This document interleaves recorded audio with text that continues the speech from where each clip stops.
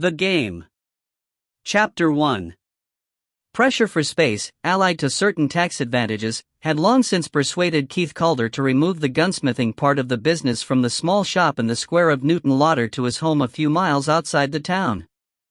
Thus it was from the open window of what had once been a master bedroom in Breesland House that Keith was able to look across his garden towards the town and to enjoy the Scottish lowland scene under its July blanket of crops and wild flowers, but he was more pleased to look down and admire his infant daughter, kicking and crowing on her blanket in the shade of a huge beech tree, guarded by an elderly spaniel against the overtures of a younger dog. The room and its neighbor were given over entirely to firearms. Case after case displayed the antique guns which officially were stock in trade but of which Keith regarded the choicer pieces as being his personal collection. The desk and filing cabinets overflowed with catalogs and correspondence relating to original weapons, modern reproductions, kits, and accessories. Beside the window was Keith's workbench, the origin and pivot of the business. On the bench was a superb North African jazile. Keith had finished patching in the missing scraps of ivory and mother of pearl in the inlaid stock and was touching up the engraving of the sliding flashband cover, when on one of his admiring glances he spotted the lanky form of his partner walking up the drive from a car parked outside the gates. By the time Wallace James arrived in the room, the jazile was back in its case and Keith was concentrating on the innards of an English shotgun. "If that's Mr. C. Carson's 16-bore, Wallace said, "the Lancaster, he wants it back not later than yesterday." Keith refused to feel guilty. "He can have it not sooner than tomorrow," he said. "Tell him he's knackered it." "Has he?" "Nothing that a good cleanup and a new mainspring won't fix, but tell him anyway. He'll be all the more grateful when he gets it back next week." "Is Janet alone in the shop?" Wallace nodded. "Do you think Molly could go and give her a hand?" When their two wives got together, conversation tended to take precedence over business. "Better not," Keith said. "The customers wouldn't be able to get a word in edgeways. What brings you out here at this unlikely hour?" Wallace fiddled aimlessly with a set of taps and dies and then slumped into a hard chair. His bony, intellectual face took on something of the look of a harassed horse. "I'll tell you," he said, and fell silent. He made a nervous gesture with his right hand, trying to run the missing fingers through his limp, brown hair. Keith began to feel anxious. Wallace's slight natural stammer usually disappeared after the first few words unless he were very much disturbed. "There's nothing wrong between you and Janet?" he asked. Wallace shook his head. "And nothing like that. The shop? Money? I'm going to tell you, damn it," Wallace said peevishly. The door bumped softly open and Molly backed in with a tray holding coffee and 3 cups. "I saw you arriving, Wall," she said. Wallace was usually at ease with his partner's wife, more so, sometimes, than with his own, whom he regarded as one of the miracles of nature. But on this occasion Molly's presence seemed to reduce him to a state of agonized incoherence and he only began to relax again when Molly, raising her eyebrows at Keith, finished her coffee and excused herself. "All right," Keith said. "I get the message. There's something bloody far wrong, and it's confidential. You'd better spit it out." "Yes." With a visible effort, Wallace pulled himself together. "I'll have to think where to begin. You remember when we first met?" "I was between jobs and doing people's tax returns for pocket money." "You still do," Keith pointed out. "It doesn't take up much time. And not as much as you spend on your antiques." "That's part of the business." "Is it hell?" Wallace gestured around the cluttered room. "You may kid the taxman that this is all business stock, Keith, but you know and I know that the best pieces stick to your fingers. You jack the prices up above market value so that they won't get sold, and you make this side of the business wash its feet from the few that do fetch your asking price and by spending a lot of time bodging up the damaged guns and flogging them again." "Not that I'm complaining," Wallace said hastily. "Not as long as I make a living looking after the retail side. I just wanted to make you feel suitably guilty so that you'll help me out." "You don't have to do that," Keith said. I'd help you out anyway. And not as a friend and a partner. I want to tap your expertise on behalf of somebody else. One of my clients dug this out of a chairback. Wallace took a matchbox out of his pocket and tipped out a small, lead ball. What could you tell me about it? Keith looked, and his eyebrows went up. It had been there a long time? Wallace hesitated and then decided in favor of frankness. The hole was new, he admitted. And the chair isn't an antique. Keith smelled the ball and touched it with his tongue. You've washed it, but there's no mistaking blood. Was that fresh too, Dot? Do me a favor, just give me your opinion. I'll do better than that, I'll give you my advice. Go to the police. Wallace made a face. It may come to that, he said. I hope not, but it may. Trust me, Keith, without asking any more questions. It's very, very important that we make sure it's necessary before we contact the police. Blood and a bullet hole, and you still aren't sure? Somebody could have shot a cat, Wallace said. Keith shrugged. All right, he said. For the moment, I don't know any different. He got up and went to the window. Molly was with the baby on the lawn.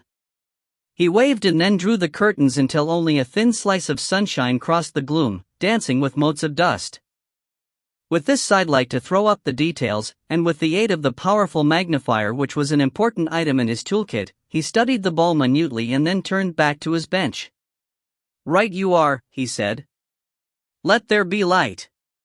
Wallace pulled back the curtains, sat down again and watched patiently while Keith measured the ball, waded both in and out of a beaker of water and then repeated the process with a ball from his drawer. Got your calculator on you? Keith asked. Do these sums for me? Wallace, who had started his working life as an accountant, carried a slimline calculator next to his heart. He pressed the buttons and read back a series of incomprehensible answers. Keith perched up on the bench and studied his notes. 370 grains, he said, which is near as damn it 3/4 of an ounce. It's slightly distorted, but the average diameter seems to have been 0.6 of an inch.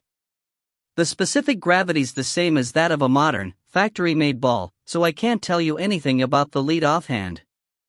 Chemical analysis might be more helpful, whether it was mercury-hardened or whatever. That would only home us in on a manufacturer, Wallace suggested. No. This was homemade. Probably one of the cheaper Italian-made bullet molds, the two halves were very slightly out of register. The source of lead could be informative. And more to the point, what could it have been shot out of? You don't want a lot, do you? See if this helps. There's very faint marks of rifling part of the way round one circumference. Probably 6 grooves, but there isn't enough to be sure. Not sharp enough to suggest that the ball was in contact with the rifling. I'd guess that the ball was enclosed in a cloth patch. Was the chair set on fire? No.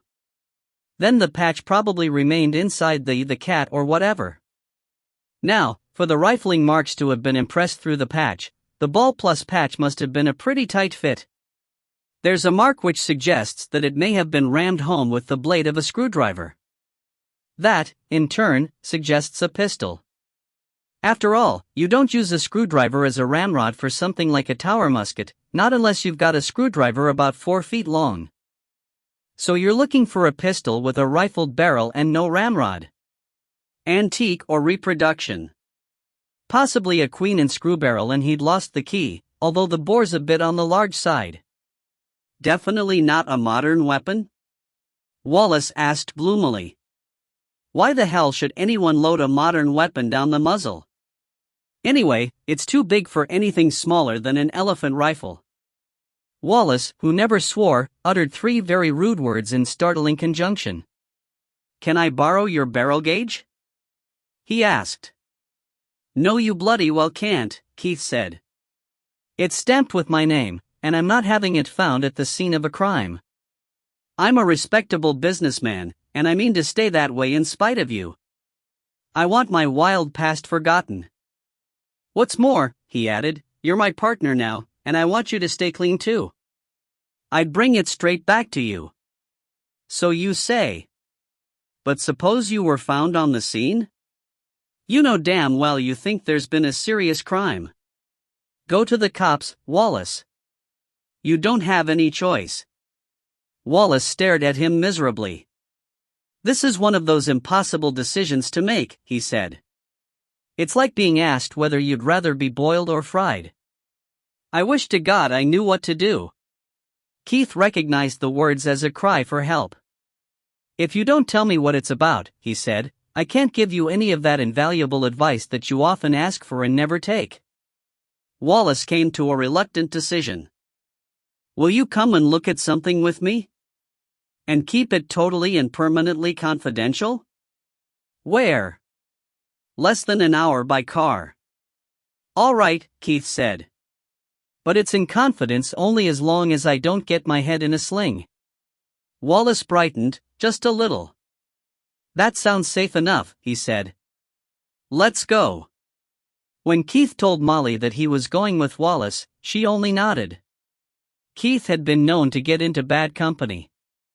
Indeed, there were those who said that Keith himself was the worst of company. But he would be all right with Wallace. They took Keith's car and Wallace directed him on to a by-road that ran, generally westward, from Newton Lauder towards the hills. Keith watched Wallace out of the corner of his eye. At first, Wallace seemed to have relaxed, then Keith saw signs of tension returning. "Pull in P Park," Wallace said suddenly when Keith had been driving for half an hour. They had just crested a hill. Keith found a lady to park. They sat for a moment looking over the valley ahead, woodland below, then fields and bare hills above. There was silence, broken only by the ticking as the exhaust contracted. Keith wound down his window, and tiny country noises crept into the car. "I've been thinking," Wallace said. "Wondering how I could show you what you need to see and no more. But there's no way.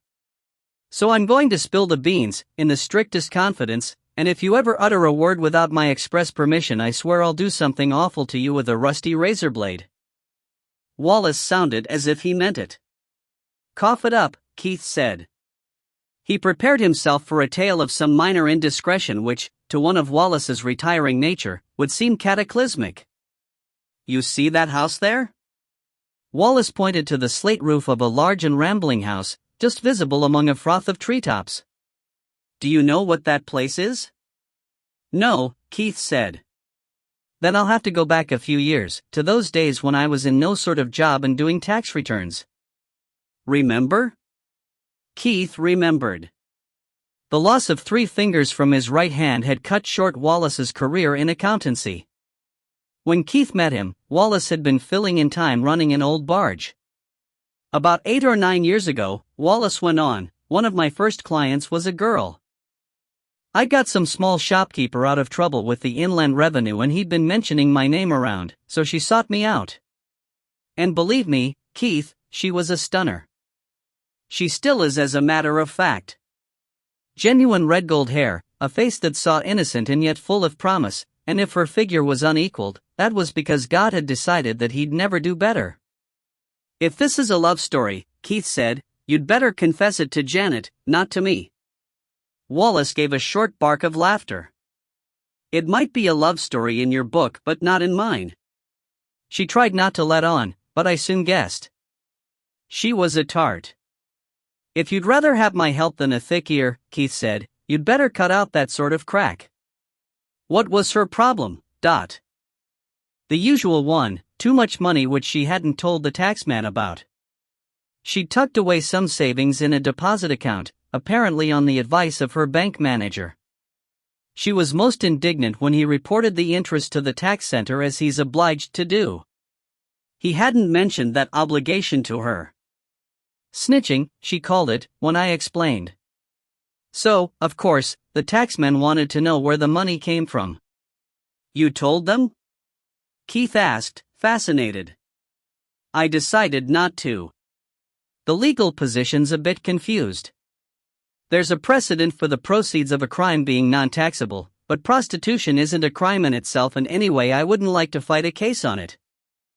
Also, if you used the word tart in a tax return, the inspector's beady eyes light up, not with lust but with an assessment of about $100,000 a year.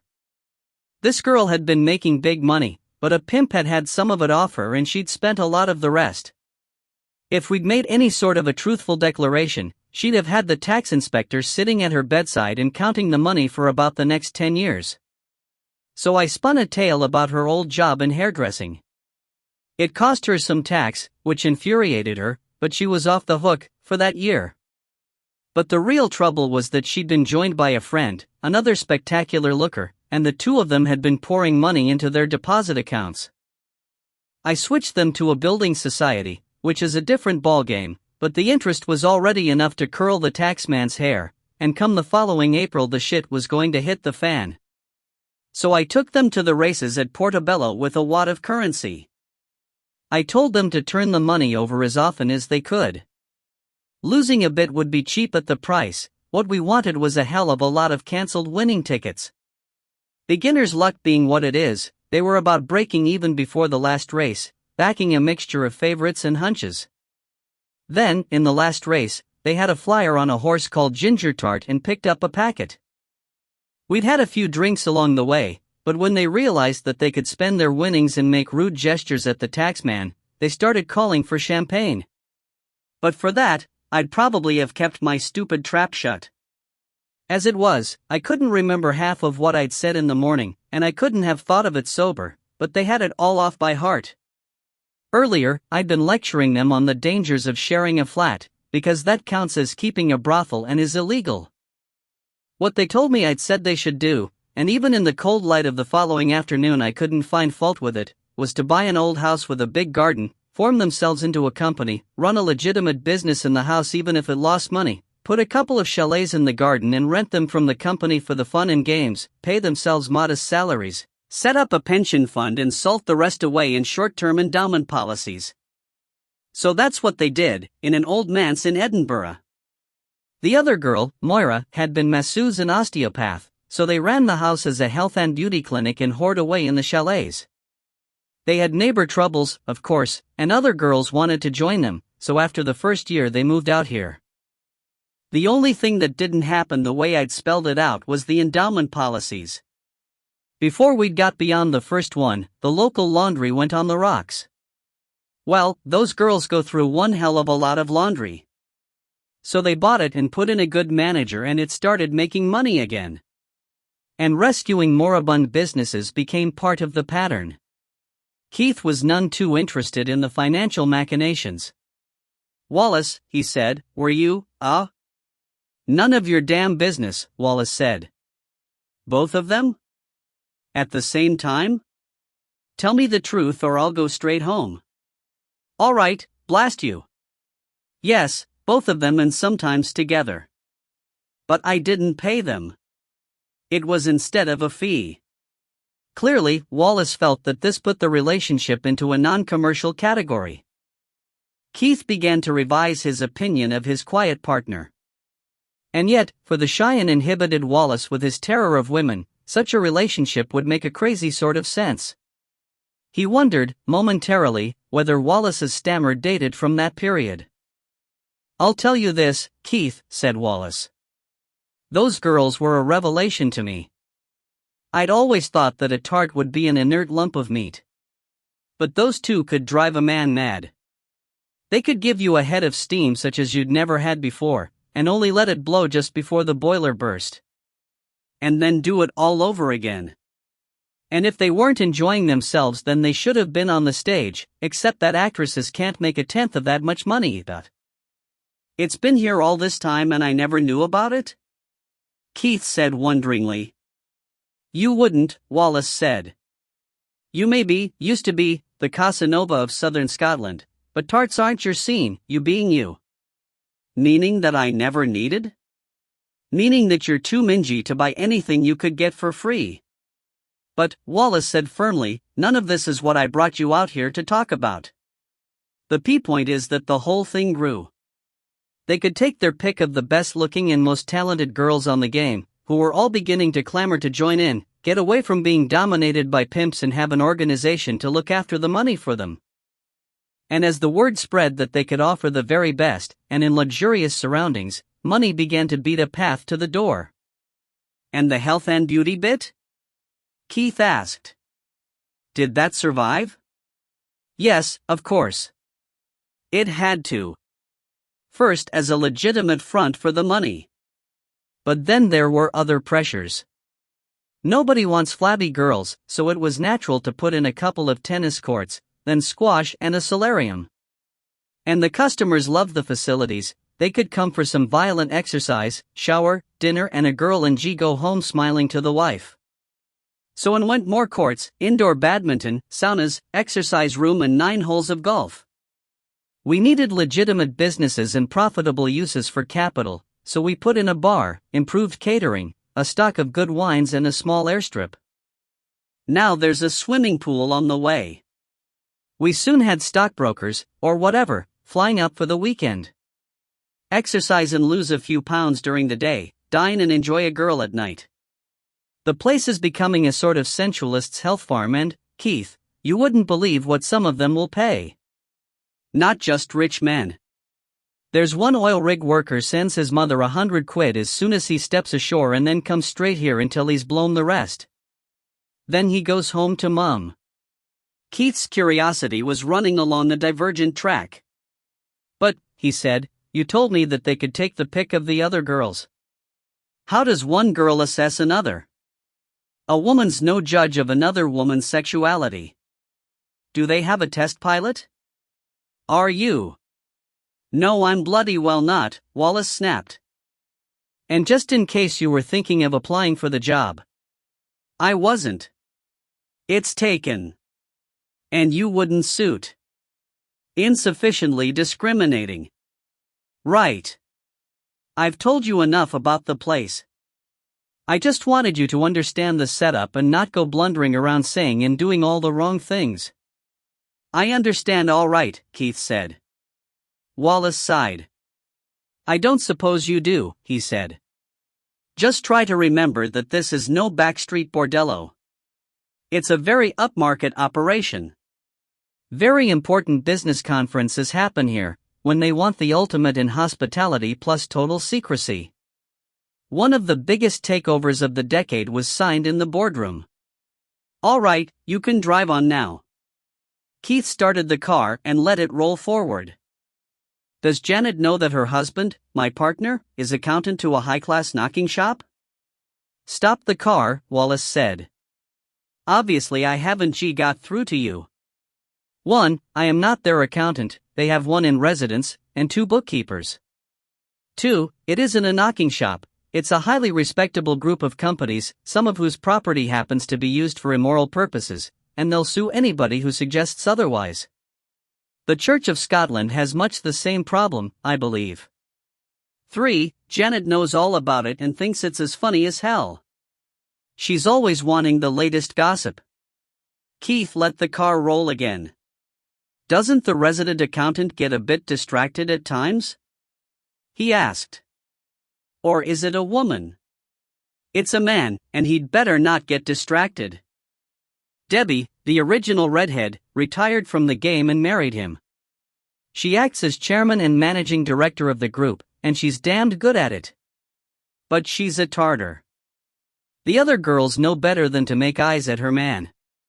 Keith drove in silence for a while, trying to absorb the overdose of bizarre facts which had been forced on him.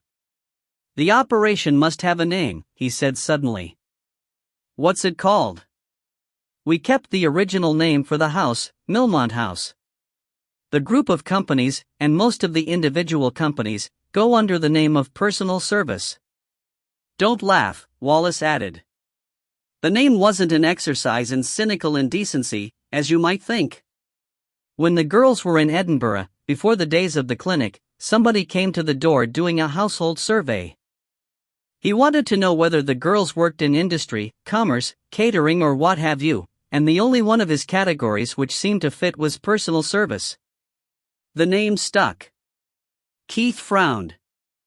I've seen the names on vans, he said. Laundry, was it? That and a few other things, Wallace said.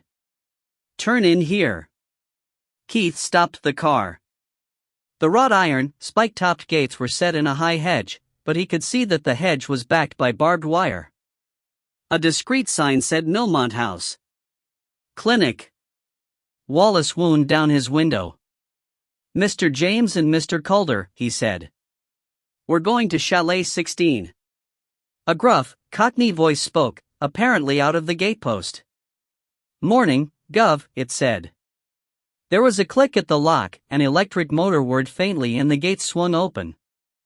Neat but not gaudy, Keith said. See what looks like a letter box? There's a closed-circuit television camera in there. Keith drove forward onto a well-surfaced drive that ran under a canopy of trees. Flowering shrubs, mostly rhododendrons, had been planted so thickly that nowhere was there an uninterrupted view. Keith shook his head. The place was real, but the story, of bullets and super tarts, just had to be a dream or a fantasy on Wallace's part. There's been some money spent, he said tentatively. Sprat to catch a mackerel, Wallace said. The girls are coining it. How many are there? Usually between 8 and a dozen.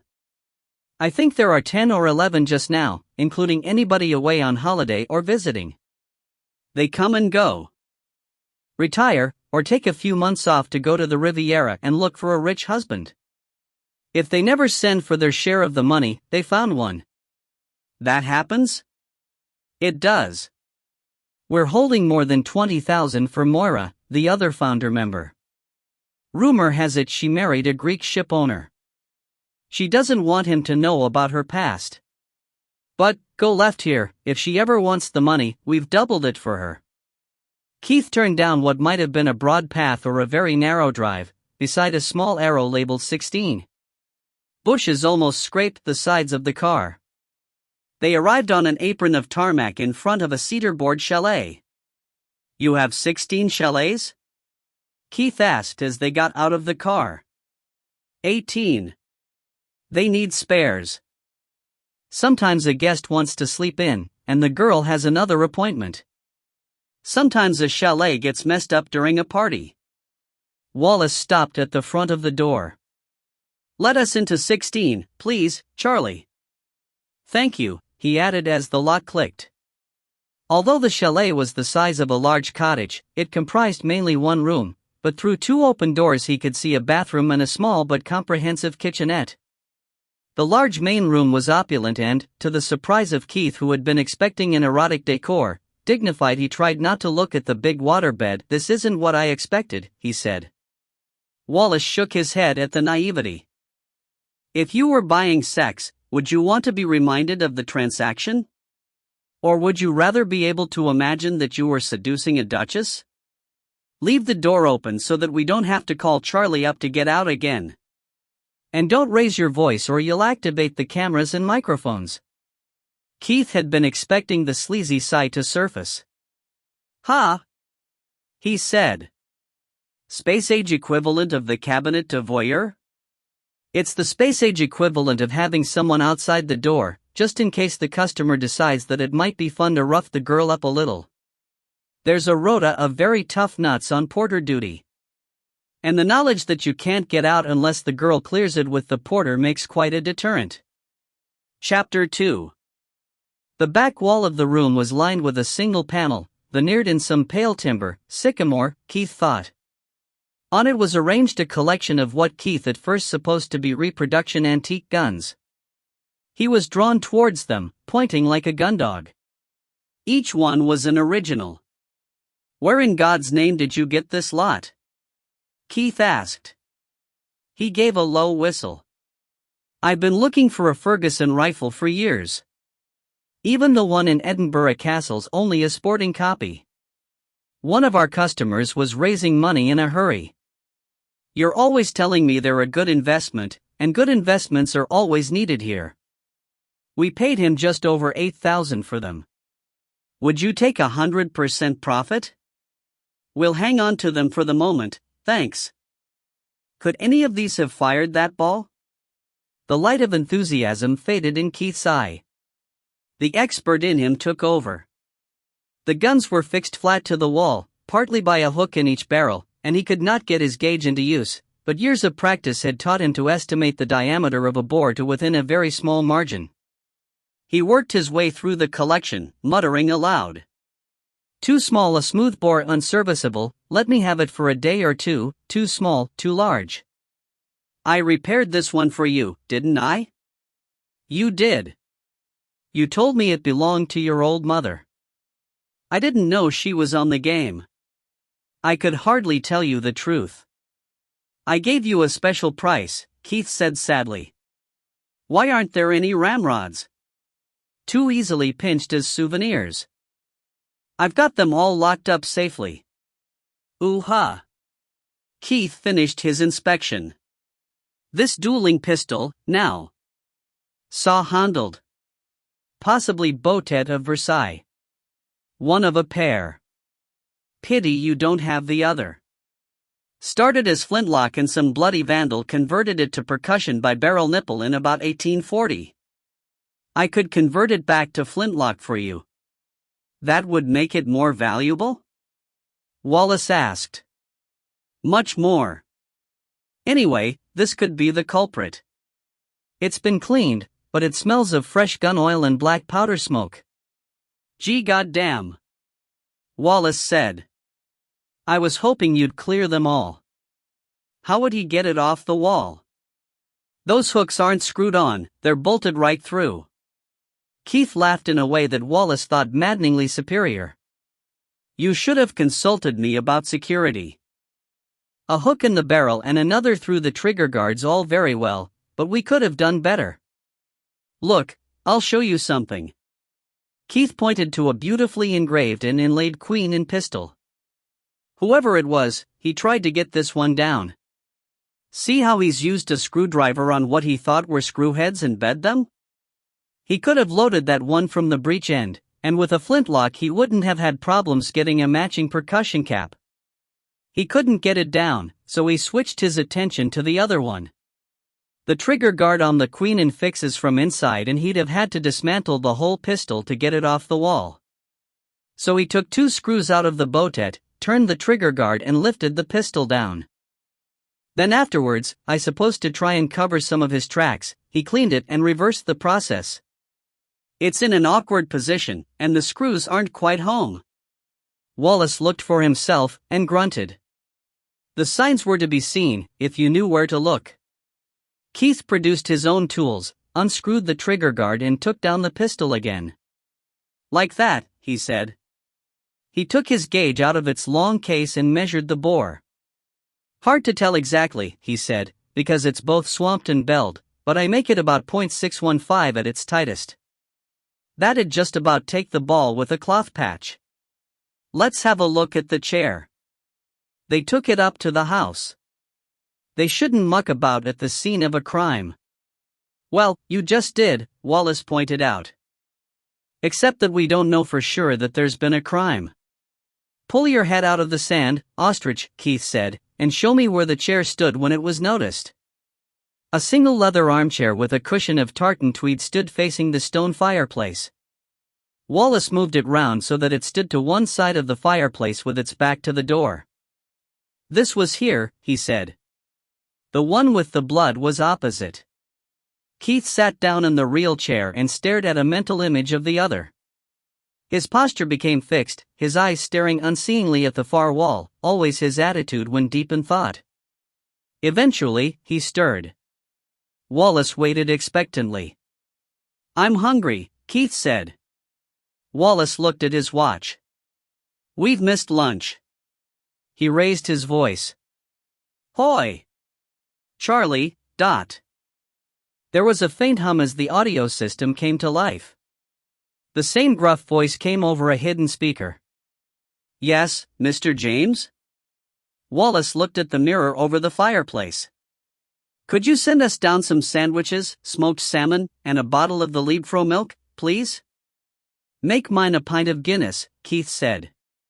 Right you are, Gov. The hum snapped off. Keith nodded at the mirror. That's where the camera is? That's it. Humph. Take a look at the furniture, fitments, and walls. What am I looking for? Keith produced the lead ball from his ticket pocket and showed Wallace the mark. A slot like that, he said, made by a screwdriver. He won't have used the floor. Wrong way up. Of course, Wallace said sardonically, but he got to work. Keith, if questioned when trying to concentrate, was inclined unwittingly to become more rather than less obscure. Keith himself went down on his knees. He studied the seat and arms of the chair, and then began a minute examination of the deep pile carpet. Seems very clean, he said. Has it been vacuumed since then? Since when? Said Wallace. I see what you mean. The food had still not arrived by the time that Wallace had exhausted the possibilities of the walls and furniture. Keith had finished with the carpet and was studying the contents of the vacuum cleaner. At last a car drew up outside, a door closed and a squat shadow filled the doorway. A burly man with no neck, no hair, and almost no nose brought in a laden tray.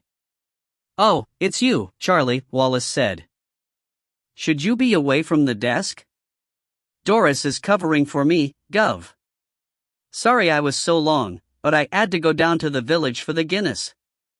Keith looked up from his small pile of dust and fluff. You're not as big as I expected, he said. They don't need to be giants, Wallace said defensively. You used to wrestle as Charlie Fairweather, Keith said. I saw you a few times at Leith Bats, and at the Caird Hall. Did you now? Charlie put the tray down. He shuffled his feet. Fairweather's me own name. But I was the masked marauder, too. Were you, though? You looked taller in the ring. That's the way it is, Charlie said. Well, cheers. Ta for now. He bustled out and they heard the car drive off. Salt of the earth, Wallace said, and a pillar of this establishment, but I wish he'd stick to his own damn job. It's just his eternal curiosity that brought him down here. Well, what do you make of it? Keith took the only chair and helped himself to a sandwich. Wallace settled himself on the end of the waterbed, bobbing gently up and down. It doesn't add up yet, Keith said. Can I take it that you don't keep black powder on the premises? You certainly can. Who cleans the chalets? The girls do their own cleaning, change the linen and so on. It's their only other duty. Yes. It wouldn't do to have an army of daily cleaners wandering around. I want to see the chair, and I'd like to meet the girl who, usually occupies the chalet. Can do, Wallace said. He clapped his hands. Hoy! The speakers came alive. A woman's voice said, Yes, Mr. James? Ask Mrs. Heller to speak, if she's free, please, Doris. I'll see. Keith took another sandwich. These are good, he said. Nothing but the best around here. Another voice came over the speakers, musical and, for a woman's voice, deep.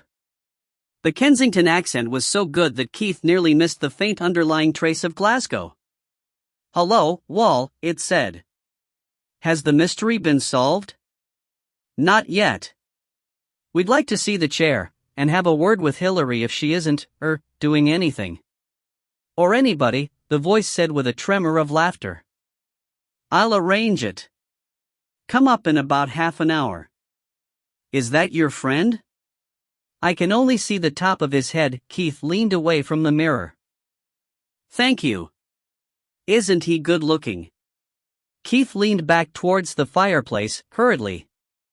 That kind of comment from that kind of person made him nervous. There was a faint click as the audio system switched off. You mustn't mind her, Wallace said. She just can't break the habit. Do you want the last sandwich? I do, but you can have it. Keith drained his glass. Remind me to find out which pub this came from, they keep it well. Now, I want to look over the rest of the place. The bathroom was just a luxurious bathroom with bidet and shower. The cosmetics and bath salts seemed to be of high quality in wholesale packs. The kitchenette was well stocked with convenience meals of luxury standard. In the main room, one cupboard held an excellent selection of wines and spirits, and a miniature safe with a slot-shaped opening in the top. Another cupboard was almost filled with clothing, and contained a laundry basket that was more than half full. "The laundry bill must be astronomical," Keith said. It was, until we bought the laundry. "You should own a lingerie factory as well." "They do." Keith flipped through the contents of a third cupboard, which were personal to the usual occupant of the chalet and therefore of no interest. Or so Keith thought. There was little in the chalet to indicate its usual purpose. The hardcore cassettes racked beside the television set and its accompanying video recorder could, he decided, have been matched in many private houses. Beside the bed was an expensive transistor radio in an alligator skin case. As they went out, he looked at the door. It had no keyholes at all. They pulled it shut behind them. "Leave the car here," Wallace said. "It's as easy to walk." Their path, which was too narrow for a car, led through the ubiquitous shrubs. The planting, Wallace explained, had been one of the attractions of the estate, but even so had been added to over the years. "Most clients prefer complete privacy," he said. They crossed another side drive. A discreet marker pointed to Chalet 15, another to Tennis Court 3. Through the trees, Keith glimpsed the court where two girls were locked in grim battle. The standard of tennis looked very high. "As I said, men like fit girls, not fat girls, but." "Tell me about the girl in Chalet 16, Keith said. "Hillary? Her real name's Morag, or something like that. Comes from the West Highlands somewhere." "That's unusual, isn't it?" Keith asked. "I think it is. I get the picture of a girl reacting against an over-strict upbringing. Blonde. In other words, you don't know a damn thing about her?" "Not a lot," Wallace said. Nearer the house a JCB was working on a large excavation. "Swimming pool," Wallace said. "They'll put a roof over it next year." "Well, it all adds to the value of the property." The house was some Victorian baron's vision of Scottish vernacular architecture, all stone with crow-stepped gables and occasional turrets, but it was well proportioned and in very good order. Their approach led past a yard where a dozen cars stood, mostly of models far beyond what he would ever be able to afford. "They have this many clients so early on a Tuesday?" Keith asked. Wallace paused and looked the rolls as a client, he said must be left over from last night. "The Mini belongs to Lord, well, I won't tell you his name. He's almost permanently resident here. The family pays all the bills, just as long as he stays well out of their way. The rest of the cars belong to the girls. They don't take them down to the chalets. It puts the clients off to see another car already outside the door." They walked on. "Most of the pocket money goes on cars and jewelry," Wallace said. "And clothes. Then they can take days off and go on the hunt. A good-looking girl in tweed and pearls and a Ferrari, going to the races or the golf on her own, has a damn good chance of taking up with a rich man, even a rich husband. You'd be amazed how many men have no idea of their wife's past history." Keith thought. No, he knew all about Molly's past. In the hall behind the classical entrance, at a desk dwarfed by mahogany paneling and vast oil portraits of fierce-looking gentlemen, the porter was using a carefully correct voice to the telephone while punching the keys on a small console and at the same time watching a high-level video screen. Beside him stood a battery of television monitors, all of them blank. "Miss Lillian will be pleased to receive you at 9:30, he said. "Chalet 7. "Thank you, Dot." "You've got a computer?" Keith said incredulously. "Best way to keep track of who's to be where when," Wallace said. "It's only a Mini, and it's leased." "You don't have to explain it to me," Keith said. He saw that a small dining room and a smaller bar led off the hall. "I was trying to think what this place reminded me of. It's like the better sort of man's club." One of the monitors flickered on. A girl whose beauty was entirely on display was crossing her room, quite unaware of the intrusion of male eyes. Charlie, the porter, touched a switch. "Something wrong, Miss Ursula?" The girl was unperturbed. "For Christ's sake, Charlie," she said, "I only farted." Her voice could only have been Cheltenham and Girton. "No, you never," Charlie retorted. He made a note in a big diary. "You slammed the bathroom door. If you could fart loud enough to throw the switch, you'd be on real television. And you better get a move on. If your next gentleman's on time, you've got 6 minutes."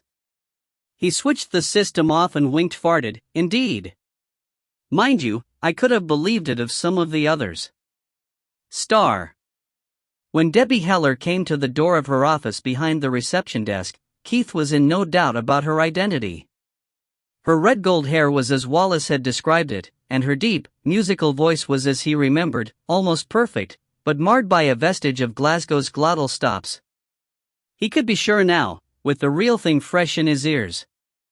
She added up to a woman of overpowering but apparently unconscious sexuality.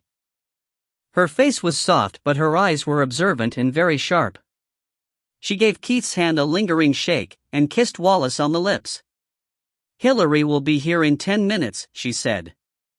She sounded positive.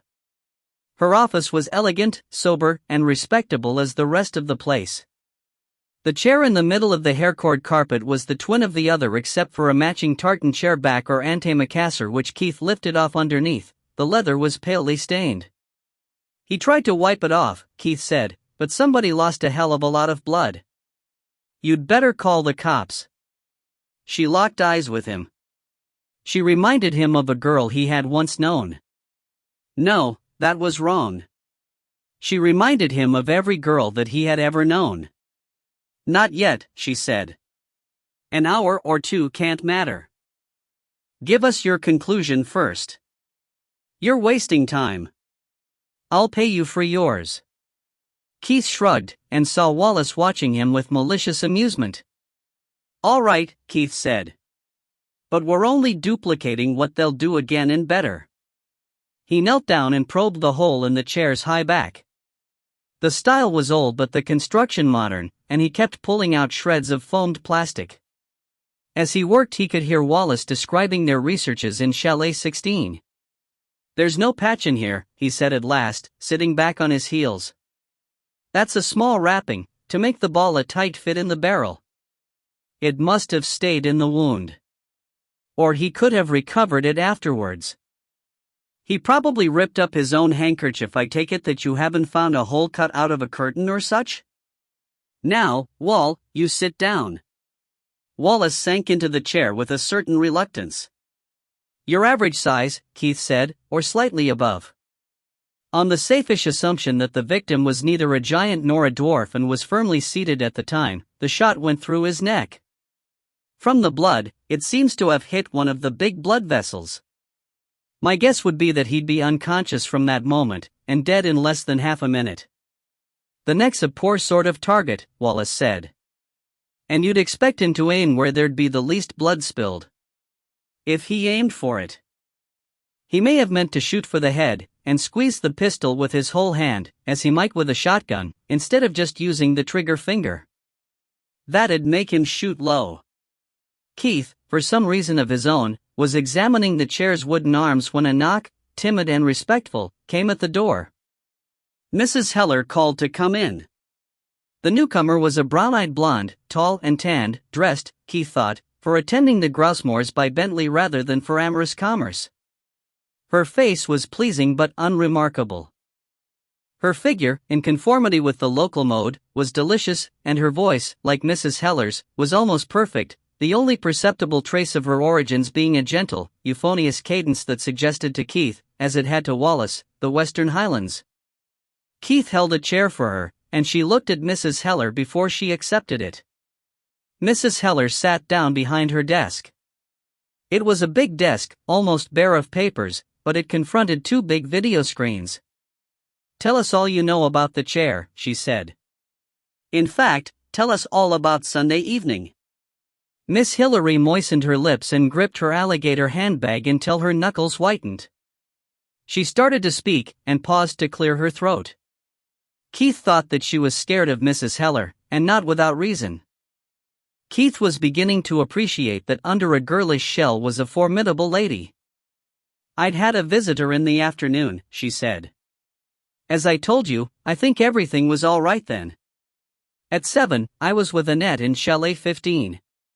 We had 2 gentlemen, and they ordered dinner down from the kitchen. They had 2 bottles of claret with dinner, but, honestly, Annette and I only had a glass each." She paused. Evidently, Mrs. Heller was adept at reading the signs. "What else?" she asked ominously. "The men smoked a little pot. Lazen firin' in said." She added hastily, lapsing for a moment in her anxiety, "I took only 1 puff, just to be sociable." "Truly?"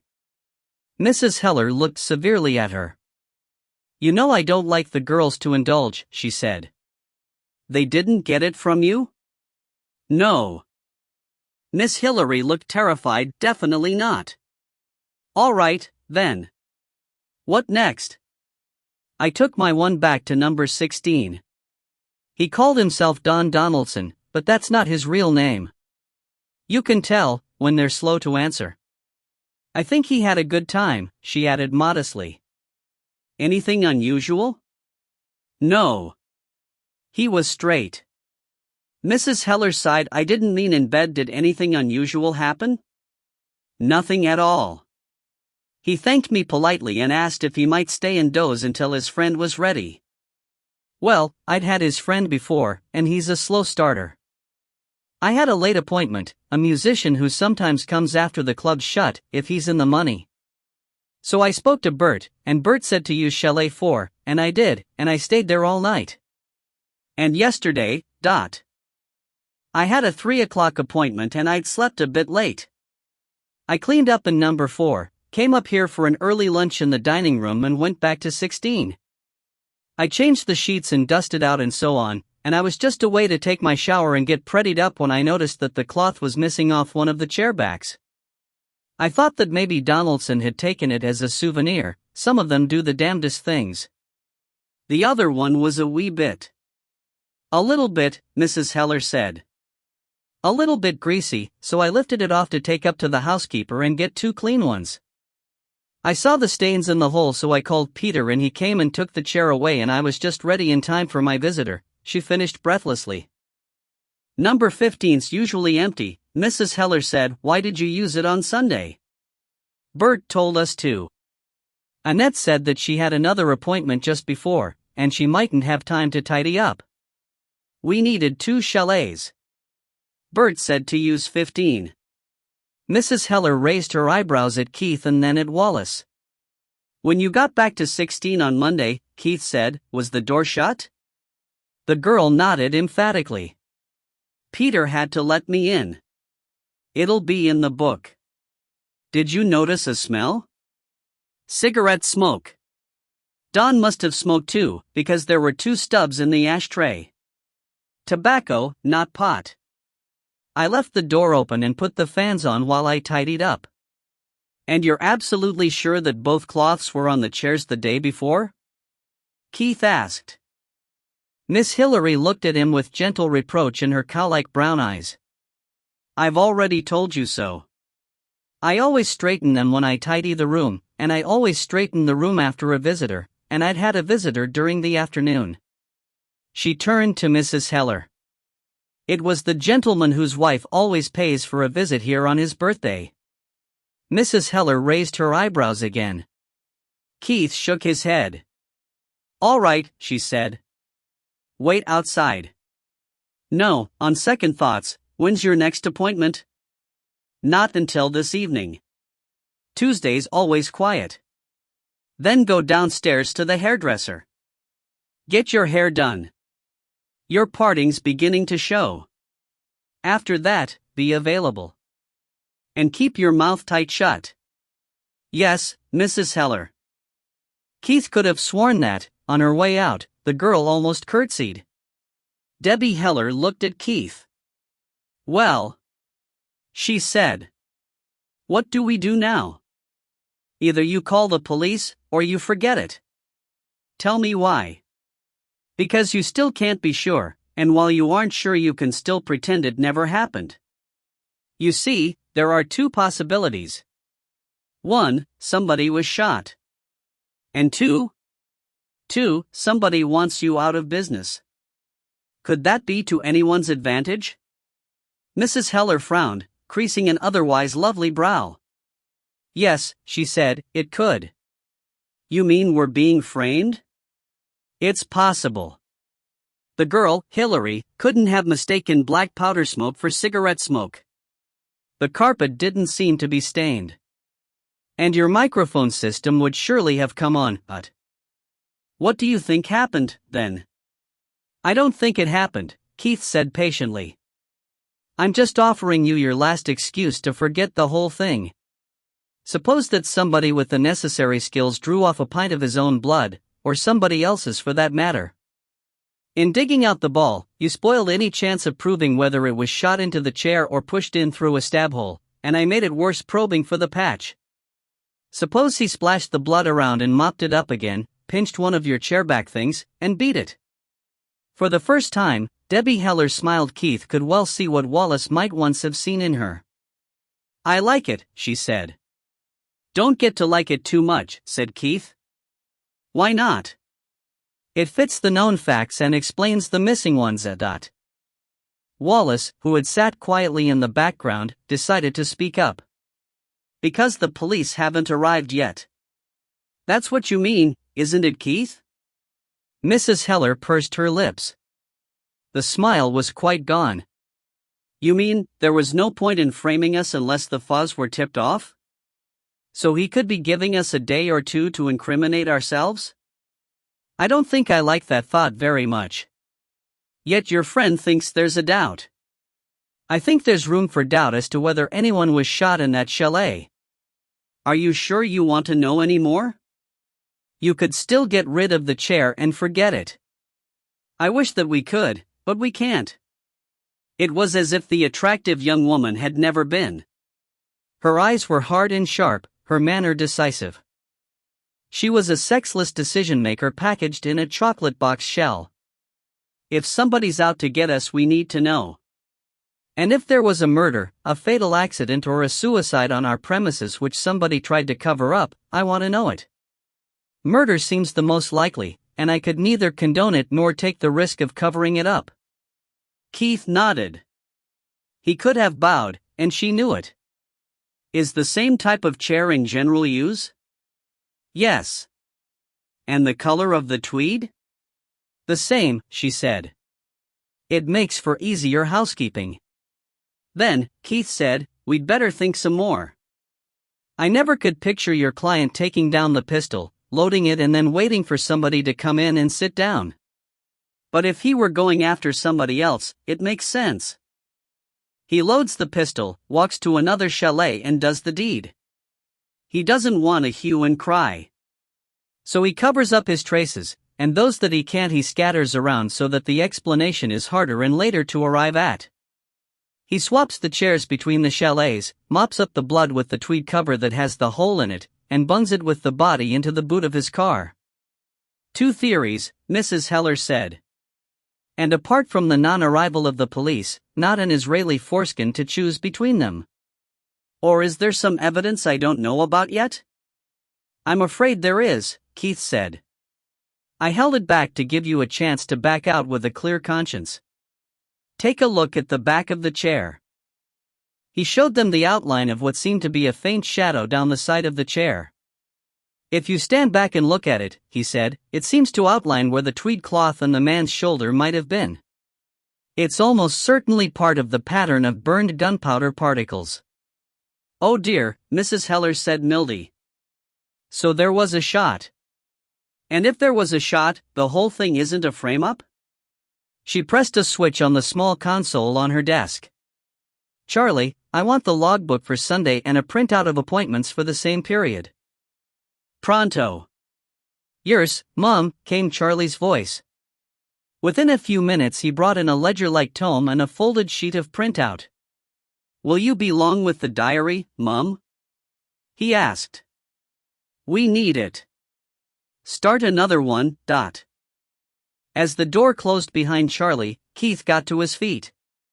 Can I see that? She closed the ledger on the printout. No, you bloody well can't, she said. Sit down where you are. We'd lose 90% of our clients if we weren't absolutely confidential. Keith resumed his seat. Yes, Mum, he said. He turned to Wallace, who was looking slightly shocked at this lèse-majesté. Are the real identities of the clients known? He asked. Some, Wallace said. Lush, some of them pay by check or credit card. Some want a quarterly account to their homes. But a majority use false names and pay cash. Mrs. Heller looked up from the printout. We often do know who they are, she said. Emergency phone calls. Lost property. Photographs in newspapers. We never let on that we know. One MP. Still thinks we think his name's Blenkinsop. Right. She closed the book, locked it with the printout in a drawer of her desk and spoke from memory. The man in number 16 called himself Don Donaldson. Hillary didn't know him and I don't recognize the name. Probably it was his first time here, but I'll have a check made on the name. It could even be real. The reservations were made by the other man. He called himself Harold Fosdyke. That won't be real. Some of them pick oddball names because they're easier to remember. Fosdyke stayed with Annette in 15. Both girls had other appointments, so that Donaldson and Fosdyke were left in 16 and 15 respectively, to recover. This was said without the least expression, and to leave in their own good time. But now comes the bit that I don't like much. The two men arrived together by car. There was only one man in the car when it left. Wallace Winston Keith pursed his lips in a silent whistle. Has Chalet 15 been cleaned yet? Keith asked. It should have been, Mrs. Heller said, but I doubt it. The girls are supposed to tidy up after every visitor, but there isn't always time. Annette went off next morning with another girl, to act as hostesses for a week on some industrialist's yacht. Hillary should have tidied up, but she's a lazy monkey at times and I don't suppose she bothered. You two can go and take a look. You're not coming? Keith asked. I've got more to do with my time. Come back and tell me all about it later. She glanced out of the window. Is that your car opposite the front door? No, Keith said. Don't you want cars parked there? I don't give a hoot where you park, but if you leave a car under that tree the little birdies'll crap all over it. As they went through the hall, Charlie, the porter, was speaking into his microphone. Miss Lynn to Chalet 12, please. Your visitor is on the way. Miss Lynn to Chalet 12. They retraced their steps past the yard, past the excavation for the swimming pool. As they came within sight of the now deserted tennis court, Keith said, This place seems better organized than most car plants. So it should, Wallace said. I taught them myself. You mean my respected partner's management consultant to a whorehouse? Was, Wallace said. Was respected, Was consultant. I set up most of the administration, but Debbie caught on amazingly. Inside a fluffy-minded scrubber there was a born manager accountant screaming to get out. She seems hard on the girls. Women can't always cope with power. Don't let her fool you. If one of the girls is in trouble, Debbie'll fight like a tigress for her. Out of business, they're her friends. In the boardroom, they're fellow directors. But in that room they're employees, and they'd better not forget it. They turned off their previous path. Oh God. Wallace said. I don't think that I want to know anymore. Mrs. Heller wants us to investigate. And what Debbie wants, Debbie gets. Sometimes I worry about what I've done to that girl, turning her from a tart bubbling with fun and affection into a sort of animated computer. Makes me feel Svengalish. They stopped outside Chalet 15 and Wallace spoke into the hidden microphone. Let us into 15, Charlie, please. The lock clicked. They pushed the door open. Shit, Wallace said. I was hoping it'd all turn out to be a bad dream. Chapter 3. Back in Debbie Heller's office, the atmosphere, despite the solace of tea and biscuits, was far from convivial. Mrs. Heller had the ledger and printout open on her desk again, and sat poised, calm and in control.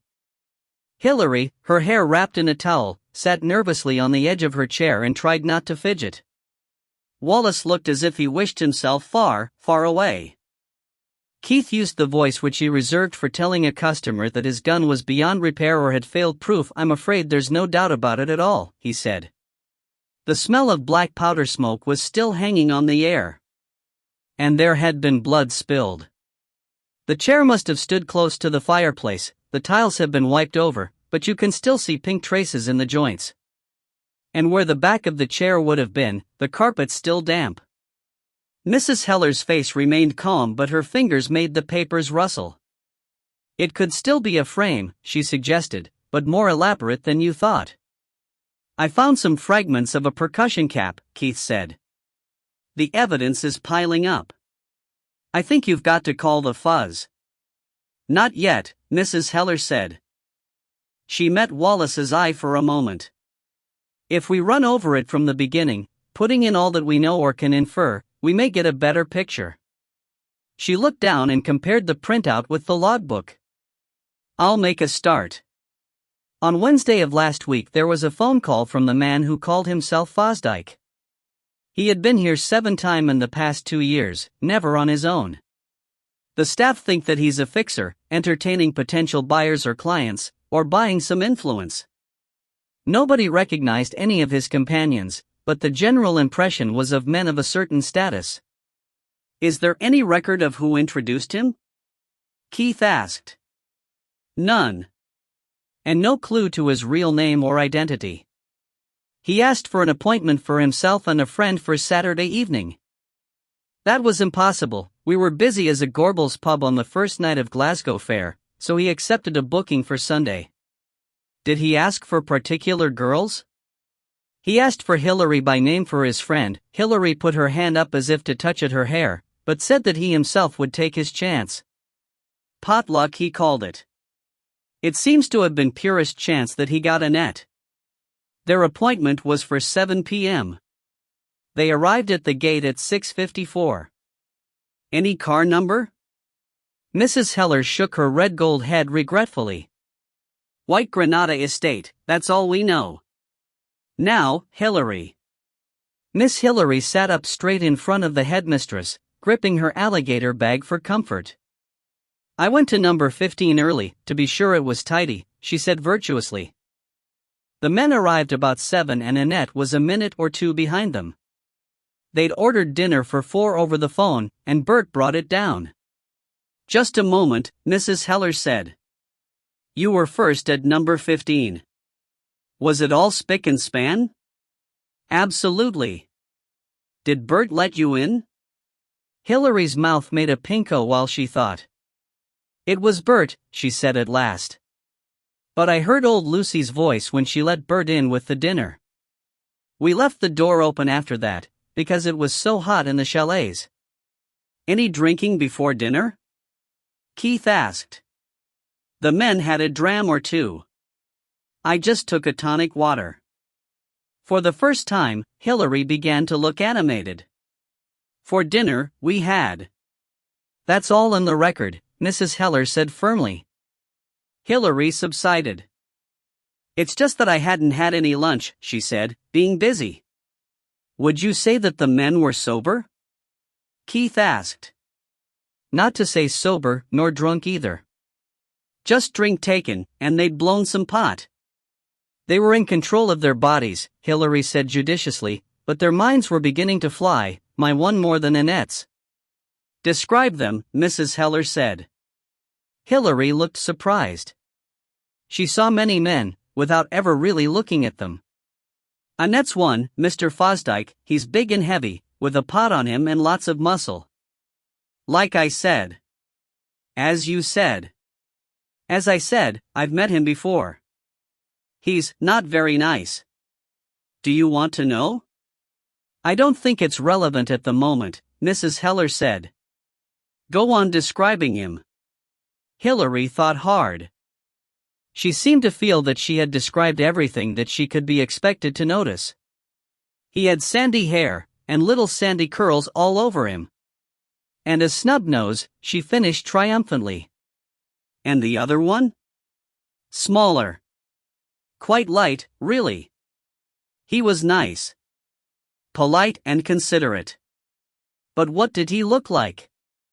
Mrs. Heller demanded. I only met him the once. The others uttered a collective sigh. You'd be hurt, Keith said, if he couldn't remember your face. He'd be more likely to remember the back of my neck, Hillary said. Mrs. Heller put on a pair of glasses, thickly horn-rimmed, and looked at Hillary over the top of them. That kind of remark is not funny, she said severely. Hillary quailed. Go on with the story of the evening, Dot. We finished dinner about 8, Hillary said in a subdued voice. Mr. Fosdyke was getting amorous, so Don and I split off. We went to 16. He was all done in a few minutes and he couldn't get started again, so we just dozed off on the bed until Bert called me just after 9:30 to remind me about my next appointment. I just showered and dressed when he called again to say that my next gentleman was at the gate. I said that Mr. Donaldson was still with me in 16, and Don sort of groaned that he wanted to rest a bit, so Bert said to go to number 4. Bert worked the door for me, and Don said to leave it open because he was hot. He was snoring his head off in the chair before I was even out of the door. I can't think of anything else. And, please, my hair's not finished and I've got an appointment soon. She sounded almost tearful. All right, Mrs. Heller said. You can go for now. Remember, not a word to anybody or you'll catch it from me. She watched the girl to the door. You're putting on weight, she said suddenly. Do you want me to put you on a crash diet? The girl shook her head dumbly. Then cut down and get some exercise. Play tennis with Dawn, she's developing a bomb like an elephant and you can tell her I said so. Out. The door closed very gently against a sigh of relief. Debbie Heller pushed her glasses back up her nose. They made her look very young, but there was nothing of youth in the calm assurance of her manner. I'll have an abstract made of the entries that could be relevant, she said. But so far they seem to check out, at least as far as doors are concerned. The trouble is that although we could usually check anybody's movements by the need to have doors opened, that happened less than usual on that night. Because it was a hot night? Keith asked. Yes. And the fans make rather a noise. So they closed doors if they were about to, sing a few rousing choruses of I used to kiss you on the lips, but it's all over now, Keith said delicately, but otherwise doors were left open? Exactly. However, there's one entry that bugs me. It's in Bert's writing, he was on until midnight. He starts with a star, that's the symbol for the system being triggered by a noise. It takes half a second for the system to warm up, so if it's a short noise you don't hear it.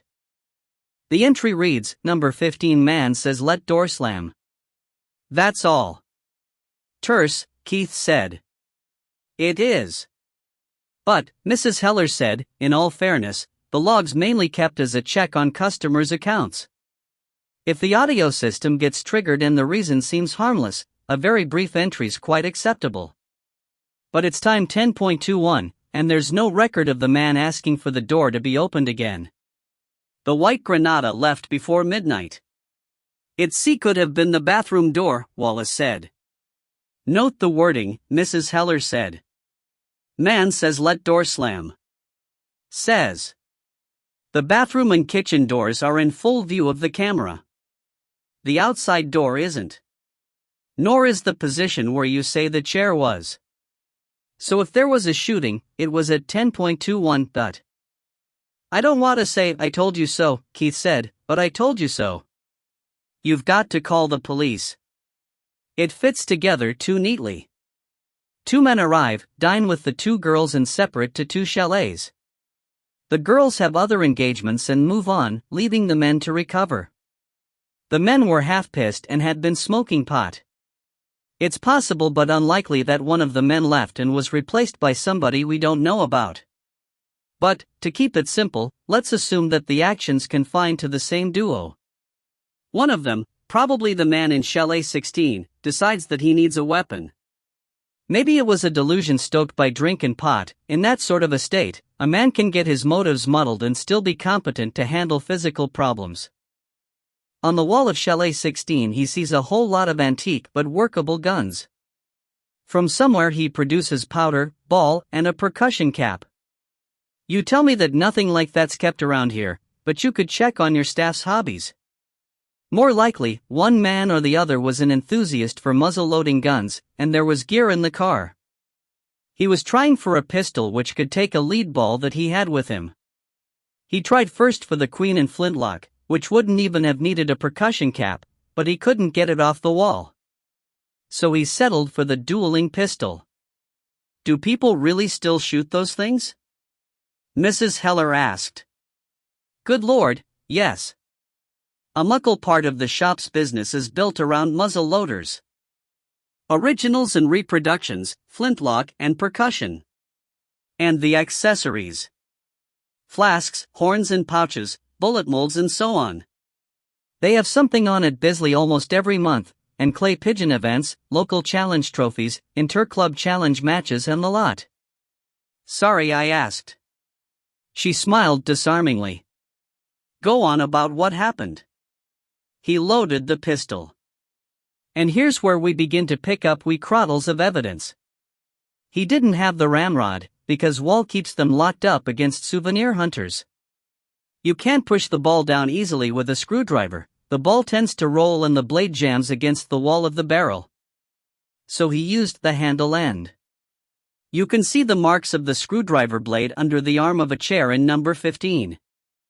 That must have been the chair that he swapped over. You can also see the mark of the blade on the ball, which would have been in giving it a last push after it was seated. Next, he needed a percussion cap. Keith noticed that Debbie Heller was looking dazed. Trying to keep from his voice any suggestion of listen with mother, he went into more detail. That pistol, you'll understand, dates from after the flintlock era but before the arrival of the breech-loading gun with cartridges. It was still muzzle-loaded, but to set it off there was a copper cap on a nipple, to be struck by the hammer. Keith nearly apologized for the word nipple, but remembered where he was. The nipple on that pistol would take a 26 cap, which is in common use but not universal. I thought he'd be damn lucky to find a pistol in that collection which could take both the ball and the cap that he had available. And I'd noticed a trace of sticky guck around the nipple. So I had a hunt around the floor of number 15, and sure enough I found some fragments of copper. Those caps are only too prone to fly to bits at the best of times, and I guess that a misfitting cap would be almost a certainty. Keith tipped some fragments of copper out of a twist of paper. Wallace bent over them. Chewing gum? He suggested. Keith looked at Mrs. Heller. Does Hillary chew gum? He asked. She waved a vague hand. It hardly matters. The bedside table in each chalet kept stocked with everything a man could suddenly want, from paper tissues to cough drops. Including chewing gum. Right, Keith said. He poked at the metal fragments with a matchstick. There's a number of sizes of nipple, and caps to match. Generally speaking, the bigger the gun the bigger the cap. These bits were certainly never a 26. More like a military top hat. It's called that because of the shape, he explained. I had sort of guessed that. Mrs. Heller said, let's hear the rest of it. There's not a lot more to say. He stuck the too big cap onto the too small nipple with chewing gum, and he walked from number 16 to number 15. We don't know whether he wanted the pistol for defense or offense, or whether he intended to commit a hold-up, or whether he was doped to the eyebrows and hallucinating. Whatever the reason, the shot was fired. The system came on. The chair was close to the fireplace. That would be out of view of the camera? The chair, yes. The man, too, if he slumped down. He wouldn't sit up very straight with a bullet through his neck. And the door? Yes, the door's out of camera in most chalets. So he could have fired from the door, or he could have hidden the pistol and sat down in the other chair before he fired. There'd be nothing for the porter to see but smoke, if it showed up at all. How long would he watch an empty room for? Mrs. Heller raised her eyebrows. I don't pay staff to watch empty rooms, and they know it. Also, the next entry has the same timing. A noisy party in number 1. He'd accept that somebody had slammed the door and switched straight over. The porter doesn't have an indicator to show which doors are open and which are closed. Why the hell should he? No reason, Keith said. So there we have one possible scenario, as they say on the box. He shoots. The system comes on. By luck, or because he knows to listen for the hum, he stays out of sight until it goes off again. His ex-friend is dead or dying. He lugs him outside. There are no bloodstains on the way, so presumably he was dead by then. Next I'm back to the live one again, fetches the bowl from the kitchen and uses the chair back thing to mop up as much as he can of the blood, and chucks it into the back of the car, with the body, if that's where it is. Then, with some idea of confusing things and covering his tracks, he swaps the damaged chair over to his own chalet, 16. But he makes one mistake.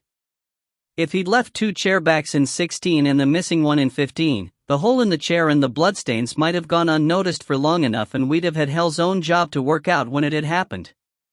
All that was left to do was to shut the door and scram. That was, what time did you say? 11:48, one man alone in the white estate car. And that didn't make the porter think? Why should it? I'm surprised that he noted it down at all men often arrive with one friend and leave with another. Damn it, the system's only designed as a check on customers' accounts, and on the staff doing their jobs. Mrs. Heller's manner was beginning to show irritation, and Keith realized that, under the calm and commanding exterior, she was feeling the pressure. Anyone else he would have recommended not to get their knickers twisted, but somehow the words died unspoken. Of course, he said, an estate car isn't ideal for hiding a body in. Down behind the front seat with an old coat over it, Wallace said. Or not, said Mrs. Heller thoughtfully. I think I'll have a search made of the grounds. And the roof spaces of the 2 chalets. Good idea, Keith said. Better idea, leave it to the police. It may not all have happened just as I said, but something happened. You've got reason to believe that a serious crime was committed. You're obliged to call the fuzz. Definitely no, Mrs. Heller said. Then I'll have to. You came here in confidence, Wallace said. Look, we're past that point, Keith said. There's no doubt a serious crime was committed. All right, there is just the faintest possibility that the whole thing's a frame-up, but that in itself would be a crime. Anyway, a bookie would give you 1,000 to 1 against a frame-up. Somebody got shot, and if I sit on that sort of information I could be put out of business. Mrs. Heller sighed. So could we, she said. We have enemies in authority who'd like fine to close us down. But we have friends as well. If we go to the fuzz with vague theories there'll be a long investigation and we're finished. But if we can go to them with a complete case and with proof that'll stand up in court, we can get it handled discreetly. We're popular with the fiscal's office. And don't look smug, she added. It's not what you think. We've been able to help them a lot in the past. The girls get pillow talk. And, once, we let the police listen in when the cash from a robbery was being divvied up in one of our chalets. So if it's quick and simple we can survive. That's why I want a degree of proof that'll satisfy the law before I'll go running to it. Keith set his jaw stubbornly. I can't go along with suppression of evidence about murder by gunshot, he said. Even to himself, his voice sounded high-pitched and querulous. I'm a registered dealer in firearms and my living depends on my remaining that way. So does yours, he added to Wallace. Mrs. Heller and Wallace exchanged a long look. Have you explained to him? She asked. Not yet. I don't want to know, Keith said. I've been here long enough. I've things to do. And I'm hungry. Call the police, or I will. Mrs. Heller looked at her watch and pulled a menu out of her drawer. Dinner should be on now, she said. Order what you like, it's on the house. Just listen a little longer. Keith's head was beginning to throb and a great lethargy was creeping over him, along with a continuing sense of unreality. He was about to refuse and leave, but he took a glance at the menu.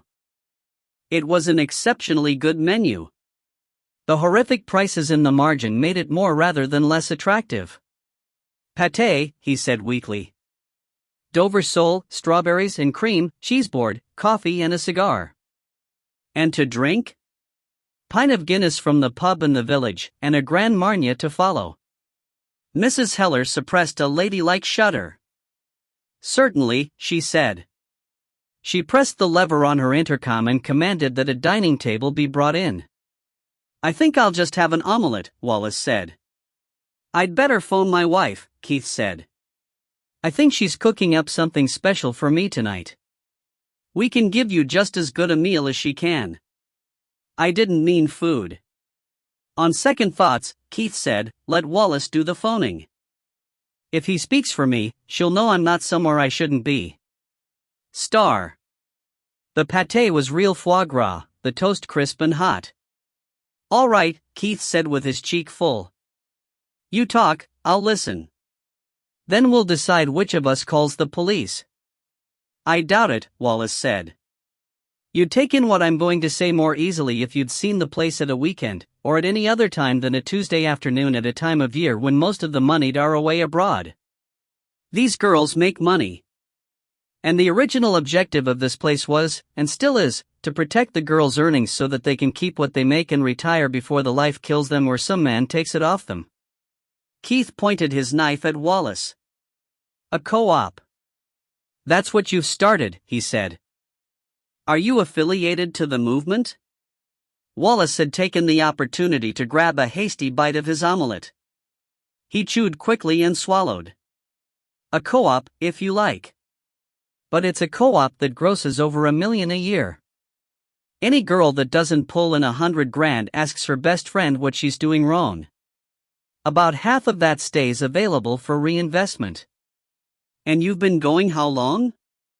8 years, 4 months, said Mrs. Heller. Don't bother trying to do any sums, Wallace said. We don't put the money in a piggy bank, we put it to work. Mostly, we've been buying up rundown businesses and revitalizing them, selling and starting again. But we'll tackle any investment that looks profitable. We've backed inventions, and several of them have paid off, and if one of the girls wants to retire as proprietor of some particular type of business, one of them wanted a Greyhound stadium, would you believe?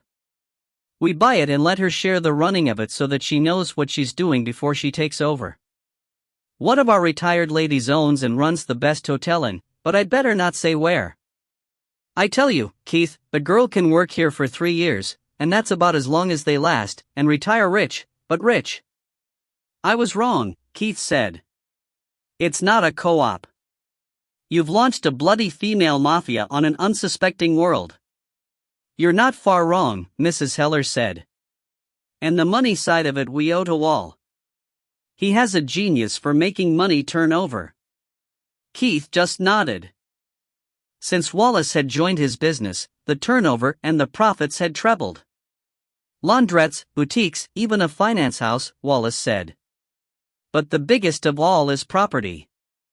We got hooked up with a small contractor.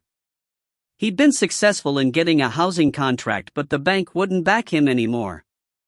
We backed him and made a nice profit. He was a bad manager and made damn all. So we took him over and went in for upmarket speculative housing. Keith flushed the last of the pâté out of his mouth with a draught of the Guinness. With one of your girls as manager? He asked. As chairperson, we've got a damn good surveyor to manage the operation.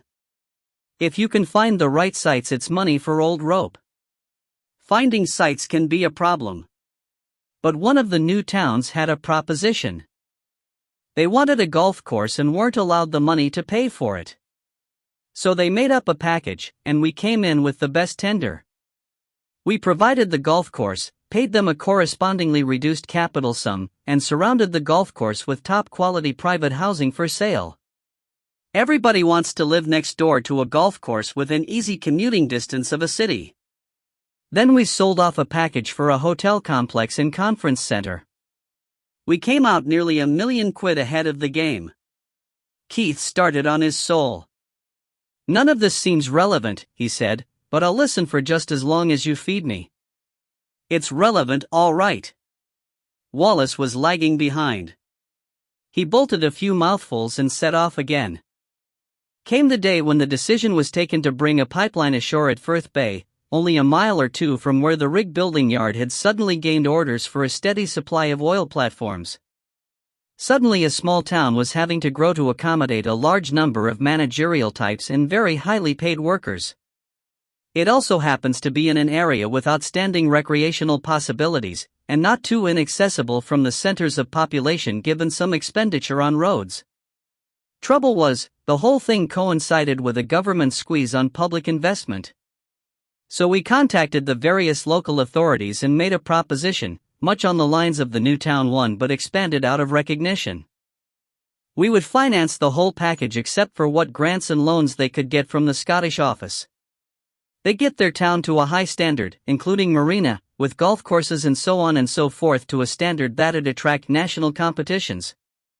Of course, their piggy eyes lit up immediately, because the rating income alone will enable them to clear every slum in their combined territories and give every councillor a chauffeured jag. Our profit was to come out of the private housing again, and our share of the equity of sites for the shopping centre and offices. And we were reckoning on getting that money in without too much of a time lag. So we went ahead with our share of the infrastructure and started on the house building. Next thing we know, the government's toughened its squeeze, there's what amounts to a ban on mortgages, the pipelines hit a technical snag and the whole project's gone slow because of political and contractual infighting. We'd already made a start to building our houses. Now we had to make a decision. Stopping could be damned expensive, unfinished work and unbuilt materials rotting or being vandalized, workforce scattered, subcontracts lapsing with entitlement to compensation and so on. On the other hand, at a time of roaring inflation it could be a good investment to keep on building. The houses be worth half as much again by the time we sold them. The extra cost of a few watchmen was trifling. The snag, of course, was the drain on capital. We pledged everything that we could, and it wasn't going to be enough. So we decided to go public. Keith dropped his knife and fork, and his voice went squeaky with horror. Wall, he said, not even you could get away with offering shares on the stock exchange in a brothel. We're not offering shares in any such thing, Wallace said patiently. We're offering shares in a sound and substantial group of companies. No company in the world can afford to be fussy about the possible origins of all its capital. I dare say that some of the investors will be the real mafia. The male one, said Mrs. Heller. The point is that shares go on the market in 3 weeks' time. If anything rocks the boat, we have a financial disaster on our hands. Keith finished his soul and sighed. It had been delicious. The sudden revelation that the headquarters and foundation of the group of companies was a knocking shop would rock the boat all right, Keith said. And a murder thrown in for good measure wouldn't help a lot. But it's your financial disaster. My heart bleeds for all the young ladies who'll lose their dowries, but you've shown me no good reason why I should get my neck in a sling with the fuzz by compounding a felony. Then, Wallace said, here it comes. We're making a good living out of the business, you and I, but nothing like enough to support the investment in what you call stock and what we both know is your private collection of ancient armaments at several £1,000 each. Only for the best pieces, Keith said. And you know it's money well invested. Considering the rate that you borrowed it at, yes. You may recall that I negotiated very favorable loans for you, even considering the low rate then prevailing, both for the business and for your loan on Breesland House, repayment period unspecified. The first strawberries turned to dust and ashes in Keith's mouth. That wasn't? That was our finance house, Mrs. Heller said. We agreed to it as a favor to Wall. The finance house is backing the development business. If the shit hits the fan, we'll let those two go to the wall and save the rest. The liquidator, Wallace said, will undoubtedly call in all outstanding loans. You'll have to sell your whole collection or borrow again, and the present interest rate is an all-time high at it. Keith did a few sums in his head and disliked the answers intensely. He glared at his partner. You're the capo of a female mafia, he said, and I don't believe this is really happening. Wallace helped himself to biscuits and cheddar. He always favored the harder cheeses, although his missing fingers made the holding of a cheese knife difficult. You'd better believe it, he said. Only I'm not the capo, Debbie is. I'm only their financial advisor. And yours. And I'm advising you very strongly to play along. Debbie Heller smiled angelically. I'm told that you're quite an investigator where guns and shooting are concerned. If you help us out by investigating this suspected crime, and we can thereby save our bacon, you can forget your loans and we'll pay for your time on top, plus a bonus. There was a lengthening silence. Keith popped another strawberry into his mouth. It tasted much better. He washed it down with the last of his Guinness. Marvelous. I wouldn't expect to work for a lesser hourly rate than one of your girls would charge me, he said. Wallace whistled, but Mrs. Heller only raised her charming eyebrows. Of course not, she said. Why should you, as long as you put the same dedication into it? You may not like what I uncover. And I may love it. You may find two old friends walking around, one of them with his arm in a sling. What, Keith asked, would you consider a reasonable bonus if I did save your bacon? What would you? The Ferguson rifle out of that chalet. Wallace choked on his coffee. Now just a holy minute, he said. Let him have it, Mrs. Heller said. It's just an old gun. It's a bloody valuable old gun, Wallace said. It's a piece of history and a collector's dream. There were only about 100 made, and they went out to America during the War of Independence. God alone knows what happened to most of the rest of them, but there's one in a museum in New Jersey. Keith, I told you what we paid for those guns. Without the Ferguson, would you pay us our money back for the rest of them? Keith crossed his fingers under the table.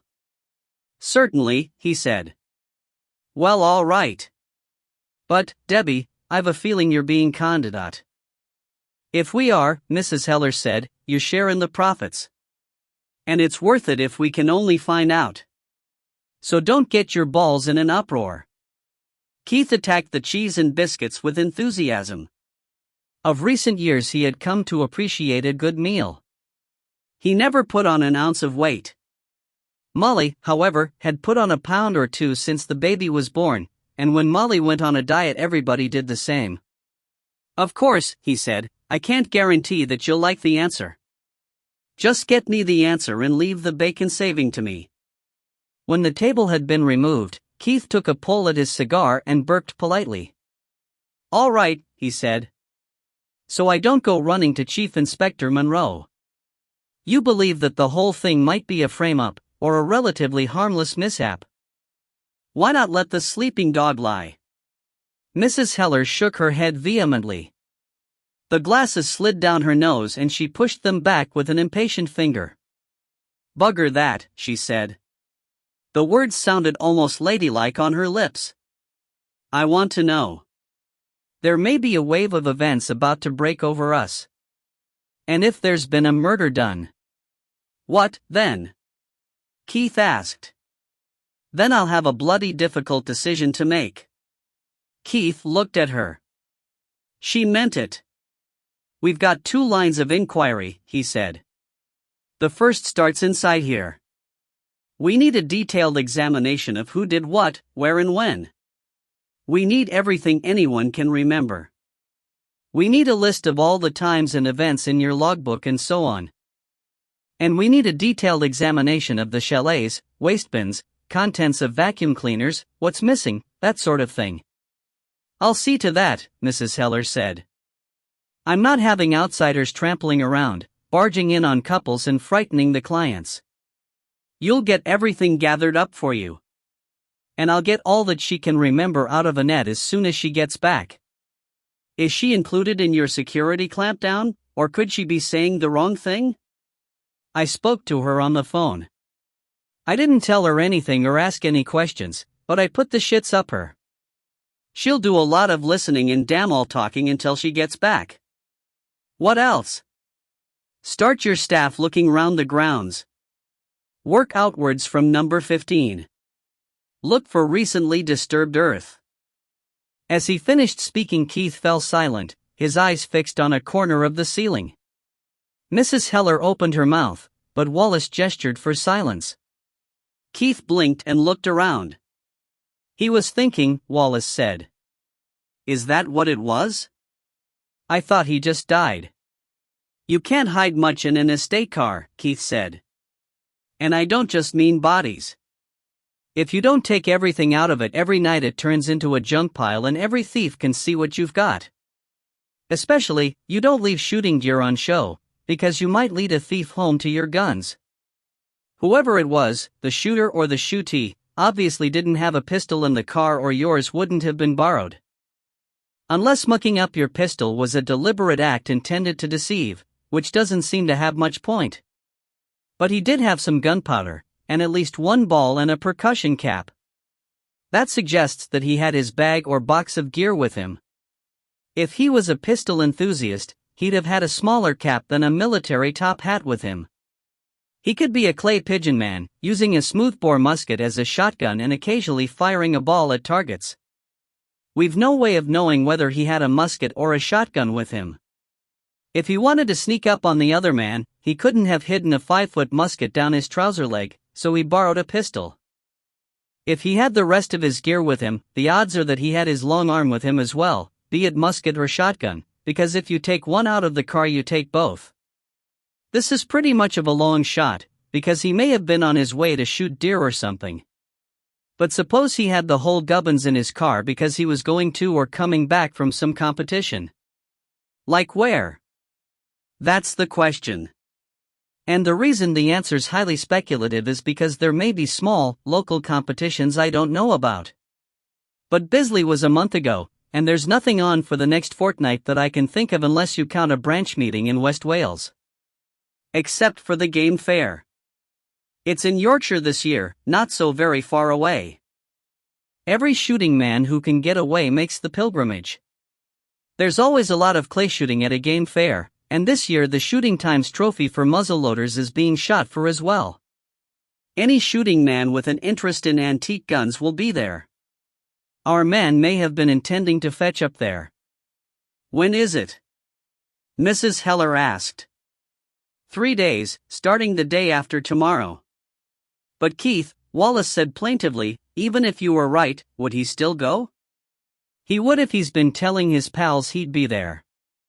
It'd be more risky to stay away and make people think. Is there any more coffee? Mrs. Heller poured coffee. As you said, it's one hell of a long shot. But unless the staff here come up with something, we just have no lead at all to the identities of the men. It's worth a go. That's what I thought, Keith said. I was hoping to sneak down for a day. But now I think we might make a 3-day jaunt of it. Could we borrow Miss Hillary? No, you could not, Mrs. Heller snapped. For one thing, she has appointments and we don't break appointments lightly around here. For another, I'm not having her put in danger. Danger? Yes, danger. Do think about it. Suppose you're right. Suppose some man did a killing here, with that pistol. There's nothing to connect him at the moment except that he goes in for these old guns and that Hillary knows his face. He's fool enough to go and shoot. He's there with his gun in his hands and he sees the one person who could identify him. What would his reaction be? We could disguise her in a wig and dark glasses. And clothes. Could you disguise her voice? Or her walk? Keith thought about Miss Hillary's walk. He thought that given a few hours alone with her he could have her walking bow-legged, but he kept silent. Keith, said Wallace, what would Molly's reaction be if you took Hillary to the game fair with you? You could take her, Keith said. Wallace curled his lip and did not bother to answer. Now listen to me, Mrs. Heller said. Both men listened. You've no way of knowing that only those two men were involved. It could just as easily be that the man in 16 went for a walk, and some enemy of the man in 15 took the opportunity to blow him away. And there's no one person around here that would know the face of every customer. That's a problem. You could hardly declare a holiday and bring half a dozen of them along to the game fair. Mrs. Heller smiled grimly. We're not that game, she said. If you're envisaging a caravan bordello on Italian wartime lines, put it out of your pointed head. Wallace leaned forward suddenly. How about a photographer? Or more than one? Bring back a record of everybody who shoots a muzzle loader, or even pauses to look on. Excellent, said Mrs. Heller. But, Keith said, where do we pick up a photographer at short notice, available for 3 days? Molly, Wallace said. She's very good with a camera, he explained to Debbie Heller. Illustrates books and things. We're not involving my wife in this, We're not involving her, Wallace pointed out, and she doesn't have to come out here. We tell her that somebody's trying to track down a man who bought a flintlock on the Never Never and defaulted, or something like that. She can stay back at a distance and use one of those wildlife lenses of hers. She could even earn herself something new and fancy in photographic gear. She wouldn't be in any danger, people are always snapping away for magazines and so on. I suppose so, Keith said. We could shut the shop and all go down. Take my Land Rover and borrow Hamish's caravan. Keith thought about it, and the more he thought the more he liked the idea. Midsummer was the slackest season in the shop. Even fishing tackle was hardly paying the rates. And he enjoyed game fairs. We could try and get a share of somebody's stand. I'll start some telephoning in a minute. First, one more thing. He produced the lead ball. Could you get a sample of this analyzed? Mrs. Heller nodded. Of course, she said. But what for? I want to know the percentage contents of antimony, cadmium, and silver. Silver? Wallace said. Witchcraft came into his mind. Yes. We've been assuming a muzzle-loading enthusiast, probably with a replica gun and using a mold to make his own lead balls. But he might be an antiques man, either a dealer or a collector. He might have had a cased original with him, in which case the ball would probably be original too. Or Wallace could have made a mistake, maybe our man found a pistol still loaded with the original ball. I didn't, Wallace said. It's worth checking. Early lead had a silver content, because they didn't have any process for extracting it. And now, Keith said, lend me your telephone and I'll see whether we can't get a share of stand space at the game fair. It was not in his nature to do one thing at a time if he could do 10, especially if he could show a profit on each of them. Chapter 4. Keith had a loose working arrangement with several other importers and stockists of muzzle-loading guns and equipment, aimed at avoiding unnecessary duplication of items which might be sold only once in a blue moon. Among these was the Nottinghamshire firm of P. Holbright, and by happy chance Paddy Holbright had a stand at the game fair. Even more happily, he had inadvertently taken more space than he needed, and was delighted to get rid of half the space in exchange of 2/3 of the cost. Suddenly, Keith's little world was in turmoil. Molly incautiously agreed to undertake an unspecified photographic task in exchange for an enormous zoom lens which she had long coveted and which, she said happily, could bring up the hairs on a flea's leg at 50 yards in the dark. At that price, Wallace said sourly, it would need to. Stock, baby gear, and household necessities were crammed anyhow into the caravan, and none too early on the Wednesday morning the two men, their wives and dogs and the baby were in the Land Rover and on the road south. By late that night they were installed in the caravan park at Upperley Abbey. The stock was in the tent where Paddy Holdbright would sleep on guard over his own stock at night, and some sort of order prevailed. It would be untrue to suggest that the fair was uneventful until the Saturday morning. The expected crowds duly arrived, thinly on the Thursday, building up through Friday and on the Saturday into a deluge. The weather, in game fair tradition, was scorching. Money was burning a hole in many a pocket. People had come to watch the dog trials and the flycasting contests, to study game rearing, to shop for guns, gear, or books, to see the falconry, to swap ferrets on the pugs and drummers' stand, to ask questions along Gunmakers Row, to enjoy, to participate, to learn. The bars did boom business. The route between the car parks and the fair led past the clay pigeon layout, and for once the muzzle loaders were conspicuously placed. Interest caught, and the few stands covering the subject were in a state of siege.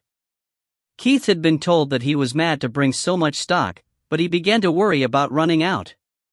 He began booking orders instead of making cash sales. Keith took an hour off on the Friday, and ran the dogs in a gundog test. The spaniel was feeling her age and ran badly. But the young Labrador was placed. At about 11 on the Saturday morning Molly, complete with baby and pram, appeared outside the stand. She began making anguished faces at Keith. Recognizing the symptoms, Keith concluded his sales talk to a customer with unaccustomed haste, slapping some brochures into the man's hand and almost gabbling, "For this you need a firearms certificate, you can have this on a shotgun certificate, that one's only a wall hanger, and this kit doesn't need any certificates until you drill out the vent. Let me know what you decide." He was gone before the man had finished nodding. He joined Molly beyond the small throng that was pricing his rack of powder horns. Wallace darted out from behind the counter. "Is Janet all right?" Wallace asked. Molly nodded breathlessly. "What's up, then?" "Somebody pinched my bag of films, now don't get head up," she said quickly. She paused for a few deep breaths. Her pretty face was flushed and her dark hair tousled. Keith thought that she must have brought the pram up from the shooting ground like a dragster. "He only got the unused films," she went on. "I was dropping the exposed ones into my pocket, but from a distance it could have looked as if I was putting them into the bag. I was using one of your old fishing bags, Keith. It was at my feet, but when I looked down it was gone." "It could have been a casual thief," Keith said. "Is Janet still covering the place?" "Yes. The film and the camera will last an hour or so, because I told Janet just to take each group." Wallace showed sign of imminent panic. "Janet should have a bodyguard," he said. "If he realizes that he only got unused film." "Want to go?" "Yes." "No. I want to get this film away for processing. But I want Janet under guard." "Right," Keith said. "I'll go and stand guard. No point looking for an old fishing bag in this crowd. Molly can stay here and mind the shop and the baby, you do the doings and then come back here and relieve Molly." "Yes?" "Yes. You can buy film at the end of the next row," Molly said. "Janet knows how to reload." Keith disappeared. Molly emptied the cassettes of exposed film out of her pockets into a carrier bag and Wallace grabbed it. Molly hung on. "There were 2 lenses and a meter in that bag," she said. "We'll replace them." Molly let go. Wallace plunged away. Molly sighed. She maneuvered the pram into the back of the tent and turned to face the counter. A prosperous-looking customer buttonholed her on the subject of a reproduction percussion shotgun. "You can have it against a shotgun certificate," Molly said. It was an oft-repeated refrain. "But if you want black powder for it you'll need a Form F from the police. Including VAT, the price." Keith reappeared beside her. He had a powder horn and a shot pouch slung over his shoulder. He took the gun firmly out of her hands. "It's out of stock for the next hour," he said. "If I've got to hang around down at the Clay Pigeons, I may as well get some shooting in." "I was going to buy it," the man said plaintively. "Buy it later," Molly said. "He's the boss." The man turned to Keith. "Double or quits, you can't beat 14 out of 20. "You're on," Keith said. They went away together. Molly started showing cleaning kits to the next in line. Star. Monday morning saw all four at work in the shop, back in Newton Lauder. While Molly attended to the sporadic trickle of customers and Janet, grumbling, restored order to the stock which had come back from the game fair, Keith and Wallace sat in the cluttered back shop, balancing up the books. The trip had been profitable. "But," Wallace said, "there's £160 here that I can't account for." "That's mine," Keith said. "It's the bet I won." "So it is." Wallace looked at him sideways. "But your bet doubled the sale price of an item of stock. The profit belongs to the business. I hope that you're not thinking of charging Debbie Heller your full rate for a trip that you made a bomb out of anyway." "We made the bomb. You're part of this business too, you know. You may be financial whiz kid to a superior knocking shop." Wallace drew himself up. "I am not," he began hotly. "Would they have underwritten us if we'd made a loss?" "Probably. But we'd have had to try bloody hard to make a loss with you charging your hourly rate." "Whose side are you on?" Keith demanded. "It's not a question of sides. It's a matter of common honesty. You keep telling me they're loaded." Wallace lowered his voice. "This may come as a surprise to you, but they didn't make it just to give it to you." The success of his argument over Keith's winnings made him incautious. "Those girls work bloody hard. They don't just lie around all day." Keith lit up in an enormous grin. "No? What alternative positions?" The argument, though sotto voce, was in full flood when the telephone rang. Wallace lifted it and listened. "We'll be right over," he said, and disconnected. "Debbie Heller wants to see us right away." It sounded urgent. "Madam calls, so we go?" "When that kind of money calls, everybody goes," Wallace said. They made feeble excuses to their disenchanted wives. Chapter 5. Their return to Millmont House seemed to coincide with the departure of late stragglers from Sunday night's business. At the gate they met a vast American car with darkened windows and a dusky chauffeur, and in the drive they passed a crimson Jaguar with a driver whose dark glasses and pulled-down hat failed to hide the symptoms of nervous exhaustion. The house itself seemed a haven of calm respectability. Keith parked under the tree opposite the front door. "If they crap on it, they crap on it," he said. An unfamiliar porter showed them into Mrs. Heller's office. The lady nodded them into chairs and then paused. Keith was struck afresh by the contrast she presented. In appearance she was a beautiful woman, sometimes slightly past her best, sometimes as now, with her thick-rimmed glasses sliding down her nose, a child. But always there lay behind her calm front a spectrum of personalities, calculating, sometimes ribald, stern, compassionate and ethical. Even moral, if the word were not so inapposite. Keith understood women, but he wondered whether he would ever understand this one. "First," she said, "I think I'd better tell you about our visitor. We may have had more than one. Anybody, any man, can ring us up, make an appointment, come, look us over and go. But there's one that we're sure of. He phoned at about the time you left on Tuesday, asked for and got an appointment with Hillary, and came on Wednesday. He made sure that he got his money's worth first. Then he started asking her questions about her Sunday evening visitor and his friend. Had they seemed on good terms? Did they leave together? Was anything unusual said? Was any hint given as to where they were going next? That sort of thing. She told him nothing, or so she says, and when he left she called up Charlie, who was on the desk. So we caught him when he came to pay the bill. Keith's eyebrows shot up. Even with a first-timer, you don't take payment in advance? We prefer not to. He may order drinks or go over his time. Mrs. Heller seemed amused. We don't get gypped more than once a year, if that. Nobody can get a car out of the gate if we don't want them to. One man did come in a stolen car once, and climbed the gate going out. Then he tried it again a year later. We made him wash up in the kitchen for a fortnight. Charlie brought him in here. She pushed her hair back with a tired gesture. I can't say that either of us got much out of it. Each of us wanted to find out as much as possible without saying a damn thing. I couldn't push it too hard without giving away that I was anxious.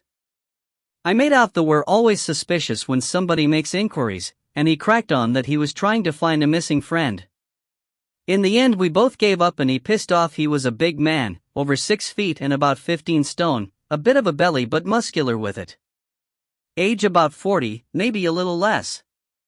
Brown hair going gray at the temples, and a very ordinary sort of face. He booked in as Jonathan Brown. The same night, Charlie came back from the village pub. Another man had tried to pump him. This one was smaller, gray-haired, with a thin face and a big, curved nose. Charlie said that he was a snazzy dresser, but the bigger man was a scruff. With so much interest being taken in us, I thought I'd better bring forward the annual check. I called in the man who designed and installed our electronic systems. Jake Patterson? She looked at Keith sharply. He talked? Not a word. He's a neighbor of mine, and it has his sort of ingenuity written all over it. I see.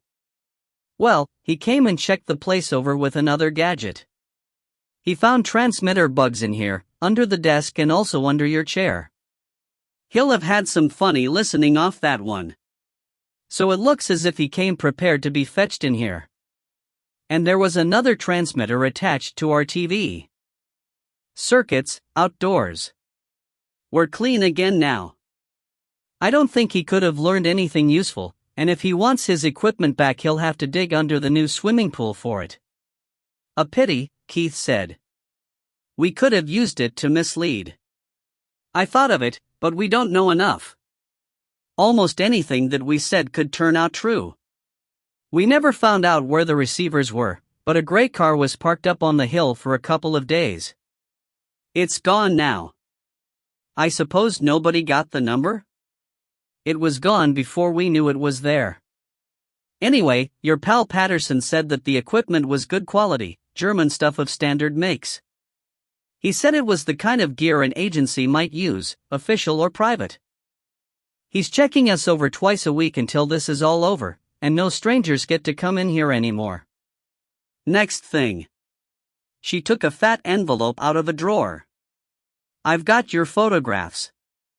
Now, how the hell, Keith asked, would you get them done so quickly over a weekend? I whistled up the taxi plane, Wallace said. Mrs. Heller smiled gently. We have a professional photographer for a client. He's more interested in the photographs he can get of himself with a time-lapse camera than in what he's doing. I think they turn him on his wife. Well, she's due for a surprise. For a little extra cooperation he worked all day yesterday. She slid a small selection of photographs, clipped together, out of the envelope. We've passed them round all the girls and the porters. 4 of our clients appear in the photographs, but only one was here that night or for a month before that. Hillary's customer. She slid the photographs across the desk and Keith and Wallace studied them together. There were 3 prints in all. The first showed a group of men waiting to shoot. 2 of them were in the act of loading, and one of these was ringed. The second print showed the same man raising his gun to fire, while the third was a blow-up of part of the same photograph, concentrating on his head and the hands holding the gun. The man was lean and dark and he looked intense. He must have been insufferably hot in his shooting jacket, but Keith guessed that he wore it for the many pockets that held wads and cards and pricker and percussion caps. In the group photograph, he seemed to be of average height or less, and he was probably the lightest man in the group. Don Donaldson, Mrs. Heller said. Wallace grunted. Not a customer that I've seen in the shop. We might show Molly the photograph, Keith said. He may have recognized her, even if she didn't recognize him at the time. He took the blow-up out of Wallace's hand. The detail was sharp. That's a Kentucky rifle. Very odd. Would it take the ball that we dug out of the chair? Mrs. Heller asked. Don't rush me. Let me think aloud. That ball would have fitted some Kentucky rifles, Pennsylvania long rifle, to give it its proper name. But this isn't an antique, it's a reproduction.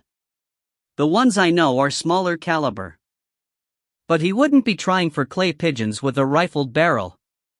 Wall, what did I say the ball weighed? Near as damn it 3/4 of an ounce. Your very words. What's that times 20? 15 ounces, Wallace said promptly. Just under a pound. In other words, the ball would go up a 20-bore barrel with room to spare for a patch.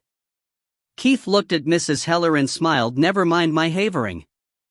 The point is that there's a 20-bore shotgun version of this rifle, which could take the ball.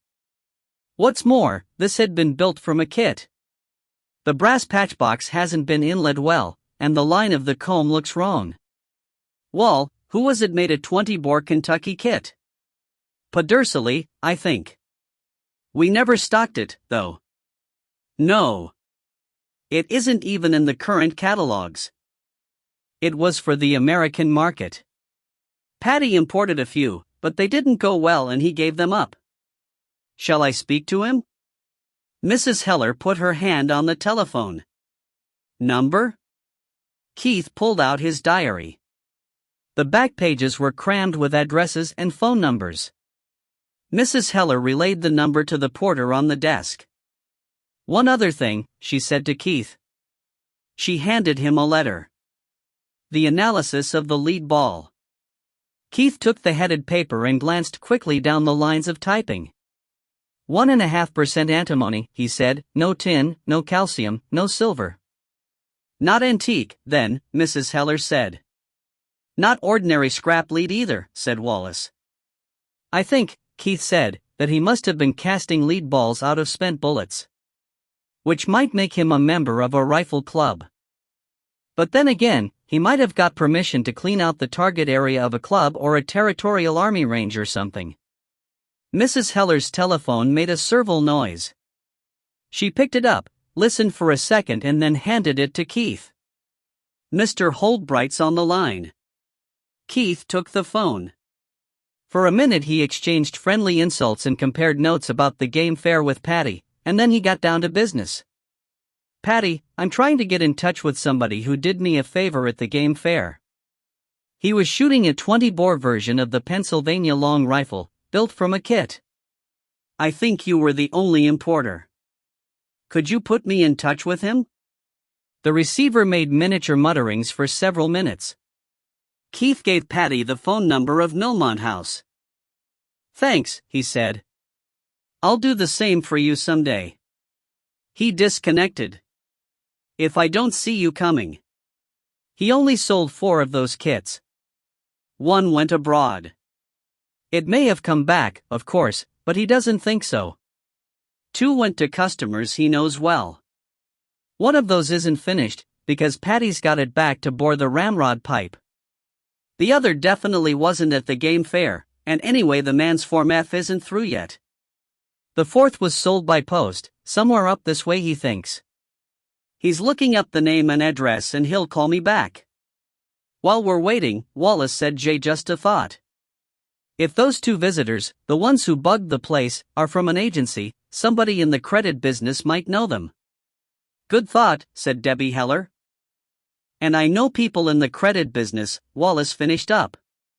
So you do. But I know somebody who spends half his time having credit checked. She pressed down a lever on her intercom. Gordon, dear. While she spoke to her husband, Keith was amused to see yet another facet of Debbie Heller appear. She adored her husband. Although in effect she was handing out orders, she spoke in a lover's tones. There was a faint blush on her cheek, and she twined her legs together. A startling weakness, Keith thought, in a tiger-minded extart. He'll see what he can find out from the agencies we use, she said when the call was finished. Now she took some papers out of a folder on her desk. While you were making money and enjoying yourselves down at the game fair, I was, Making money and enjoying yourself up here, Keith said. She gave him a look that almost gave him hypothermia. I was unremuneratively and miserably interviewing every member of this establishment, without getting any further forward. It seems that Don Donaldson had that part of the grounds to himself on Sunday night. My staff are consistent in their stories, bear each other out and are corroborated in every respect by the records. I've had a search made of both chalets and the ground between and around, and if there's anything significant to be learned I'll submit to rape by a mad donkey. We've saved you lots of little bags of Hoover contents, rubbish from wastebaskets and pedal bins, and path sweepings. And the best of British luck with them, Last of all, while you were down at the game fair making money and having fun, she said firmly, I was wading through all the records, the chits, accounts, computerized bookings, and the log, and I've listed everything that relates to those two girls or the two chalets in which could possibly be relevant. She gave Keith and Wallace each a page of neatly typed notes. None of it takes us much further, but it's a framework to hang more facts on as we get them. Keith began to read the notes. Each was preceded by a number, 8 digits from the computer, for if the entry was from the porter's log. Wednesday. 1935 booking. Fosdyke for self, no pref, and Donaldson, Hillary. Saturday no go.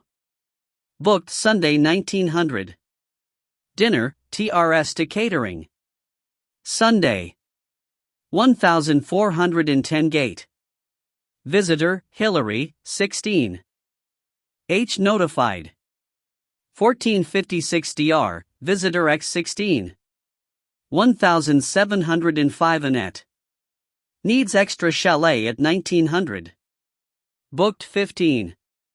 1835 DR, Hillary into 15. 1846 DR, Annette Visitor X. 1854 gate. Visitors for 15. W.H. Granada Estate. 1915 dinner to 15. The meal was printed in detail. Keith whistled respectfully. The men had done themselves well. 2134 warning call, Hillary. 2139 DR, Annette X 15. 2143 DR, Annette into 9. 2153 gate.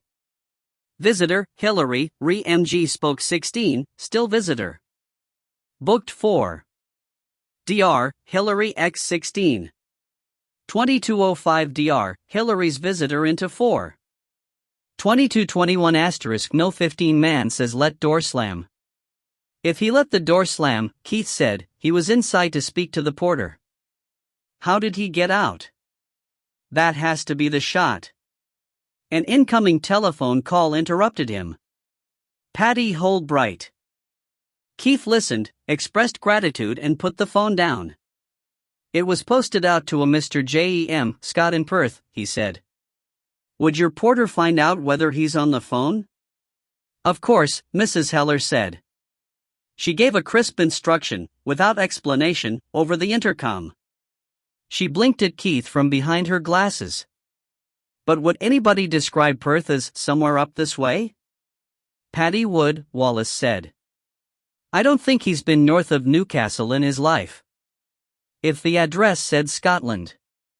Keith had gone back to the notes. 2236 Dr. Hillary into 4. 2344 AC for 15 settled, cash. 2348/gate. White Granada Estate out, driver only. Dr. Visitor X4. Monday. 1022 Dr. Hillary X4. 1345 Dr. Hillary into 16. 1412 asterisk no 16. Hillary says damaged chair. He was still looking at the list, trying to extract some meaning from it and wondering what was missing, when the porter's voice came over the intercom to say that there was no telephone in Perth listed to a J.M. Scott at the address given by Paddy Holdbright. One was listed for a different address. He had spoken to the man's wife, who was positive that they had not moved house in 15 years. She had shrieked with laughter at the suggestion that her husband might be competent to build a gun from a kit. Mr. Heller followed the porter on the intercom. He had a pleasant voice, accentless. Keith noticed a nice balance between affection and respect, and developed his own suspicions as to who wore the black lace trousers in that household. "They don't work for any Edinburgh agency," Mr. Heller was saying. "I phoned the JDV agency in Glasgow. They only do credit checking, so I could be sure that the men weren't theirs. They checked with a contact who does divorces, and called me back. They came up with 2 names. The big one that you know as Jonathan Brown could be Jim Bardolph. Note the coincidence of initials? The other man sounds to them like a serial warranter who works with Bardolph. The 2 have done some freelancing, some of it verging on industrial espionage. They have a bad reputation. But lately they've been working for the Granton and Green agency in Motherwell. That's all I could find out. Thank you. You've done very well." The words were a pat on the head for a good dog. She clicked off the intercom and pressed down another lever. The porter answered, "Get me the Granton and Green agency in Motherwell," she said. "They'll be listed under private inquiries, or some such." "What are you going to say?" Wallace asked. "I don't know. Play it off the cuff, bluff a little and see what I can get." A few seconds later, the Granton and Green agency was on the line. "I want to speak to the person in charge," she said. "This is the chairperson of the Personal Service Group of Companies." "Yes, I'll hold on for Mr. Green for 30 seconds. After that I go elsewhere." There was a pause of not more than 10 seconds. "Mr. Green? This is Mrs. Heller. I'm speaking from Millmont House. You sent 2 operators through to bug my room and the CCTV system. You needn't bother denying it. The men were James Bardolph and Cyril Warrender. You'd better believe it. Yes, boy, will I be making trouble. Unless I get a little cooperation. Bugging's illegal, I'll have you know." She listened for a full minute, and when she spoke again her voice sounded amused but her eyes were hard. "My dear man, I suggest that you read up your law. Our chalets are owned individually by the girls and I can show you the conveyances. We do not advertise, solicit, or cause a nuisance. We've stood up to the Procurator Fiscal before and no doubt will do it again. I can make a damned sight more trouble for you than you can for me. So take my advice. I want the name of your client, and I'm prepared to pay you a thou for it. Otherwise I rock your little boat and the hell with you. 20? Her voice was outraged. You're out of your skull. I'll go to 2 thou and that's my top figure. Take it or I'll find your client on my own, and I'll tell him that you gave me his name for 20 quid and a free ride on one of the girls." Mrs. Heller listened in silence to the squawking of the receiver for a few seconds. Then she switched on her telephone amplifier. The man's voice came through, clear but metallic, with a Glasgow Irish accent that could have done duty as an anvil. Keith could hear the strain of rapid thought in his brief hesitations. "An area of common interest," he was saying. "My client thinks something happened at your place a week past Sunday. If it didn't, you wouldn't want to know who he is. My guess is we're both trying to find out the same things. Now, I don't know what he's really after, but I know that nobody's after you. We've got the choice of working together and sorting it all out, or working against each other and maybe laying an egg. Either way, you don't need the name of my client. I want to have it all the same. Confidentiality's part of my stock in trade."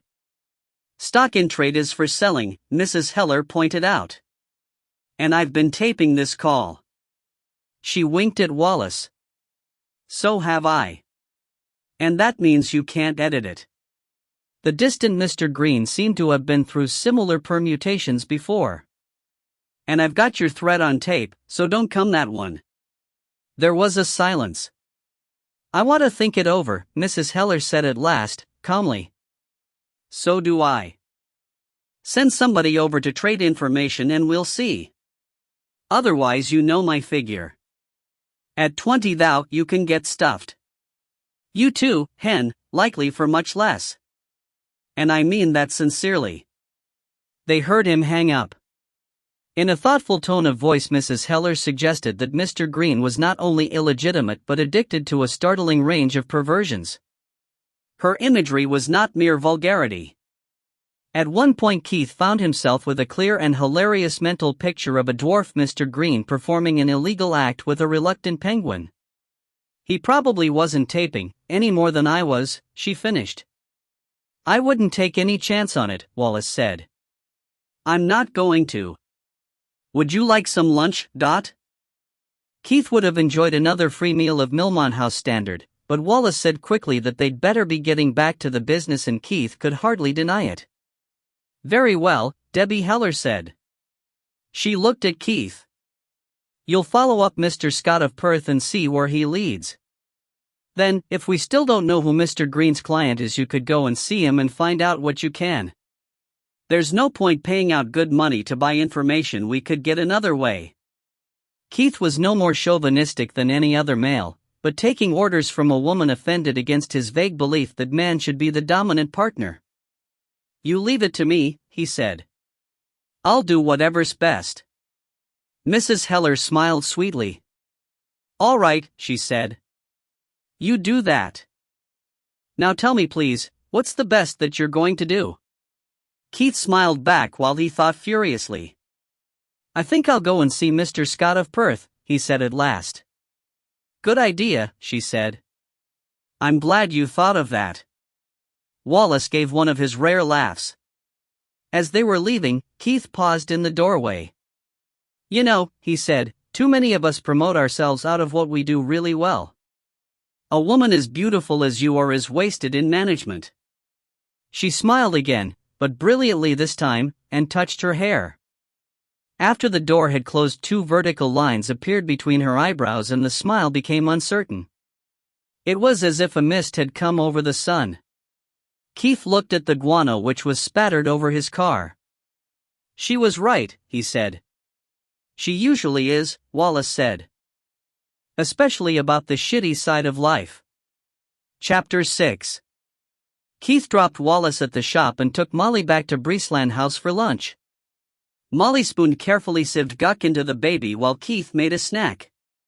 The baby fell comfortably asleep. Keith and Molly sat down together. I've got to go up to Perth tomorrow for Wall's client, Keith said. You want to come? The snag is that I don't know how long it'll take. I may have to stay over, or even go on somewhere else. You could leave Thingy with Janet, or bring her along. Deborah. Not Thingy. Deborah, then. Molly considered, nibbling away at her corn on the cob, butter running down her chin. When she had first met Keith, he had been itinerant in his life and in his spirit, a wandering lover with more mistresses than she cared to think about. He was still a happy sensualist, loving her but revering the whole feminine gender. Since their marriage his comparative fidelity had assuaged her deep concern. As far as she could tell his lapses had been unplanned, no more than sudden failures to resist temptation and of no long-term importance. Molly could suffer them if she could keep Keith's heart. One reason for her success as Keith's wife was that she had avoided showing jealousy. The other was that she rarely sent him away on his own, and never with his passion unsatisfied.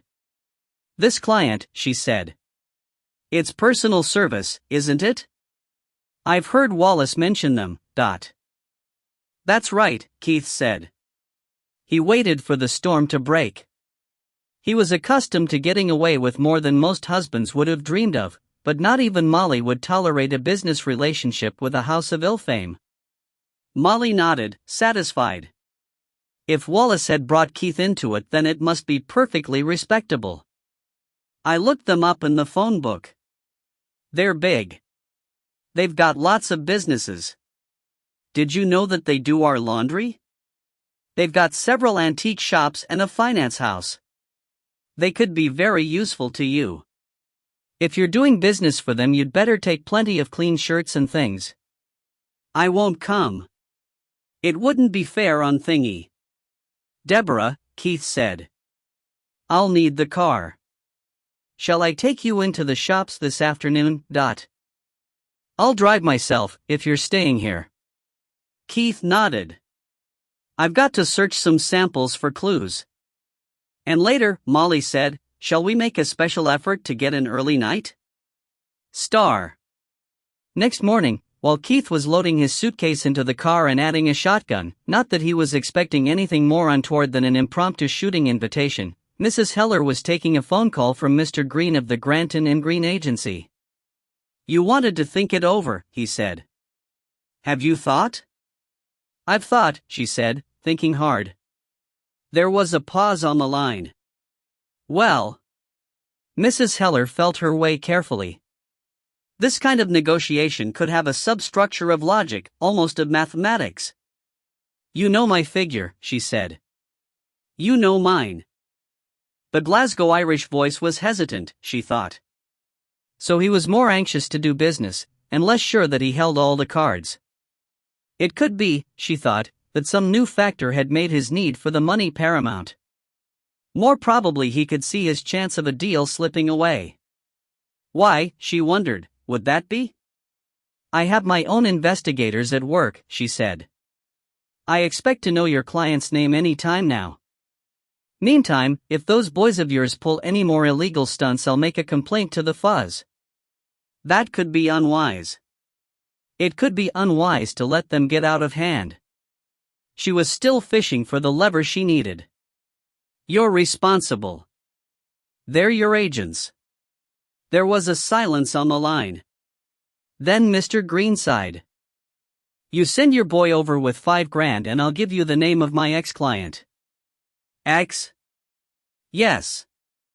I've got to tell you this, got to go on record to protect myself. Anything they do from here on is on their own responsibility.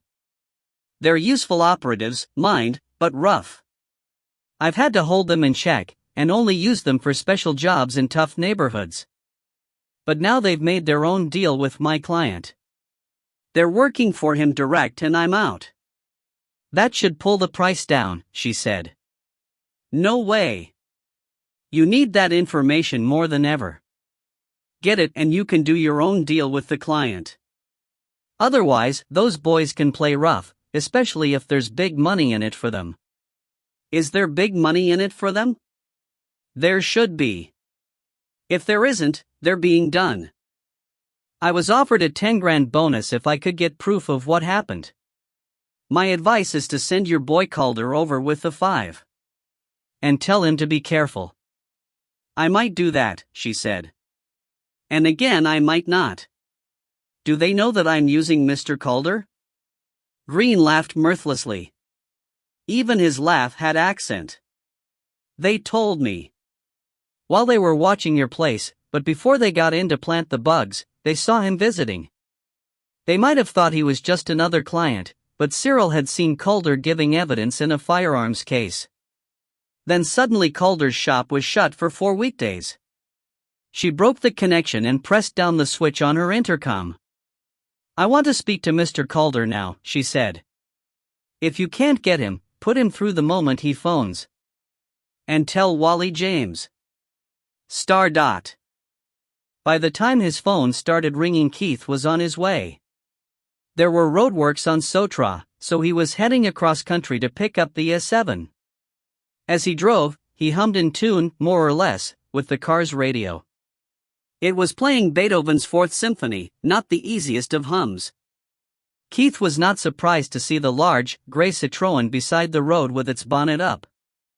It had passed him a few minutes before at a pace that had made him wonder how long any car could stand up to that sort of punishment.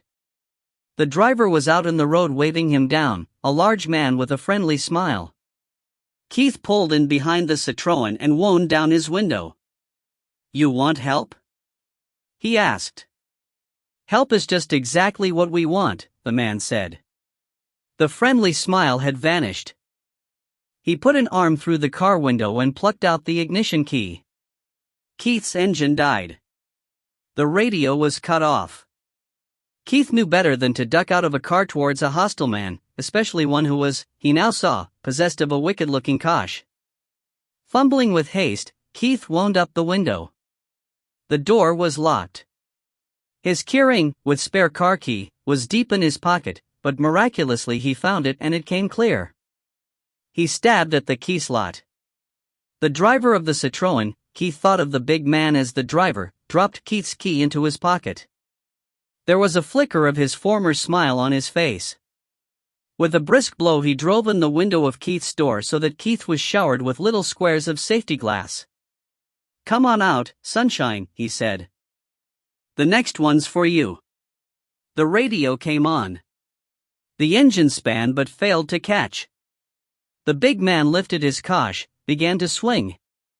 There was another man on the other side of the car, but he seemed smaller and less ready. Keith started to scramble to the other side of the car. The smaller man was standing too close. Keith flung the door open and the man had to dodge back. Keith would have rolled out of the car and come up fighting, and he had been a sturdy fighter not long since, but for one mischance. As he swung over the central tunnel, the gear lever went up his right trouser leg. The kosh whipped past his right ear. Keith threw himself out of the car. His trouser cuff twisted, locking his ankle to the gear lever. His face and hands came down on the tarmac. He sprawled head down, waiting for a kosh to fall. 2 pairs of feet appeared beside his face. When it came, it was not to the back of the head but a paralyzing blow between the shoulder blades that drove the breath out of him and sent agonized messages out along his nervous system. For strong hands grabbed him and dragged him away from the car. His trouser cuff had started to tear, and it ripped almost to his knee. Before he could put up even a token struggle, his arms were twisted up his back and he was being frog-marched through a gap in the roadside hedge. He twisted his head around. There was not a soul in sight. The world seemed deserted. Everyone might have gone to the moon. Beyond the hedge was a grassy shelf and then an embankment down to a small water meadow beside a burn that was running low. Tall trees threw wavering shadows across grass and weeds. "This'll do grand," said a voice behind him. "Get the cuffs on him and we'll ask a few questions." Keith knew that once they had him in handcuffs he was done for. They could beat out of him any information that they wanted. Afterwards, if it suited their book, they might kill him. Such things happened in a world whose fringes he had once known. And with the thought there came back to him a precept that he had known in those days and had almost forgotten. Don't fight against the pull, use it. As one of the men took a hand away to feel for the handcuffs, Keith dragged that arm down. He could not reach the man's genitals, but he grasped the waistband of the man's trousers and, using the pull on his arm as a springboard, jerked viciously up. At the same time he back-heeled at the other man's shin and connected heavily. Score so far, 1 squawk and a grunt of pain. As both men heaved up on his arms, Keith launched himself up and forward in a somersault. The jerk on his arms, when it came, instead of twisting the bones out of their sockets, was along the length of his arms. It wrenched his muscles, but it snatched his arms out of those 2 deadly incapacitating grips. The jerk swung Keith half round and he landed badly and heavily, on his side and halfway down the bank. He rolled to the bottom and stumbled somehow to his feet. He felt battered and winded, but this was no time to lick wounds. The 2 men were coming after him. Keith was already disabused of his first suspicion that he was being mugged. Now, seeing the hooked nose of the smaller man, he realized that these must be Bardolph and Warrender. The larger man, Bardolph, was limping down the bank with a long stride. Warrender was more circumspect. If they had come at him together, Keith's problem might have been beyond solution. As it was, he flicked over the probabilities in his mind, and liked them not one whit. With another part of his mind he tried to calculate how much it would matter if they overpowered him and he spilled the beans. He decided that it would matter like hell. There was still nobody to be seen. The larger man arrived with a rush, swinging his kosh round arm. Keith ducked under and grabbed for it before it could strike again backhanded. At the same time he lashed his boot at where he judged his back heel had landed. The thong round the man's wrist broke and the cosh came free, but they fumbled it between them and it flew into a patch of nettles. A young rabbit bolted out, crossed the burn and disappeared. Keith envied him his speed. Keith took a punch in the ribs and returned one, harder, to the big man's lower belly. He had bought himself just enough time to turn on Warrender, who was moving in with the handcuffs swinging like a second cosh. Keith wanted to run, or to lie down and give up, but he forced life back into his creaking shell. He feinted a kick to the groin, and as the hands came down he put his weight into a punch. It landed too high, but it put the man down for a moment. The bigger man was coming in again, swinging a low punch. At the top of the bank a car went by unseen, almost unheard, but Keith saw the drag of its wind in the lower branches. He blocked the punch with his elbow and struck for the jaw. Too high again, but he felt teeth break and maybe the nose. Bardolph stepped back, stumbled and fell. Keith got in one kick, but the smaller man was already getting to his feet. This could go on forever. The bigger man got to his knees. Keith saw his own car key lying in the grass. He snatched it up and ran for the car. If he took to the driver's seat he might get away in time or he might not, and they had a fast enough car and more than enough anger to hound him off the road. He glanced behind. They were coming already, and from the manner of their coming he knew that they were no longer pursuing an aim. They were just plain fighting. Through the hedge and onto the road. There was nobody in sight. He dashed to his car, fumbling with the key in his left hand while he dug in his pocket with the other. He was wearing his invariable short shooting coat and, as usual, there was a handful of cartridges loose in the pocket. The boot lid clunked up. Keith was not a believer in gun bags, except when the law insisted, believing that their dank interiors fostered rust. His favorite double gun lay open on a nest of old coats that sometimes doubled as a backseat dog bed. He slid the cartridges in before lifting the gun, closing it in the same motion. The radio played on. God, were they still in the short-second movement? The two men burst through the hedge and stopped dead in the face of the gun. There was a frozen moment while 3 sets of lungs heaved, 3 hearts pounded. The bigger man, Bardolph, still had his wits about him despite the blood on his face. "You've not had time to load," he said indistinctly. "You want to bet your life on it?" Keith asked. The answer seemed to be affirmative. The man took a pace forward. The gun was a McNaughton of top quality, far too good to use as a club. Keith could have blown Bardolph apart, or at least taken his foot off. Shunning anything so drastic and irreversible, he lowered the gun and aimed short, counting on the dual effects of surprise and of ricocheting pellets. His aim was closer than he intended. At that short range the shot, still in its shot cup, took a semicircular bite out of the tip of the big man's sole and hit the road under his toe. Some of its energy was lost in the tarmac, the rest lifted his foot into the air as if he had stepped on a mine. Keith let the other man see right down the barrels. "That was meant to take his foot off," he said quickly. "The next shot kills." Warrender looked at him dumbly. His face, which had started by reminding Keith of a Semitic bloodhound, was developing a black eye of outstanding quality. Bardolph, blood dripping from his chin, was balanced precariously on one foot and staring at the other, wondering whether this new agony was a passing pain or betokened serious injury. Keith fumbled, cross-handed, for another cartridge, then pressed the top lever with his thumb. The barrels dropped, and the selective ejector flicked the spent cartridge out. From habit, he caught and pocketed it. He had the fresh cartridge in the chamber and the barrels closed before either man could move. He snapped the safety catch forward as noisily as he could. There was still nobody in sight. "Back through the hedge," Keith said. They hesitated. He wondered what the hell he'd do if they refused. "Go, or I've no option but to kill you." "Can't walk," Bardolph said thickly. "Then hop. If you fall down I'll kill you both and stuff your bodies in the culvert." They turned. Keith thought that they believed him because they were capable of such ruthlessness themselves. Tenderly, the smaller man helped the other to limp through the hedge and back down the bank. Keith steered them to the base of a sturdy tree which forked about 7 feet above the ground. "Sit down with your backs to that tree," he said, and when they had complied, "undo your laces. Tie them again, tightly, in knots instead of bows. Now join them all together, or I'll find some other way of preventing any sudden activity. Now stay put.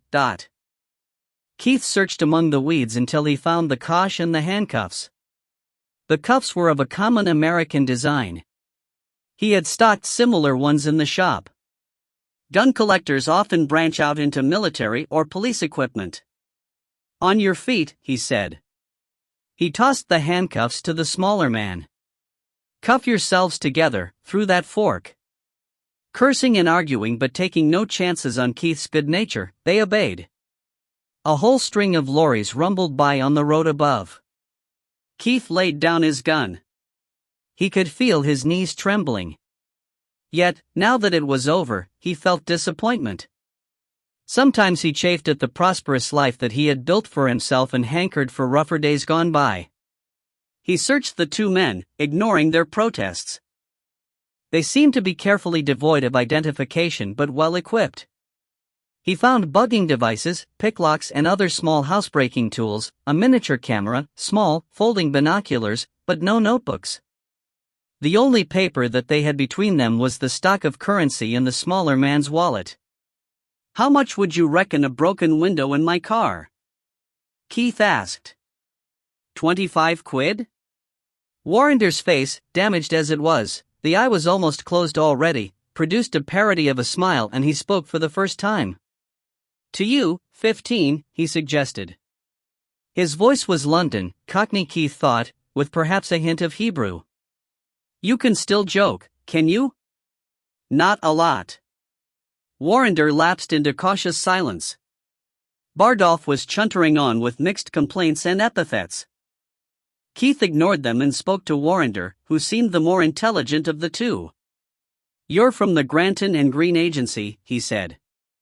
Warrender's face tried to hide his consternation and calculation. "We're on our own," he said. "Now," he added reluctantly. "Then I expect Granton and Green'll be glad to get these bits and pieces back through the post. You're Cyril Warrender, and this is Jim Bardolph. Right?" Warrender hesitated and then nodded. "Who's your client?" "You can't expect that," Warrender said quickly. Keith paused and took a calculating look at the pair of them. Even after a fight, and almost hanging by one wrist, Warrender looked dapper. Bardolph was, in the words of Charlie the Porter, a scruff. Keith concluded that Warrender supplied the brains and Bardolph the muscle. He spoke to Warrender. "You're not getting the picture," he said. "I don't want any more interference from you, I don't want to have to keep looking over my shoulder, and I don't want any threats. If I've got the name of your client I can get you called off by fair means or foul." Keith had no way of knowing how closely he was paralleling Mrs. Heller's argument to Mr. Green, "but otherwise I'll have to put you out of action. For broken kneecaps should just about do the job. It's wonderful how a limp in both legs slows a man down, and makes him easy to describe. Take your choice. Bardolph, still cursing, switched from the general to Keith in particular, but his remarks were so improbable that Keith let them pass him by. "Not on your fucking life," Bardolph finished. Keith swung the cosh experimentally against his hand. It was heavy and hard, intended to injure as much as to subdue. "I'll tell you," Warrender said quickly. "Shut your gob, you wee blether. He's giving you the glakes." "He's what?" "Bluffing," roared Bardolph. "He's just bluffing. He'd not dare." Warrender fell silent, waiting. A few years before, Keith might easily have carried out his threat, but time had softened him. Despite the pain between his shoulders and the bruises on his ribs, he could not bring himself to cause a serious injury in cold blood. But perhaps a sharp rap over the knee with the cosh. He stepped forward. Warrender swallowed, audibly. "Bluffing he ain't," he said. "He is, I tell you." So Warrender was the weaker vessel. Without comment, Keith addressed the cosh to the man's kneecap. "Humbert Brown," Warrender yelled before the blow could fall. Bardolph cursed him for a fear-tie, which satisfied Keith. The two men were unlikely to be so good a team as to substantiate each other's lies while choosing between physical danger and financial loss. "Humbert Brown?" Keith said. He remembered seeing the name on lorries and on building sites. "The contractors? What are they after?" "Buggered if I know." "It's true," Warrender added quickly, cringing away for the few inches possible. "They told us to find out what happened at Milmont House Sunday night a week past. They said two men set off to go there, one of them called Harold Fosdyke. They were going to ask for a bird by name of Hillary. One of them hasn't been seen since, maybe both, they weren't sure." "What are the men's real names?" "I dunno that either. They said to investigate the Milmont House end first, and if we needed to know more after that we might get told." "And who in Humbert Brown told you all this?" "Just a voice on the phone. We called up to offer a better deal than Green give." Warrender leered deprecatingly. Clearly business was business. "We was put onto a voice, that's all." Keith thought it over. It sounded probable. If there was a major scandal brewing, the less that was known to a pair of disreputable turncoats the better. He gathered up the equipment from their pockets and turned away. "You're not going to leave us like this?" Warrender said incredulously. "What'd you have done to me, if we were the other way round?" Keith asked. "Think yourselves bloody lucky I'm leaving you in such good shape. If one of you can't climb through that fork, just hang about until somebody comes along with enough patience to find the keys for you." He threw the keys of the handcuffs, and the Citroen's keys, into a bed of nettles. "Or you can starve to death for all I care. But I'll tell you this. If you've lied to me you'd better be gone before I've time to come back, or you'll be walking on 4 soggy stumps." He turned away again. Behind him, Bardolph spoke viciously. "You bugger of hell," he said. "You better get home and guard that we ain't good.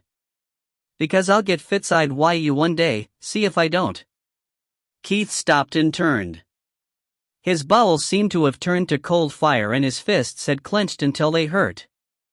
He waited a full half-minute until clear speech came to him. "I'm truly sorry," he said. "But you've just talked yourself out of a pair of kneecaps." Chapter 7. From a callbox in a small village near Eskbank, Keith phoned Mrs. Heller. The cramps were easing out of his neck and stomach by then, but his hands were still shaking, and when Mrs. Heller came on the line he found that his voice was unsteady. "I've just had a run-in with the two men from the Granton and Green Agency," he said. "Are you all right?" "I'm warned that they're dangerous." "I'll do better than them. Their client's Humbert Brown, the big contractors. If you let them know that the men dropped their name, that'll maybe break their contract. Leave it with me. I've got some pull." "They were rough," Keith said, "but in the end I was rougher. It could be called criminal assault. I just might need an alibi." "Any witnesses?" "None." Keith hoped that he was right. There was a pause of no more than a few seconds. "Where are you speaking from?" Keith told her. "Right. You called in past our finance house in Edinburgh, asking for a further loan. You saw Mrs. Graham. She's fat and 40, with glasses. You were there from 10 until after 11, she spoke on, detailing the discussion off the top of her head. It was an impressive performance. "Did I get my loan?" Keith asked hopefully when she had finished. "No, you did not." When Keith was off the line she phoned Humbert Brown and asked to speak to a Mr. Howarth. He was unavailable. She left a message asking him to call her back on a matter of urgency. Keith changed his trousers in the back of the car. Star. The house was deserted and it was mid-afternoon before Keith traced Mr. J. M. Scott of Perth. He turned out to be the proprietor of a busy ironmonger's shop and the secretary of a shooting club, but he would have made 3 of the man in the photograph, and Keith remembered seeing him at a clay pigeon shoot a few months before. Initially he was hostile, under the impression that Keith was inquiring into possible breaches of the Firearms Act. When he realized that Keith was merely seeking to return a lost camera, he spoke freely. "I remember the Kentucky kit," he said. "I made it up and took it out, whiles. I didn't hit muckle, it was like trying to swat midges with a rolling pin. So I swapped it." "Who to?" "Nobody I knew. He turned up at an informal shoot we had on a local farm, for muzzle loaders only. I don't know who brought him. He fancied the Kentucky, and he had an original double flintlock by Bowles of Cork which was too small for his liking. It's only 28 bore.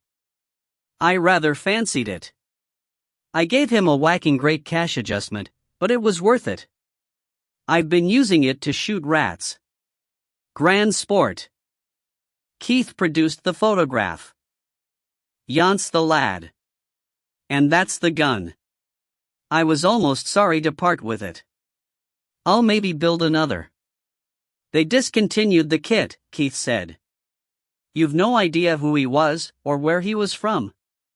Mr. Scott scratched his bald head. "I mind he said something about Dundee." Keith shrugged. "Dundee is a sizable city, but its shooting community is small." Star. When Colin Howarth called Mrs. Heller back he sounded puzzled, but he was more worried. "Is it about your swimming pool?" he asked. He hoped very much that it was no more than that. "No. You've got that job and you'll finish it," she said grimly. "Or else. I've read the contract." Howarth felt himself come out in a cold sweat. The only other project in which the redoubtable lady had an interest in common with Humbert Brown was large and at a very sensitive stage. "My dear Mrs. Heller," he said smoothly, "I believe you. How can I help you?" She punched her words in like hammer blows. "Your firm sent 2 men from the Granton and Green agency to snoop around here. They bugged my room and the closed-circuit television, tried to pump one of my girls and a porter, and threatened an agent of mine." Behind his breastbone, Howarth's ulcer began to glow. Whatever he said now would be wrong. "I don't know about any such thing," he said carefully. "Then you'd better bloody well find out, and quick. We're part of the client syndicate, you know, and if we throw our weight in against you—" "Please," Howarth broke in. He swallowed, hoping that some of his excess saliva might help quench the hot coal in his gut. "Let's not even think about such a contingency. I'm sure somebody's taking our name in vain, but I'll find out for sure. Just tell me how I can satisfy you." "You can tell me what it is that your firm wants to find out." "Even if I could, I couldn't tell you. I don't suppose you understand." "I understand perfectly," Mrs. Heller said. "Oh. Mrs. Heller, I'm only guessing. But I've heard whispers on the company vine. I don't know that your visitors have anything to do with what I've heard, but I do know that our staff are trying to learn more about some unspecified events in order to hush up a potential scandal if it exists. So, if the matters are the same, our interests are likely to be identical." "Our interests are almost certainly absolutely adverse," she said, "and I'm not prepared to haggle one damn bit. I can afford to talk to the police, because not one of my people has stepped outside the letter of the law, except Keith Calder," she told herself, "who could do his own worrying, whereas your agents have committed a whole series of illegal acts, and they've admitted working for you. So you'd better call them off, or prove to me that they are, as you said, taking your name in vain. Otherwise, if they or anybody else that I can trace back to you comes sniffing around here, or molests any of my people, I'll scream for the police so loud I'll give them a headache, and you too. And then I'll tell the project committee that if they even allow you to tender, if anyone even mentions your name, we'll jerk out our finance. And a very good day to you." Star. If Keith could have reached Dundee before the shops closed, he would have started with a round of his fellow gunsmiths. But he met the rush of homegoing traffic in Perth Road. He swept along Riverside Drive with the wind beating in through his broken window and confounding the radio's attempts at a faithful reproduction of the Dissonance Quartet. A private plane was touching down on the small airport. He turned up Rose Angle towards the heart of the town. A small garage was preparing to close, but they promised to replace his window for him first thing in the morning. He lugged his suitcase to the Angus Hotel, booked a room and ate a thoughtful meal. Back in his room, Keith started telephoning. His first few calls were abortive. A phone was unanswered, somebody wasn't expected home for another hour, and a lady was abroad on holiday. He tried his home number and Molly's voice came sweetly over the line. "I shan't be home tonight," Keith said. "Probably tomorrow sometime." "All right." She sounded disappointed, but she kept anxiety out of her voice. "How's business going?" "I'm making progress, but I'm making enemies. I don't want them trying to get back at me through you. Could you go and stay with Janet and Wallace for a day or two?" Molly asked no questions and expressed no surprise. Keith had made enemies before, but she had a sublime faith in his ability to triumph. Besides, a little umbrage kept him out of mischief. "They don't have much room," she said, "and there's two of me now. Would it do if I got my brother to come and stay here?" "Ronnie's back home, is he?" "Just today." "I'll ask him, then." "And, Keith, if there's trouble, do I call the police?" "Good question." He thought about it. "Call them if you must, but say as little as possible. I've been a wee bit rough. They started it, but the law might not see it that way." "All right." "Keep your nose clean," Molly said, "and everything else. By the by, my bag came back through the post today. Nothing missing, no message, postmarked London. See you tomorrow, then. And I'll expect you on top of your form, the morn's night." It was a delicate warning to him. A reduction in his sex drive would not pass unnoticed. Keith's next call made contact with a one-time shooting crony. "I'm at the Angus," Keith said. "I don't have a car. Would you like to join me for a dram?" Tony Carter had never been one to refuse such an invitation. "Toot the flute and bang the drum," he said. "Look out the window, here I come." Not quite as good as his word, he arrived within 10 minutes and was nearly refused entry to the hotel. Keith had forgotten how badly dressed Tony invariably was. By comparison, the scruffy Jim Bardolph was almost elegant. Anyone might have mistaken Tony for a worker in heavy industry just coming off shift, until he spoke. He had a Cambridge degree in chemistry and a Harvard degree in business management. They chatted for a few minutes about cartridges, the game fair, the year's grouse prospects and the price of whiskey before Keith produced his photograph of Don Donaldson. "Can you tell me anything about this lad, or put me in touch with someone who can?" Tony glanced at the photograph. "I think he's away on holiday just now." "You know him?" "Of course I know him," Tony said, laughing. "I'd know him even if I didn't shoot with him about once a fortnight. Everybody around here knows him. His face is in the Courier just about every week." Keith looked up at the tiled ceiling for a moment. "You mean the hall porter could have identified him for me, without my having to hang around buying you doubles of the most expensive whiskey ever distilled?" Tony took the hint and ordered another round. "Come into a quiet corner and tell me everything you possibly can about him." They established themselves at a quiet corner table.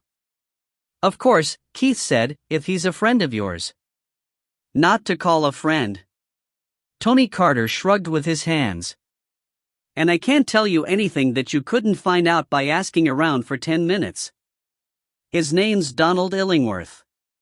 He's a bachelor, which is a pity. We should breed a few more of his type around here. He's an engineer." "Which kind? Civil, mechanical, structural, or what?" "Civil, a builder of roads and sewers. He has a one-horse private practice here, but he doesn't get much work locally. The big noises hate his guts and the builders are scared to employ him. But he's supposed to be pretty good, Gets a lot of work further afield and gets called as an expert witness sometimes. He's a keen shooting man. I see him at the clay pigeons almost every meeting. He shoots a muzzle loader as well, but mostly he turns up with a rusty old Spanish side-by-side that does a double discharge almost as often as it misfires. He says it's the only gun that he can hit things with, but you wouldn't know it because he's badly coordinated. More lead goes up than birds come down. He has a share in a small and impoverished syndicate that shoots a couple of farms. They release about 2 pheasants a year, both of which wander straight over the boundary, but they have a lot of fun. None of that sounds like much to get in the papers, Keith said. What's so newsworthy about him? Ah. He has a bee in his bonnet about the local sport and pastime. You may remember, Keith, that on wet Sundays, when in other parts of the country they're playing golf or swapping wives, we around here go in more for civic corruption.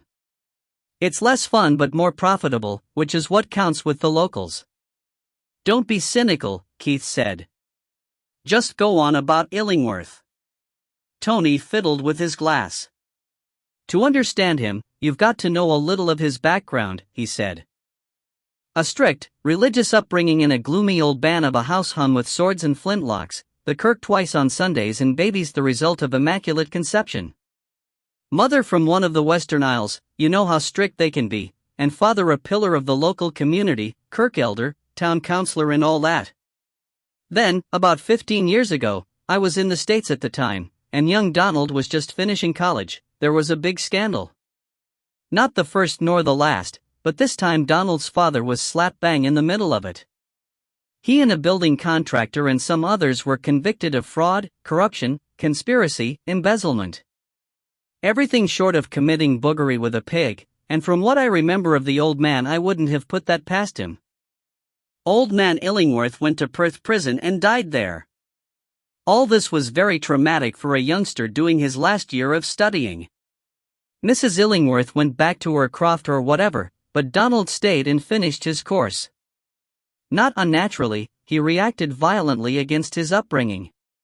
He blamed his mother for the crash, not without some justification, because she liked to keep up a bit of style, and her poor sod of a husband was only a grocer in a small way of business.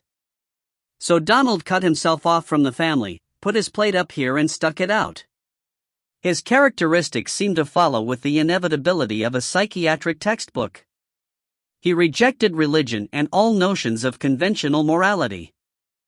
He also developed a mistrust of women, and he's always avoided strong personal ties with them. Those two things together turned him into the local tomcat. A bit like you used to be, if you don't mind my saying so, Keith. I'm a happily married man now, Keith said mildly.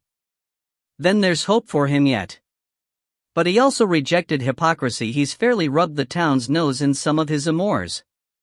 But on the other hand, he became compulsively honest. Genuinely honest? Keith asked. I don't think there's any doubt about it. He's the sort of fellow who borrows a couple of cartridges from you at a shoot and then follows you around for weeks, trying to give them back. His enemies have tried to discredit him for years, but they could never make anything stick. But enemies? Keith pricked up his mental ears. Yes. His honesty became fanatical. He became a crusader against public corruption. Aha! A state of covert war between Illingworth and a major contractor began to take on credibility, although it seemed to Keith that the engineer seemed to be cast more probably as the victim, whereas the photograph suggested that he was the survivor. It didn't do his practice too much harm except locally, Tony went on. Honest professional men shine in the dark around here. And everywhere else. Maybe. He got onto the council for a while, but he was such a bloody nuisance that I think, reading between the lines, that all the parties got together, even the Nats, and put their best men up against him to squeeze him off. Since then he's been prowling around the outskirts and running to the procurator fiscal with any biddies of dirt that he digs up. Just at the moment he's hitting the headlines with allegations about the Firth Bay project, but he can get just as uptight over a can of paint for a councillor's front door. In his own way he's done a lot of good. In fact, when he's learned a bit about the facts of politics, he may become a useful lad to have around. Keith got up and fetched another round while he thought about it. The personality of Donald Illingworth, Don Donaldson at Milmont House, fitted the missing parts of the puzzle to perfection. Almost every detail was accounted for. "Does Illingworth shoot small bore?" Keith asked as he sat down. "Not that I know of." "Does he have a source of spent bullets?" "He's pally with a major in the territorials." "That'll be it, then," Keith said. "Where does he live?" "Illingworth? Out Invergowrie way somewhere, I think. Try the phone book." "If I drop you home, can I borrow your car until tomorrow morning?" Keith asked. "I'll pay for taxis if you need to go anywhere." Star. The telephone directory gave Donald Illingworth an address in Inchgavie. Keith drove there in Tony Carter's Granada and found an area of new dwellings, partly houses and partly two-story flats, close to the banks of the Tay. Keith thought that Illingworth would be a fool if he didn't get down to the mudflats after the geese. In which case there would be a Magnum shotgun and heavy cartridges in the house. So, if he had to break in, Keith had better make damn sure that Mr. Illingworth had not returned from his holiday abroad. On the other hand, there was a high probability that he had no intention of coming back until all danger was past. What, Keith wondered, would a man of compulsive honesty do if someone else were arrested for his crime? Illingworth's home was an upper flat in a quiet cul-de-sac. From habitual caution, Keith drove round the corner. The road petered out where houses were still under construction. Keith left the car beyond the last streetlight and walked back. The sun was almost gone, the lamps dripping splashes of light onto the creeping grayness. The upstairs flat was dark. A Jaguar gleamed in the street below. The bell rang audibly in the upper flat but produced no reaction. Keith moved to the door of the lower flat and plied a brass horseshoe door knocker. The sound of a record player, floating out sentimental guitar music, was suddenly muted, and a few seconds later the door was opened by a woman. Against the light, Keith could only tell that she was tall and well-rounded and long-haired. He stood as straight as his bruised ribs would let him and tried to look respectable. "I'm looking for Donald Illingworth," he said. "He's away. On holiday." Her voice was young, accentless. "Would you mind telling me where? Would you mind telling me why you want to know?" If she had said "I don't know" or "somewhere in the Med" or "go to hell," Keith would have let the matter drop, at least as far as she was concerned. But when she answered one question with another, Keith's mental signals began to light up. He put all his virility into his voice, at the same time cocking his head in little boy appeal. "It really is very important. And I think it may be important to Mr. Illingworth that I talk to him as soon as possible," Keith said. He wondered whether it was the truth. It would be nice to know. He handed over his business card, a calculated risk. She studied him for a second in the light that came past her shoulder. "You'd better come in," she said.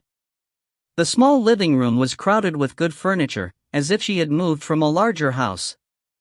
They sat and looked at each other. She would have seen a darkly handsome man of athletic build and still fit in early middle age.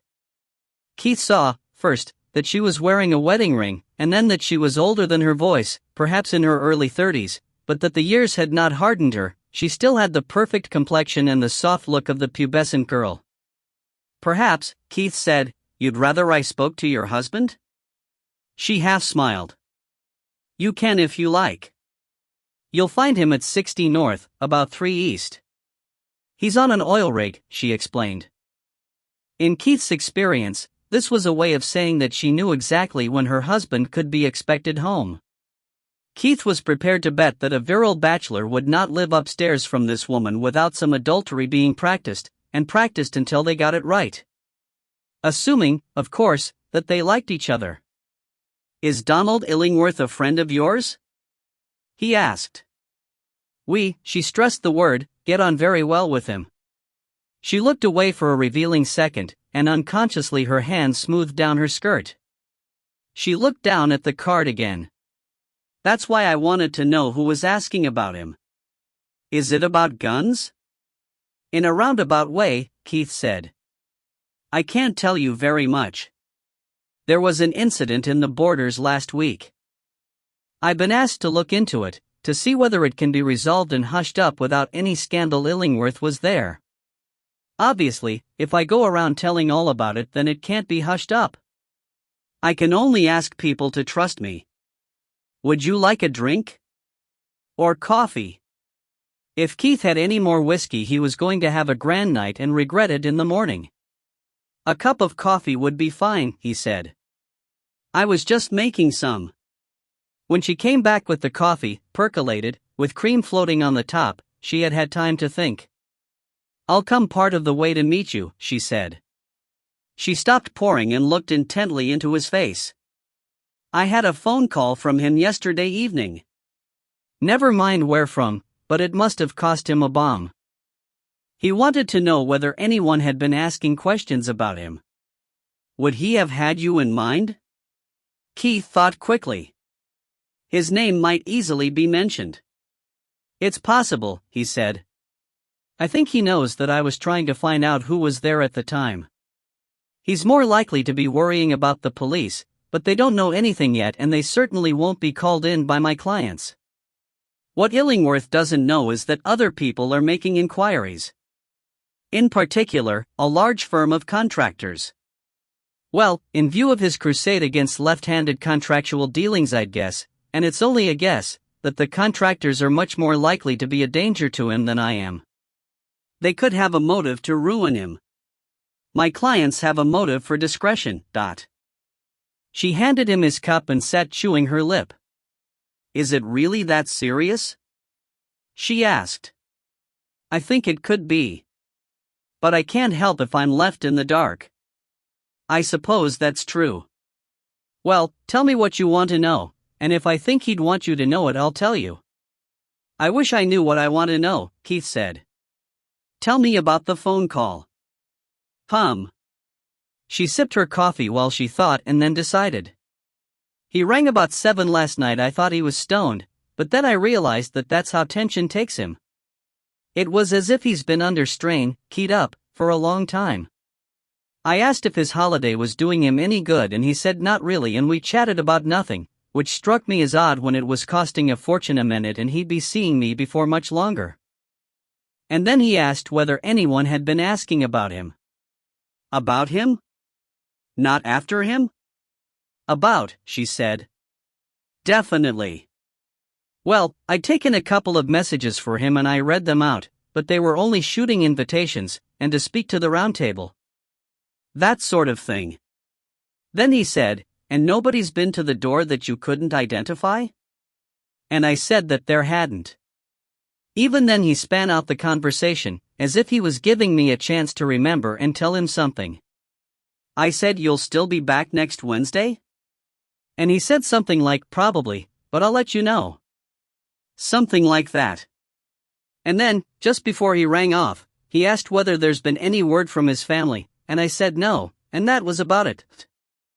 Keith kept his face blank and tried not to show any other signs of his sudden interest. What family would he mean? I don't know. I'm only repeating what he said. He never spoke much about his family. I know he had a mother, but he'd quarreled with her. He was always sad about that, she said, moist-eyed. It seemed to be the great conflict in him, and yet it's what drives him on. I'm sure you understand.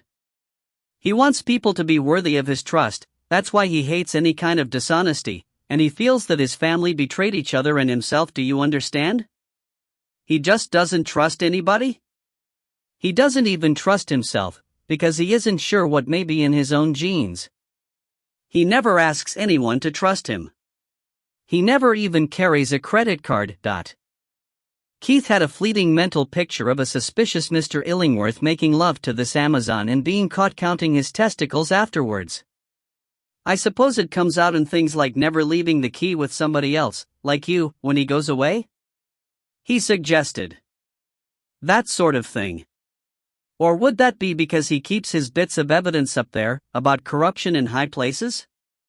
She shook her head emphatically and then frowned. If I thought that, I'd be scared to sleep here alone, she said. But he told me once that he keeps most of it in his head, and any hard evidence goes straight into the bank. Do you think it's true? It sounds like him, Keith said, but I'll ask. Where is he? No, she said. I'm not telling you that. I think I trust you, she crossed her legs carelessly, but he asked me to tell nobody and I'm not going to do anything to increase his untrustingness. It does you great credit, Keith said. He wondered who he knew in GPO telecommunications who could trace a call for him. You've got my phone number, in case you think of anything you'd like to tell me, and I'll take yours in case I think of any questions you might like to answer. And if Illingworth calls you again. Yes? Keith could not think of any informative message which he would care to pass through a third party. Beg him, in his own interests, to phone me. He can even reverse the charges. Star. Walking back to his car, Keith was conscious of an unaccustomed glow of virtue. The old Keith, the notorious philanderer of a few years ago, would never have detected those signals of availability from such a source and passed them by. Since his marriage, Keith had held to his own fashion in fidelity. With mistresses of long standing he had felt no need to change established precedent, but he had made very few new conquests, and those only when he succumbed to temptation which he could honestly consider irresistible. His willpower, he thought, was increasing. The truth of the matter lay deeper than Keith cared to admit to himself. As the father of a daughter, his role as a predatory male was open to question. Because what was good enough for him today might someday be good enough for some other male with little Deborah. Or for Deborah's husband. Unaware of this conflict between his libido and his psyche, Keith gave himself a pat on the back and looked forward to telling Molly what a reformed character he had shown himself to be. Not too damn reformed, he admitted to himself, but reformed nonetheless. In his reverie, he almost walked past a car newly parked under the last street lamp, some yards short of Tony Carter's Granada. It was a large, gray Citroën. Keith retired into the shadow of a builder's hut while he thought about it. Presumably the two men had been freed, or had freed themselves. He was prepared to bet that Bardolph was not back in action, but Cyril Warrender was something else again, and he might have picked a fresh partner. Presumably he was not giving up the promised reward easily. He had not come to the door of the downstairs flat. Breaking into Illingworth's flat might have been a logical move. Keith waited, leaning against the corner of the hut and nursing his sore ribs. Warrender was taking his time. Searching a flat without revealing his presence would be a slow business. But, Keith thought, perhaps he was visiting the flat downstairs and giving the lady a hard time. Well, the lady would just have to take her chance. Keith came cautiously out of the shadows. He jammed a broken match into one of the Citroën's tire valves so that the tire began to deflate, and then moved to a new hiding place from which he could see the front doors of the flats. If Warrender came out of the wrong door, Keith would know what information to beat out of him. But, at long last, it was out of the door from the upper flat that Warrender came, walking softly and avoiding the spillage of light. With even greater caution, Keith moved through the rubble on a parallel track until he was back in the shadow of his hut.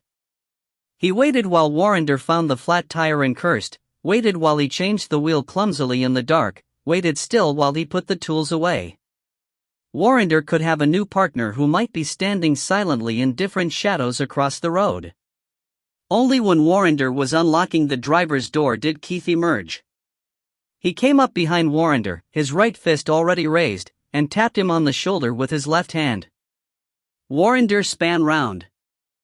Even in the poor light of the remote lamp, the shiner that screwed his left eye shut stood out like a cowpat in the snow. With all his might, Keith punched him in the other eye. Warrender slammed back against the car and sat down hard. He leaned back tiredly against the Citroën. "What did you do that for?" he asked plaintively. "Would you rather I'd called the police? Or broken your kneecaps like your pal Bardolph?" Warrender fingered his eyes, and then rested his elbows on his knees. "You didn't break both Jim's kneecaps," he said. "Only one of 'em.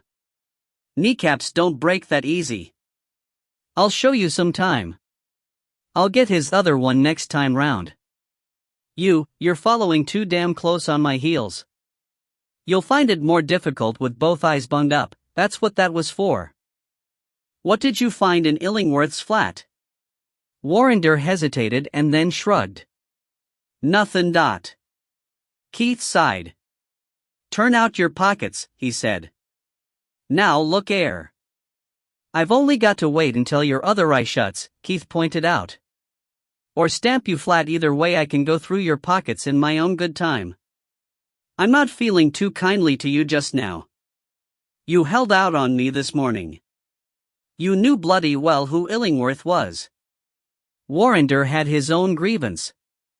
Bloody ages we was hung on that tree, he said. He pulled himself to his feet and emptied his pockets onto the roof of the car. Since that morning he seemed to have acquired nothing new except a few pieces of bent wire and a strip of plastic, for housebreaking, Keith presumed. There was still no notebook. Kick your shoes off, Keith said, stepping back. I'll see you. Kick them off, or I'll jump on you. Warrender stooped to untie his laces. As he did so, he broke wind loudly. He kicked the shoes to Keith. Sorry about that, he said. It's always like that when I get nervous. A piece of paper showed white in one of the shoes. Keith picked it up and turned it to the light. The paper was folded, but the opening words caught and held his eye. Bemara. Tuesday. My dear boy. If that's the way it takes you, Keith said absently, you'd better not go down in a... The blow took him in the solar plexus before he could say diving suit. It caught him unprepared. Given warning he could have ridden the blow, but with his muscles relaxed it drove the breath out of him and paralyzed the nerve center that controlled his breathing. He folded to the ground, slowly suffocating. Cyril Warrender pushed his feet back into his shoes and tied the laces carefully.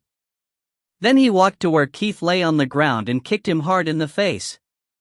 By the time that Keith was taking any interest in the world again, the gray Citroën was gone. Chapter 8. Keith lay on the bed in his impersonal room in the Angus Hotel, holding a bag of ice to his upper face with one hand. The floor waiter had been sympathetic, and the telephone to his ear with the other. The bell was ringing in the flat in Newton Lauder.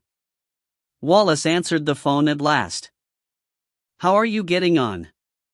He asked. Did you read the top right-hand headline in the Scotsman this morning? Keith asked. Not yet, but I'm looking at it now. I got you. The headline had referred to revelations by a Dundee councillor that the city's Craigowl Exchange was being used for telephone tapping on an international scale. It looks as if somebody'd better get over to the Western Isles, Keith said. I've had a bit of a knock. Could you go? It doesn't sound like my sort of trip. This isn't just because you're afraid of flying? No, it is not, Keith snapped. I've been kicked just above the nose, and both my eyes are closing. How's the other fellow? Pretty much the same by now. But Warrender's a determined sort of sod, so you'd better get there first.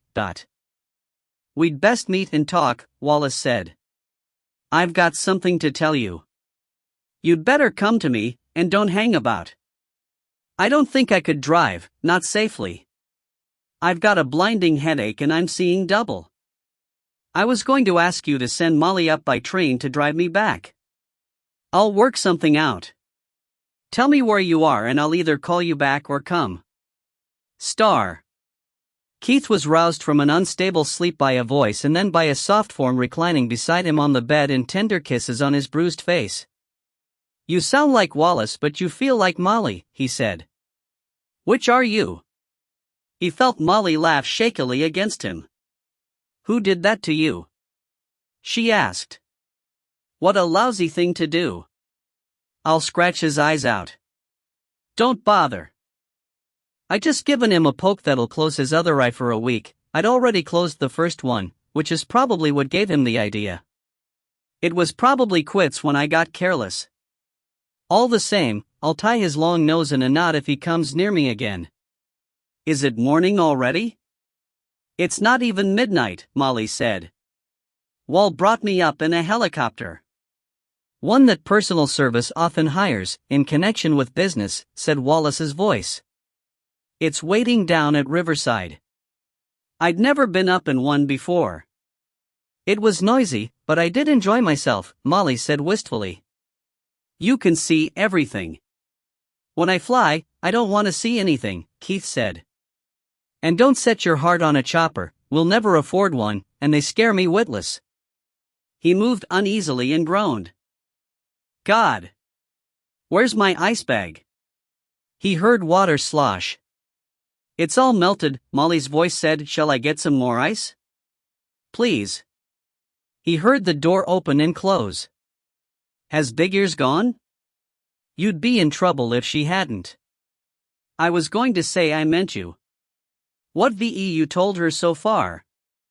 Roughly the facts. But not the, nature of the establishment. Right. Listen, now. Quickly, Keith recounted the events of the day. I don't know, he finished, why Warrender should think that the mother's letter was important, but then I don't know what was in it. And I don't know what he may have seen in the place and not bothered to take away with him. I was going to bust in there and take a look for myself, but I can't do it with my eyes bunged up. Wall, couldn't you put it right out of your mind? Well, if we're still in the dark after my eyes are open again, I'll come back. Or if it becomes urgent, we can hire somebody. It still seems to me that you'd best go over and see Mrs. Illingworth, who wrote to him on an unspecified date from Bernera, which I seem to remember Sun Island off the coast of Lewis. Or possibly of Harris.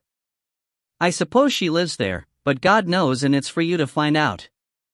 Thing is, Warrender may be on his way over in front of you. Unless he can afford to hire a chopper, Wallace said, he'll be behind me. There isn't a plane until morning, and even if he charters one he'll have to come down at Stornoway Airport. I don't see a charter pilot sitting down on some beach in the dark. Then he'll have to hire a car, and Gaelic doesn't have any word as urgent as mañana. If you get there first, stay ahead. I put his mate into hospital, but he may have picked a new partner by now. Maybe you'd better take Ronnie along as a bodyguard. He heard Wallace chuckle. I'd get into more bother with Ronnie along. I use my head, not my fists. Just about as hard, Keith admitted. If you can track Mrs. Illingworth down, find out whether anyone's been asking questions about her baby boy in the last few days. Or in the last few months, come to that. And whether he's been in touch with her. And be canny, Wall. If she gets a hint he's killed somebody, she'll hold her weist or go screaming to the police, whichever way it takes her. Yes. Wallace hesitated. You're sure he's the culprit? Somebody got hurt, and he's still walking around. I suppose it's just possible that he's carrying around a minor flesh wound, but I have my doubts. I'm still hoping that Harold Fosdyke may turn up as walking wounded. Said Wallace's voice.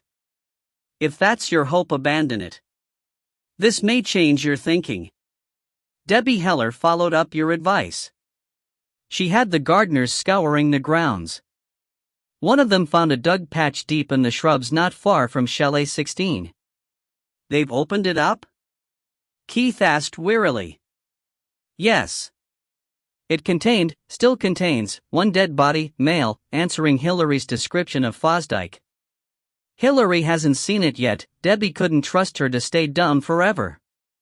But there's no doubt about the description. There's a hole clean through the neck, you'll be gratified to hear. Nothing in his pockets. God damn. Keith felt a sadness settle over him, not for the deceased Fosdyke but for Illingworth. Keith had been aware of a distant affection for the builder of roads and sewers. Is the gardener trustworthy and loyal? She should be. She's an extart, outlived her attractiveness. Most of the domestic staff are in that category. They never talk to the cops. Not that it matters, Wallace said. I suppose this hardens your attitude? You want to lay this in Monroe's lap now? Keith pondered and then shook his head slowly and carefully. Yesterday, that's what I'd have wanted. But now I'd opt for waiting until we've got all the information we can grab, before we do anything irreversible. But you're the one who kept saying call the cops, call the cops, call the cops. I thought your needle had stuck in the groove. And I may say it again. That's why I asked whether you're garden whore, Christ. What am I getting into? Could be trusted to be discreet. She can always find the body tomorrow or the next day. For the moment, I want facts. It looks bad for Donald Illingworth. If we throw him to the fuzz, he'll be ruined, along with 2 of your companies. The young ladies of Millmont House will take a financial beating, and so you and I. Here we have a lad brought up strictly and morally.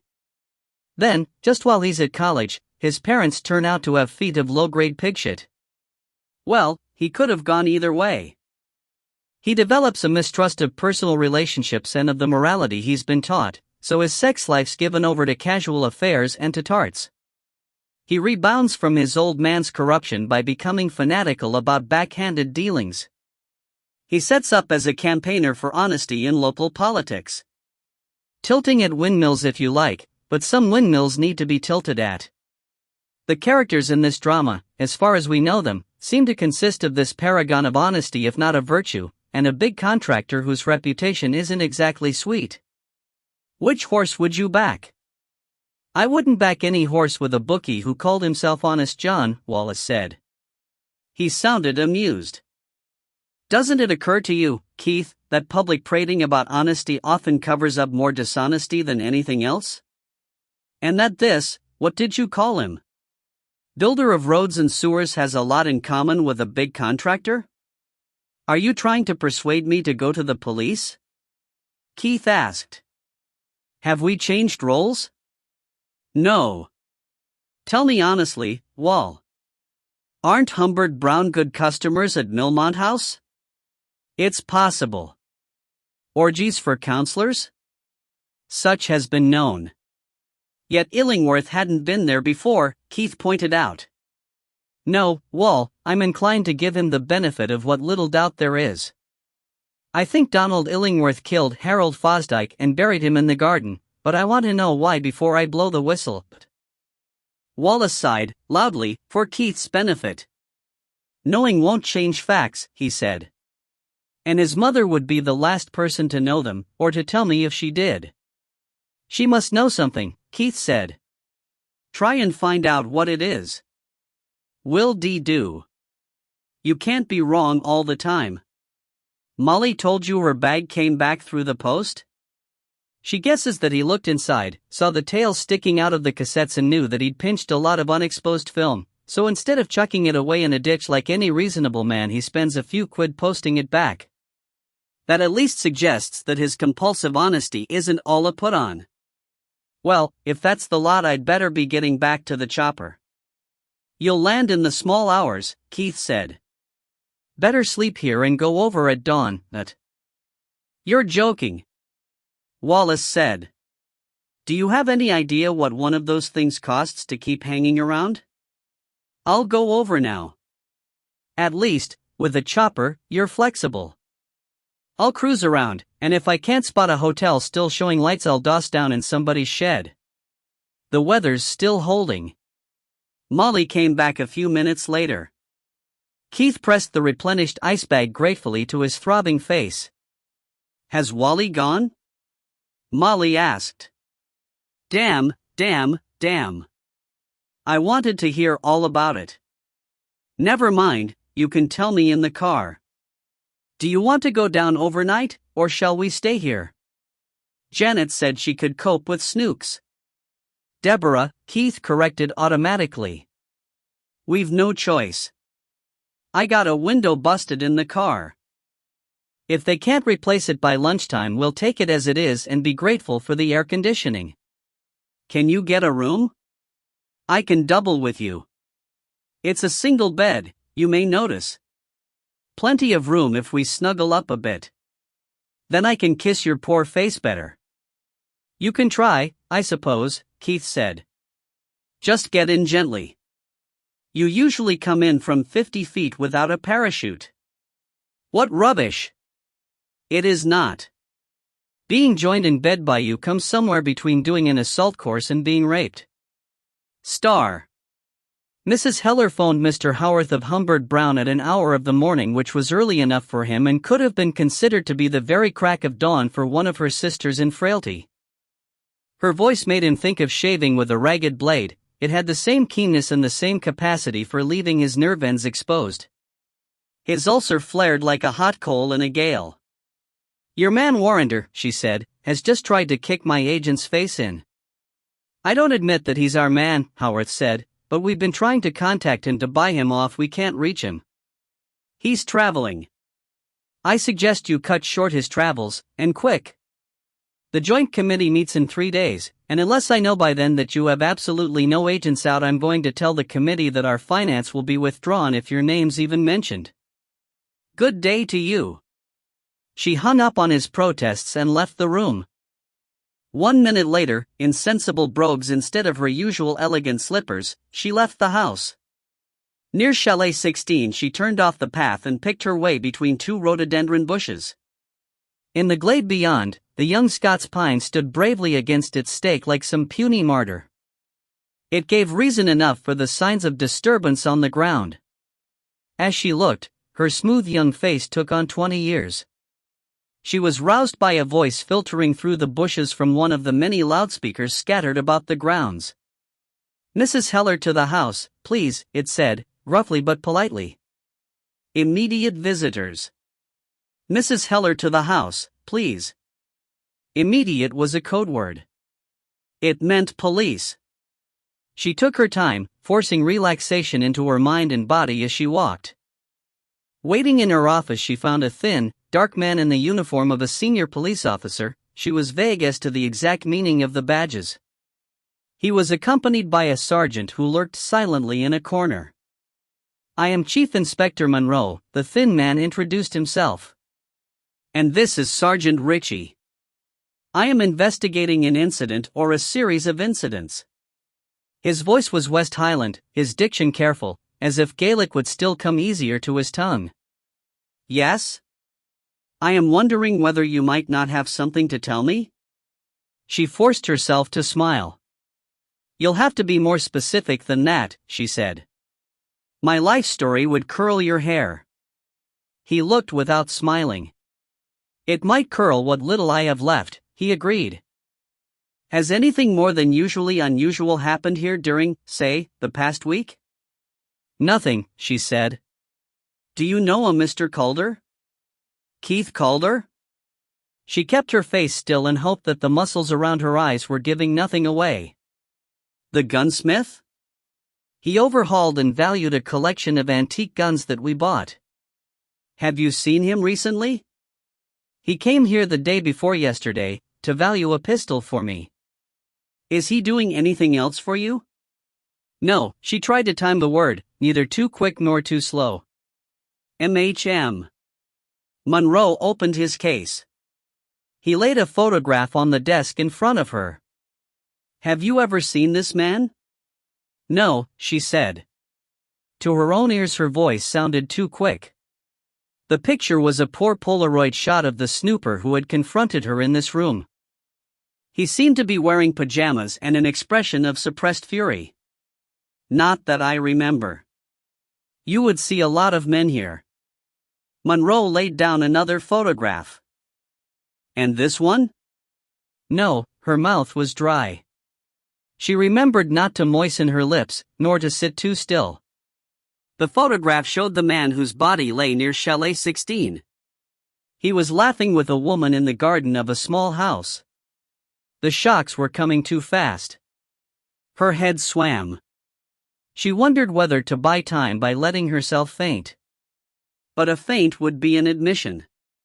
She pushed a pencil off the desk, bent to pick it up and held the position until her head cleared. Quick as light, during the process of straightening up and laying down the pencil, her mind flitted over facts and suppositions. She thought a dot. The bastard knows what we do. What else does he know? Humbird Brown wouldn't have told the fuzz a word. He doesn't know about the body. The man's wife may have reported him missing. He wouldn't have told his wife where he was going. They never do. Not even the man who comes about the rates. Especially him, come to think of it. But the man's wife might know the general area he was going to. That would be enough for this bugger to bring along that photograph. Does he know there's a connection between the two? If he does, I can't see how. So what put him onto us? That damned private dick. Calder shouldn't have put him in hospital. Should I cancel that alibi? Let Calder go down? The man may have talked in shock. Spur of the moment. Would he go on talking? Does he know anything to matter? Probably not. He was fishing in the pool where the fish swam last, but he didn't catch more than a tiddler. His mate may have hooked something bigger since then, but he wouldn't know about that.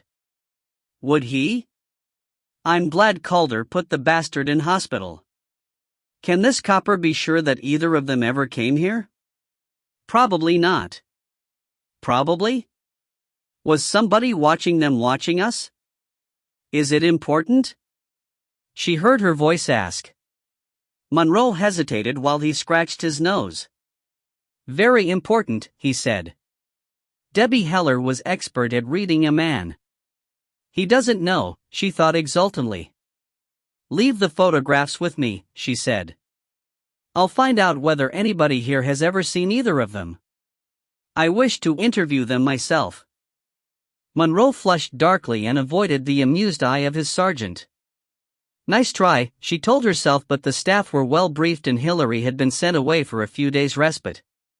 You do you? She said. We'll see them together. I'll call them in at 5-minute intervals. And I want to see your list of appointments for the past week. You do keep a list? We do not operate off a street corner, she said coldly. Is this in confidence, outside of whatever it is that you're after? You have my word.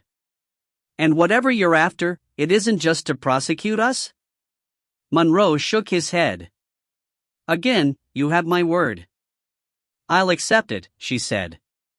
I'll give you a printout from the computer.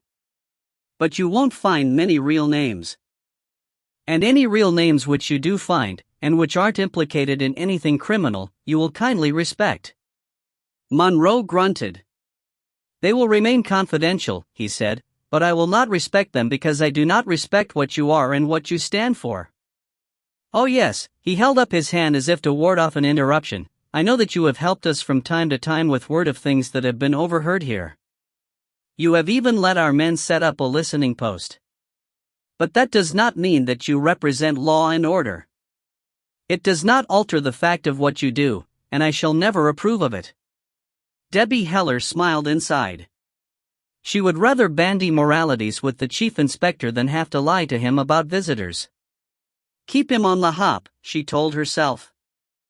If you make any such suggestion about me outside this room, she said, I'll sue you. I'm the chairman and managing director of a substantial group of companies. Those companies happen to include one of which you don't approve, because it makes accommodation and a secretarial service available to girls. Well, tough titty. You may not like the morals. You may even think that it offends against the law. But you'd get no support from the procurator fiscal and you know it. Monroe's forehead had a purplish tinge. Because you have corrupted my fellow officers? No. Because that company exists to give the girls a chance to keep and invest their earnings over a period and then to get out of the game, as I did, instead of being milked and sweated and dominated by some member of your sex, Mr. Monroe, until they're old and ugly and flat broke. We probably rescue more girls from prostitution than all the social workers in the country added together. That is no different from the criminal who commits his last big crime in order to retire, Monroe said indignantly, waving a bony finger at her. But we will never agree. Never. Now, Mrs. Heller, the photographs. Ah, yes. She put her finger on the intercom and withdrew it. You can see the girls alone if you want. She managed to work up a leer and put a slight emphasis on the want. Monroe was a brave officer, but his Calvinist upbringing was weighing him down. The very idea of visiting scarlet women in their boudoirs terrified him. "No thank you," he said. "We give a small discount to serving officers." "And pensioners, no doubt," Monroe sneered. "That question has never arisen yet." Chapter 9. It was nearly noon before the window was replaced and Keith and Molly got away from Dundee. Keith, awakening, found that he could with some difficulty crack his eyes open enough to give him a blurred and distorted view of the world, but the view was hardly worth the pain. It was easier to let Molly sponge his face, dress him and prepare his breakfast, and to wait patiently while she visited travel agents on his behalf and then fetched the car. In the passenger's seat, Keith leaned back against the headrest and wondered why the position felt uncomfortably familiar. Then he remembered. When Molly drove, he always closed his eyes. Molly started off grimly silent as she braved the traffic. "You're going by Perth and the motorway, are you?" Keith asked after a minute or two. "I hate that road through Fife." "And I thought you couldn't see." "I can't. But I didn't hear you stop and pay a toll on the bridge." "So what did you find out at the travel agents?" "Just a moment." Molly was silent again while she spurted past what sounded like a corporation bus. "You were right. I put on a voice like Inspector Monroe and said that I was Donald Illingworth's sister." "Did you find out where he is?" "Yes. I said that our mother was desperately ill and calling for him, so would they please tell me where he is?" "And where is he?" Keith asked. "At the first one they thought I was daft, but I struck lucky at the second. They didn't want to tell me, they said it was confidential, so I said that it was a matter of a legacy, and my brother would certainly sue them if he got cut out of our mother's will because they'd been so stubborn, and in the end they told me." "Where?" "You don't have to shout." "He's in Madeira. Funchal. They showed me a brochure. It looks lovely." "Keith, do you think we could go to Madeira sometime?" "Possibly," Keith said. "Possibly. But meantime go through Edinburgh. I want you to describe the outside of the personal service building to me, Dot." "I don't like driving in Edinburgh," Molly said. "Is it important?" "I don't suppose so, but it might be." Keith fumbled for the radio and switched it on. Jangling discords, something by Stockhausen, he thought, not the medicine for a man feeling depressed and uncertain. When they were safely on the dual carriageway he said, "Find me a nice, soothing tape, would you? Something easy, all melody. Is the Mendelssohn Violin Concerto in the car?" "You took it out." "Anyway," Molly said, "I'd rather you told me what this is all about." "Wallace said he told you." "He thinks he did. But he was so vague and circumspect I still don't know whether you're in trouble or not." "I don't think I am," Keith said, "except for having quite a financial stake in solving a problem." "You're troubled in your mind, though. I can always tell." Keith eased himself into a more comfortable position. He was finding more and more parts of his anatomy that were grumbling about the activities of the previous day.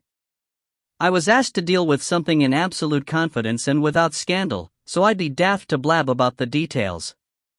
Keith seemed to remember saying much the same to Illingworth's neighbor the night before. He paused and sorted out his thoughts. "I'll tell you this much, and don't you go telling a soul.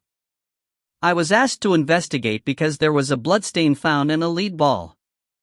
It looked as if somebody'd maybe been shot.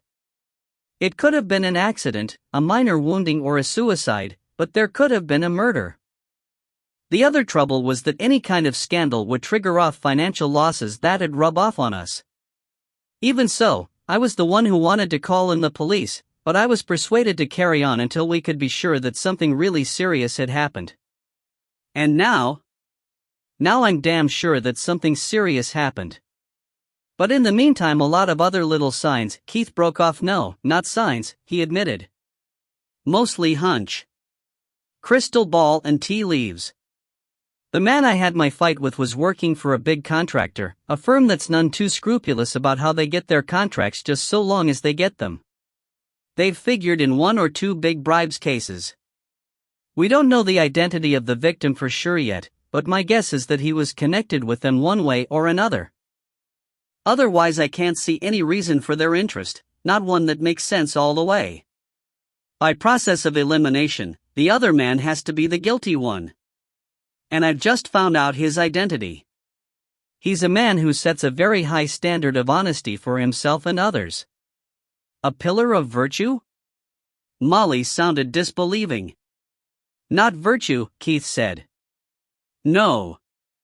If, when I was younger, I'd been as much of a one for the lasses as you've always wanted to think, which I wasn't, I'd been a babe in arms compared to his one. His private life's in one hell of a fankle. But he seems to be a genuinely honest man. He's set his face against dishonesty, especially corruption with public funds. There was another break in their discussion while Molly slowed to let a faster car by and then pulled out to pass a juggernaut.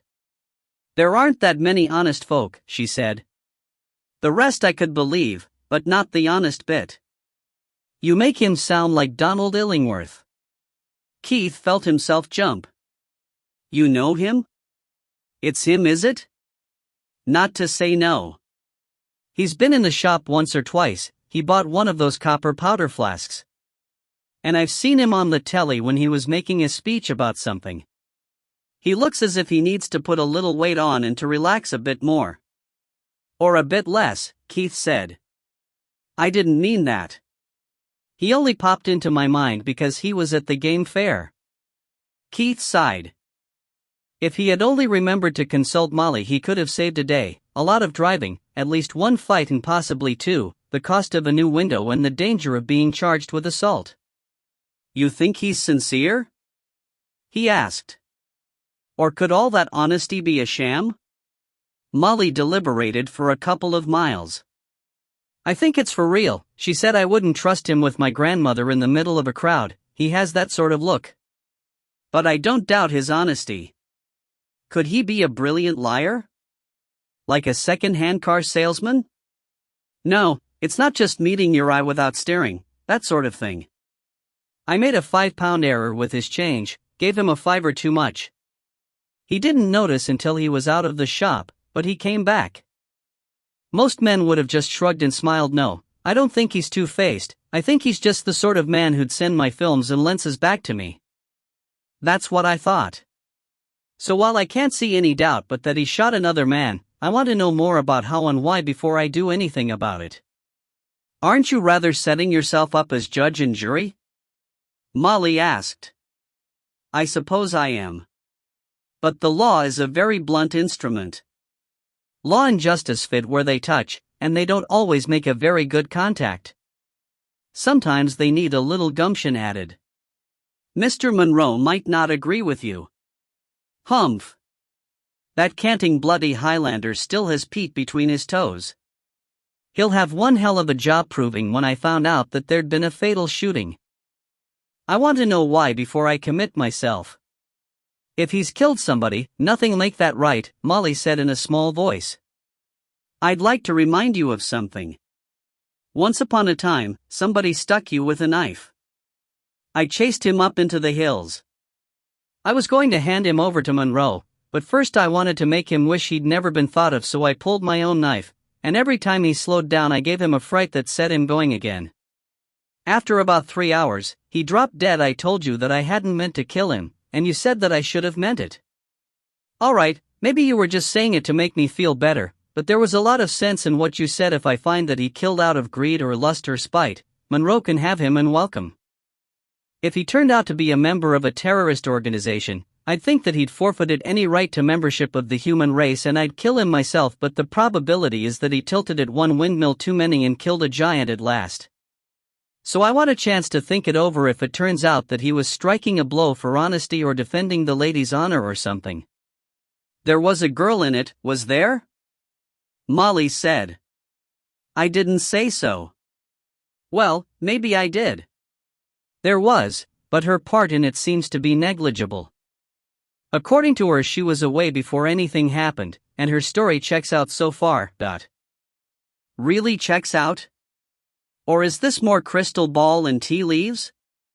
Or a logical deduction that nobody with a swollen bust and lace pants could possibly tell a lie? I know how you think, Keith Calder. Molly spoke lightly, but there was a trace of anxiety in her voice. Keith started to smile, but stopped quickly when his battered face objected. You think you do, he said. But you don't. What you're saying is that I'm a male chauvinist pig to exclude her because she's female. Equal opportunities for murderesses. If you want to be silly about it. It was Keith's turn to be silent for a mile or two. Maybe you're being coaxed in the direction of female chauvinism by Illingworth's blue eyes, he said at last. I don't think I'm being chauvinist.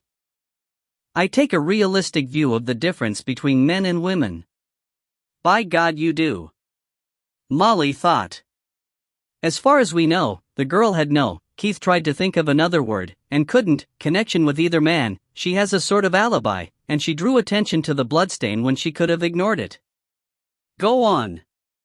All right, there's one other factor. This wasn't a woman's crime. Aha! Not aha, but far from it, Keith said. You're always generalizing about women. I don't think I'm generalizing. I try not to. People exaggerate the gender differences, it's more fun that way.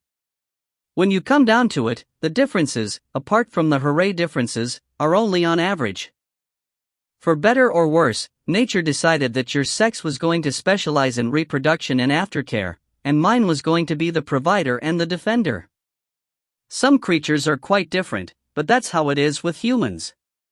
So the average man can run faster than the average woman, but although I'm at least as fast as the average man, there are some women who can run faster than I can. You've found out, haven't you? Molly said.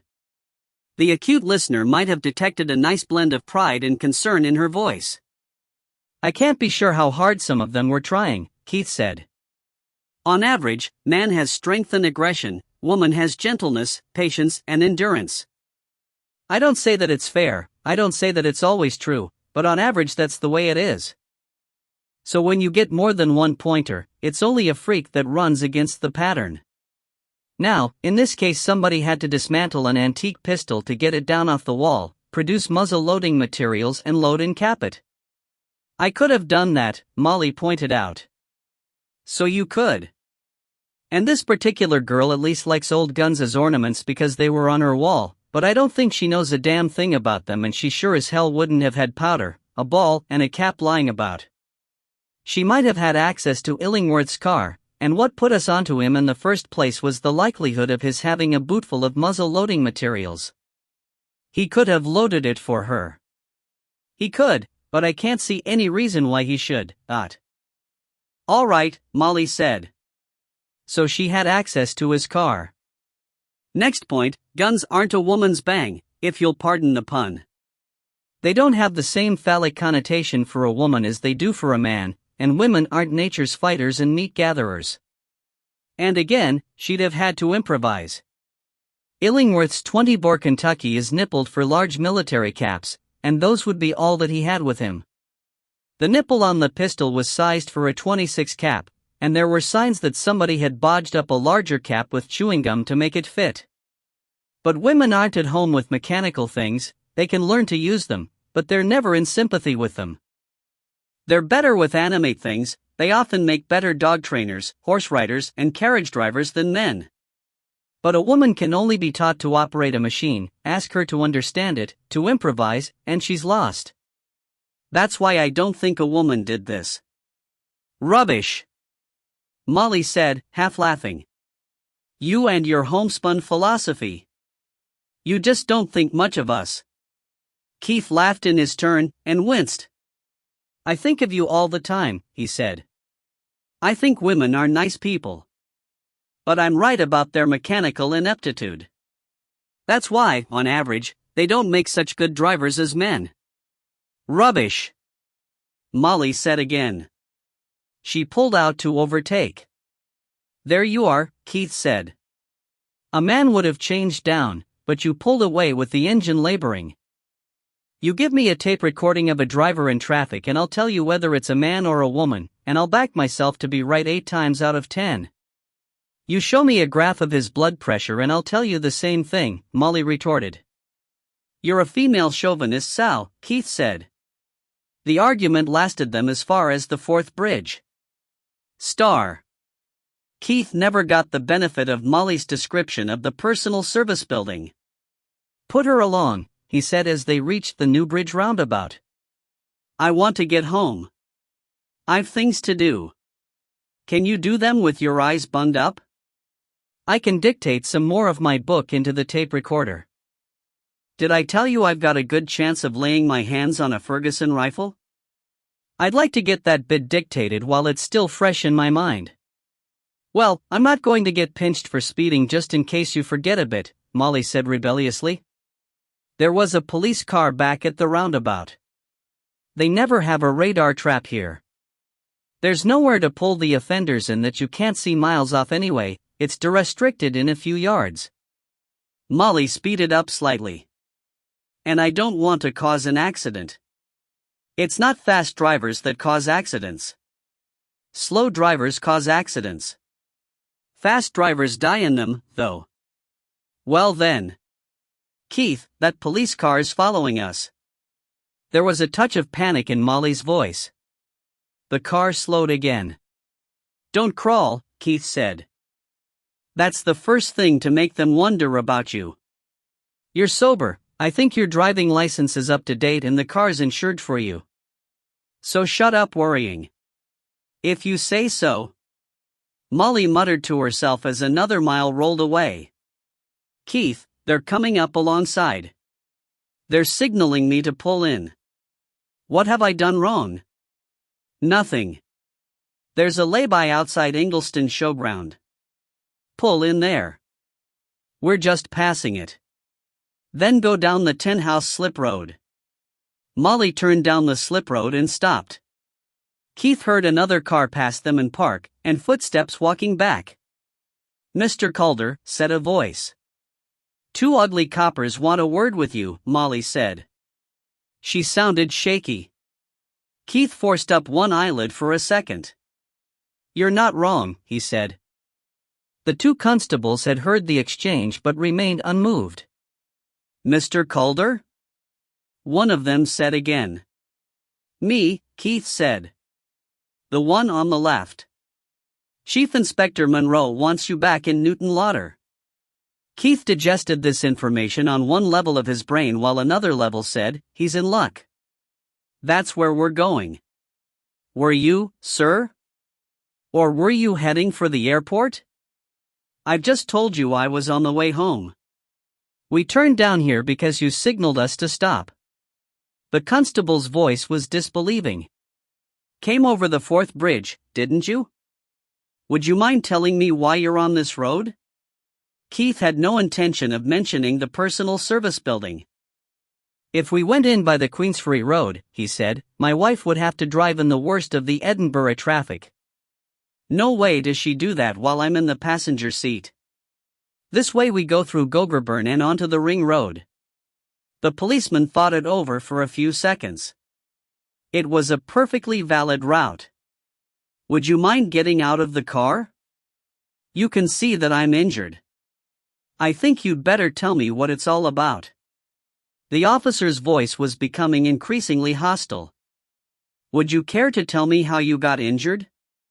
No, Keith said, I would not. My orders are to bring you to Newton Lauder. I'm going there anyway, Keith said patiently.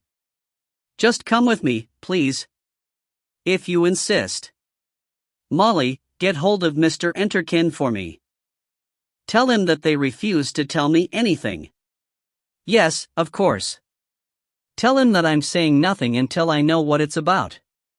And tell Janet. Janet, Keith hoped, would have the sense to get a message to Mrs. Heller. And before I get out of the car, take a look at their warrant cards for me. Chapter 10. They made good speed and no conversation. Keith passed the time by keeping mental track of their progress, but he was still placing them at the top of Sotra Hill when they made the sharp turn off the main road towards Newton Lauder. Keith's own house was somewhere off to the right. The sound of the car changed as they entered streets. They pulled up in the square. One of the policemen took Keith's arm, and not, Keith thought, out of consideration. It was the constable who had done all the talking. Keith knew the gruff voice. Keith made what use he could of his blurred vision as they climbed the low step and entered the police building. Mr. Enterkin's voice was like the barking of an angry terrier. Keith could imagine the fat little solicitor scampering dog-like around the tiled corridors, snapping at heels. "Which of these men did that to you?" he demanded. Keith was sorely tempted, but medical examination would show that his bruises were 16 hours old. "I had a fall in the hotel bathroom," he said. "What sort of speed did Molly drive at to get here first?" She phoned. "You're not saying that because you've been intimidated?" "No." "Have they been keeping you from getting medical attention, Dot?" "I don't need a doctor," Keith said. "That's a matter of opinion." Keith could feel hands pulling at him and he managed to make out the thick-set form of Sergeant Ritchie. "Chief Inspector Monroe wants to see you right away," Ritchie's voice said. "Not without me," Enterkin said. "Mr. Monroe wants to see him alone first." "I can keep my trap shut," Keith said. "I'm coming along to make sure of it." "No, you are not," Ritchie said firmly. "Come along now, Keith, Mr. Calder." Ritchie pulled one of Keith's arms. One of the visiting officers jerked at the other. Keith let himself stumble. He was playing for time and a psychological advantage. He meant to save himself, but when Ritchie let go of his arm, the other policeman held on. Keith swung round and as he fell he hit his nose on the counter. The blow was slight, and although it set his bruises pulsing, he had many a time suffered worse in friendly tussles with Molly's brother. He need not have produced such heart-rending groans. Mr. Enterkin rounded on a stout woman who had been arguing over a summons for a chimney fire. "Madam, you were witness to that assault." She nodded happily. The police seldom find friendly witnesses within their own portals. "Aye. Right course it was," said the lady, "and done on purpose too." "You'll testify to that?" "So help me God." "Mrs. McHarg, isn't it?" Keith was on his knees. While Mr. Enterkin and Mrs. McHarg held their dialogue and Sergeant Ritchie protested the accidental nature of the mishap, he felt his face. The knock had set his nose bleeding and he managed to transfer some of the blood to his swellings. He could have done with a mirror, but by touch alone he was confident that he was presenting the sort of picture that Mr. Enterkin could best use. "I think I'll be all right," he murmured bravely. "The poor laddie," said Mrs. McHarg. "See what they've done to him." "Come along now, Keith man," said Ritchie. His careful officialese was slipping under pressure. "You're no sair scathed, and it was just a mishanter. Come away and see Monroe. And nae lawyers, for the love of God." "If you separate me from my client even for 1 second," Enterkin said grimly, "I'll be back with a press photographer and a reporter before you can start to clean him up. The Border's Advertiser has an office just up the road. Star." Chief Inspector Monroe found himself very much at a disadvantage. In the circumstances he could hardly prise Keith forcibly out of Mr. Enterkin's tenacious clasp, and having got Keith at last into his office he was forced to release him again, albeit temporarily, first into the washroom and then for the attention of a doctor who, to Monroe's stark horror, expressed privately to the chief inspector his anxiety as to whether either blow, and he stressed either, might not have caused serious injury. The doctor mentioned detached retinae and intracranial hemorrhage among other horrors, and Monroe took little comfort from the fact that the doctor was a notorious prophet of doom. Nobody, Monroe felt, could be wrong all the time. Even when he had got rid, for the moment, of the doctor and had seated Keith and Mr. Enterkin in his room together with a constable to take shorthand, he found his visitors more anxious to discuss a personal suit against himself than the reason for Keith's enforced return to Newton Lauder. Almost as bad, he found his mind distracted by a concern, which he would never have admitted, for Keith. When they had first met, Keith's amorous bachelorhood, disrespect for the police and preoccupation with firearms had combined to give Monroe an acute dislike of him, but over the years Monroe had come to know Keith and to hold him in reluctant but firm respect. This was not going to be easy. "Very well, then," Monroe said at last, testily. "We have discussed it long enough. Either you are going to sue or you are not. Which is it to be?" "These things can't be rushed," Enterkin said. "They take time. Evidence must be gathered, precognitions taken, counsel's opinion sought. Your own conduct during the remainder of this interview may well have a bearing. So far we have only discussed the assault which was carried out, we believe, on your orders.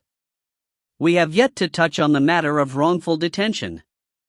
My client has been here for an hour and in the hands of your officers for twice as long, and he has still not been told the reason. His time is valuable, and mine is far from cheap." "That's right," Keith said.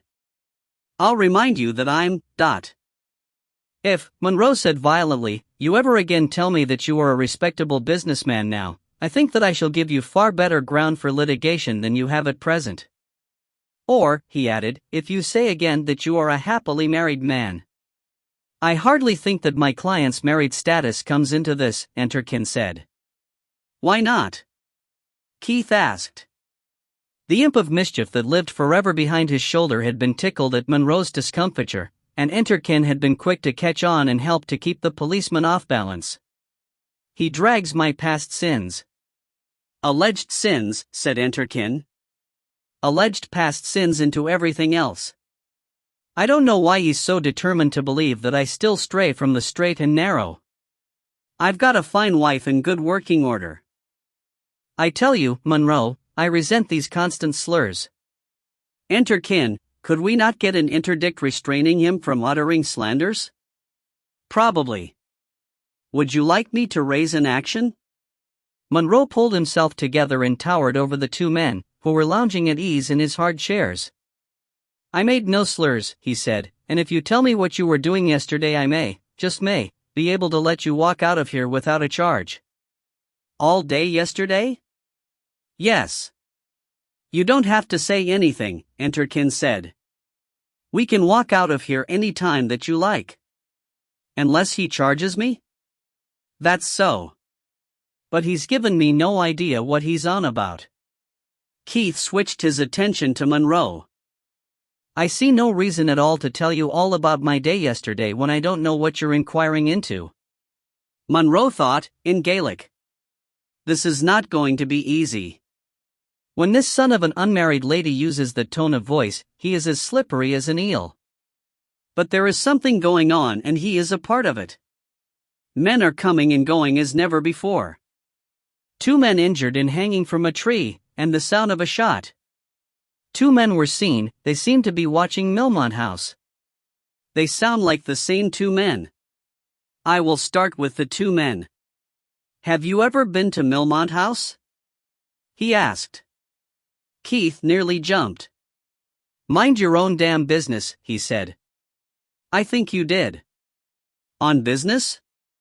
Your business? Or theirs?" When Keith sat silent, Monroe went on. "But you will be saying that I am making slurs again. Yesterday, just before noon, 2 men were found handcuffed to a tree. One of them had a broken kneecap. A witness saw you driving away. What have you to say to that?" Keith thought furiously. "Witness? Farmer attracted by sound of shot? I never shoot around there. Nobody local would know my face. Did he get my number? If so, did he just see me driving by? Better not produce my alibi if I don't have to. Would that bleeder Bardolph have talked? Named me? Not on purpose. That sort hold their tongues. Under an anesthetic?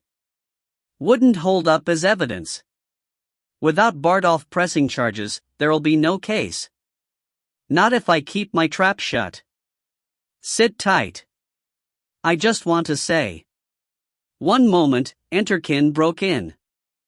Better to say nothing at all than half a story. What you don't say can be revealing, or misleading, or downright dangerous.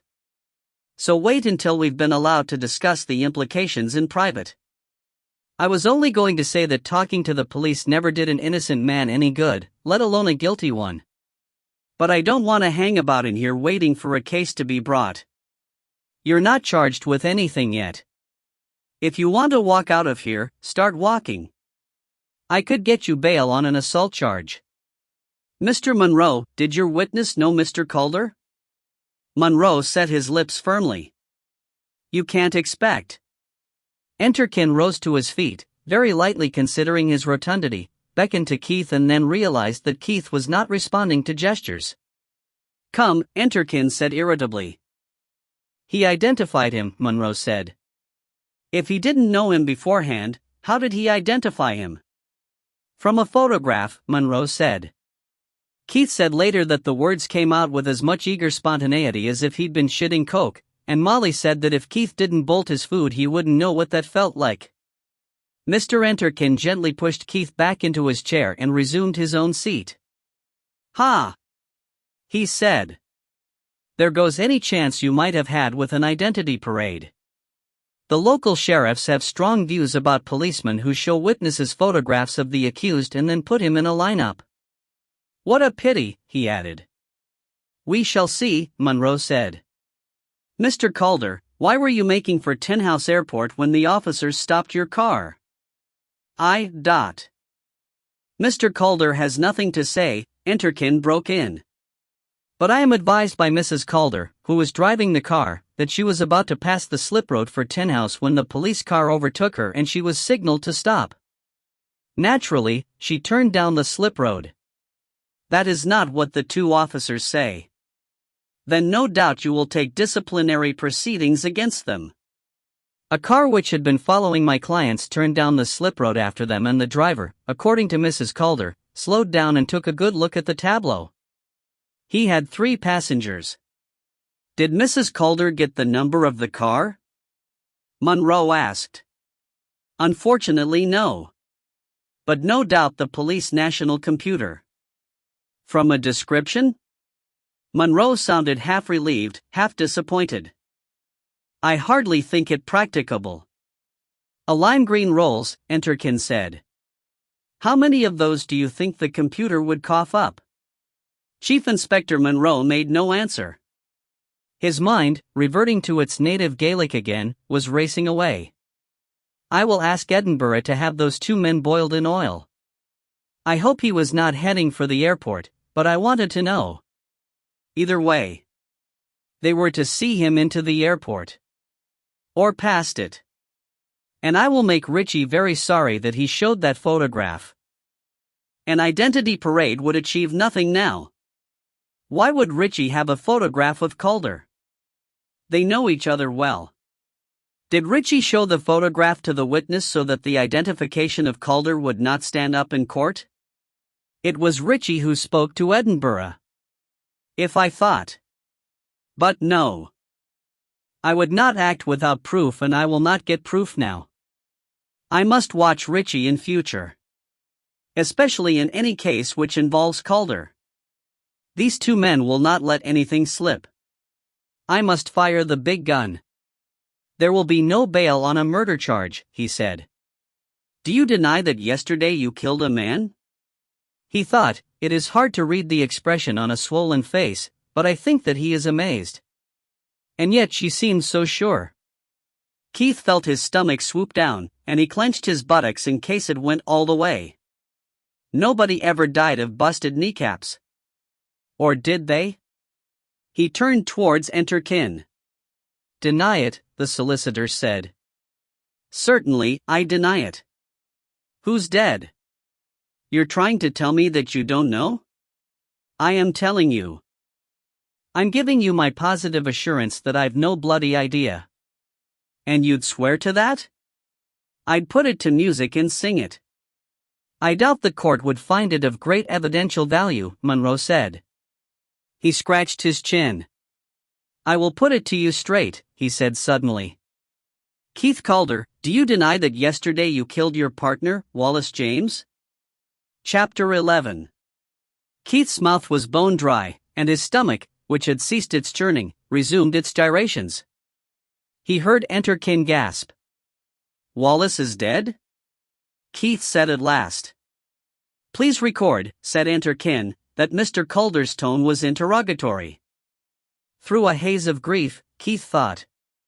Wallace is dead? What do I tell Janet? How? He must have met Warrender. If it happened in Lewis, they wouldn't think I did it. Between the Angus Hotel and Riverside Drive?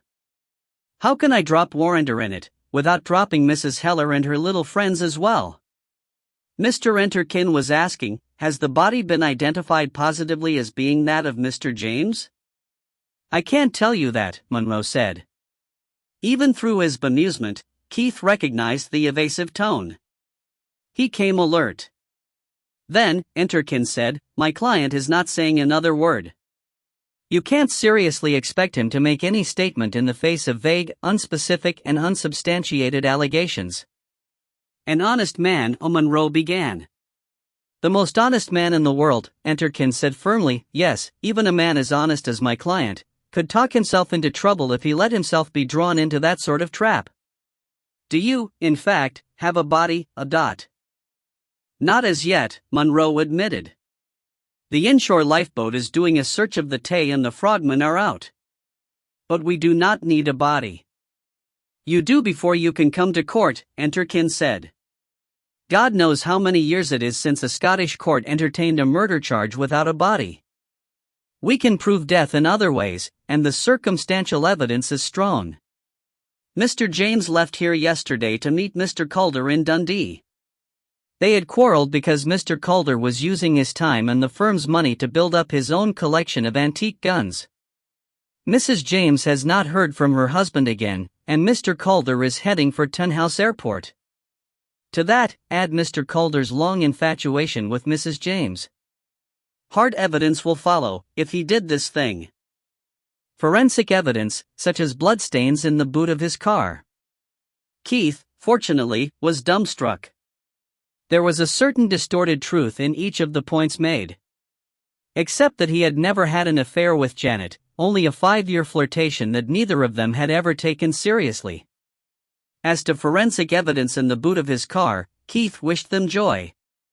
His car had been used to transport hares, rabbits, and roe deer, not to mention, at a rough count, 11 different quarry species of birds. Has Mrs. James signed a statement? Enter Kin asked. She has indeed. Accusing Mr. Calder of murdering her husband? Implying just that. Keith's mind came unstuck. Why would Janet want to frame me? A woman scorned? I never scorned her, so's you'd notice. Wall could have told her about the collection, but he'd never have called it a quarrel. I told Wall I'd got my face bashed up. He'd have told Janet before he left. But why she left the fuzz thinking that it happened in a fight with Wall? There's something twisted here, something to do with that damned civil engineer, that builder of roads and sewers. I've got to be all right. Just so Wall comes back. But, say builder of roads and Suez. Suppose he meets Warrender over in Lewis and ends up buried in the heather. Molly knows he was okay after I got marked. The hotel staff know when I came in with lumps on my face. The pilot knows Wallace was all right at that time. Better make sure they remember. But why? Somebody hates me? There's no point unless it'd stand up in court. So what have I missed? Look at it the other way round. Somebody gets something they wanted. So what have they got? Me, out of circulation? A red herring? A red herring. Hold on to that thought. Nobody looking at Millmont House? Nobody looking at Wallace? Both. Police pricking up their ears, sniffing with long, Hebridean noses. Sniffing around Millmont House. Mrs. Heller starts worrying. What would I worry about in her shoes? Yes, but what else? Got it. If they're checking on us, the trail would lead through me. Wallace. Mrs. Illingworth. Donald of that ilk, and right back to dead bodies at Milmont House. Give them a temporary explanation for Wall's absence and for my face, and they don't look for him in Lewis. They look for him in the Tay, and by the time he turns up again the scent's cold. So Mrs. Heller has a quiet word with Janet. Crafty bitch. And all I've got to do is to sit tight and pray to God that I've guessed it right. Otherwise I'm up to my ankles in clag, from head first. I have nothing whatever to say. Splendid. Enterkin said. You heard my client, Chief Inspector. Now, if I can have a private confabulation with him, we'll see if we can't be a little more helpful. Chief Inspector Monroe sighed the sigh of a man surrounded by uncooperative fools and knaves. Use this room, he said. I'll get myself something to eat. And while I'm out of the room I'll be phoning Dundee. A car just like Mr. Calder's was seen at Brodie Ferry Harbor, so they've got a diver down. I shall be wanting to hear what he's found. A real diver? Keith asked. Helmet and boots? Not just a frogman? A real diver. Give him my compliments, Keith said, and remind him not to fart. He hated to waste a joke. Chief Inspector Monroe slammed the door pettishly behind him. Star.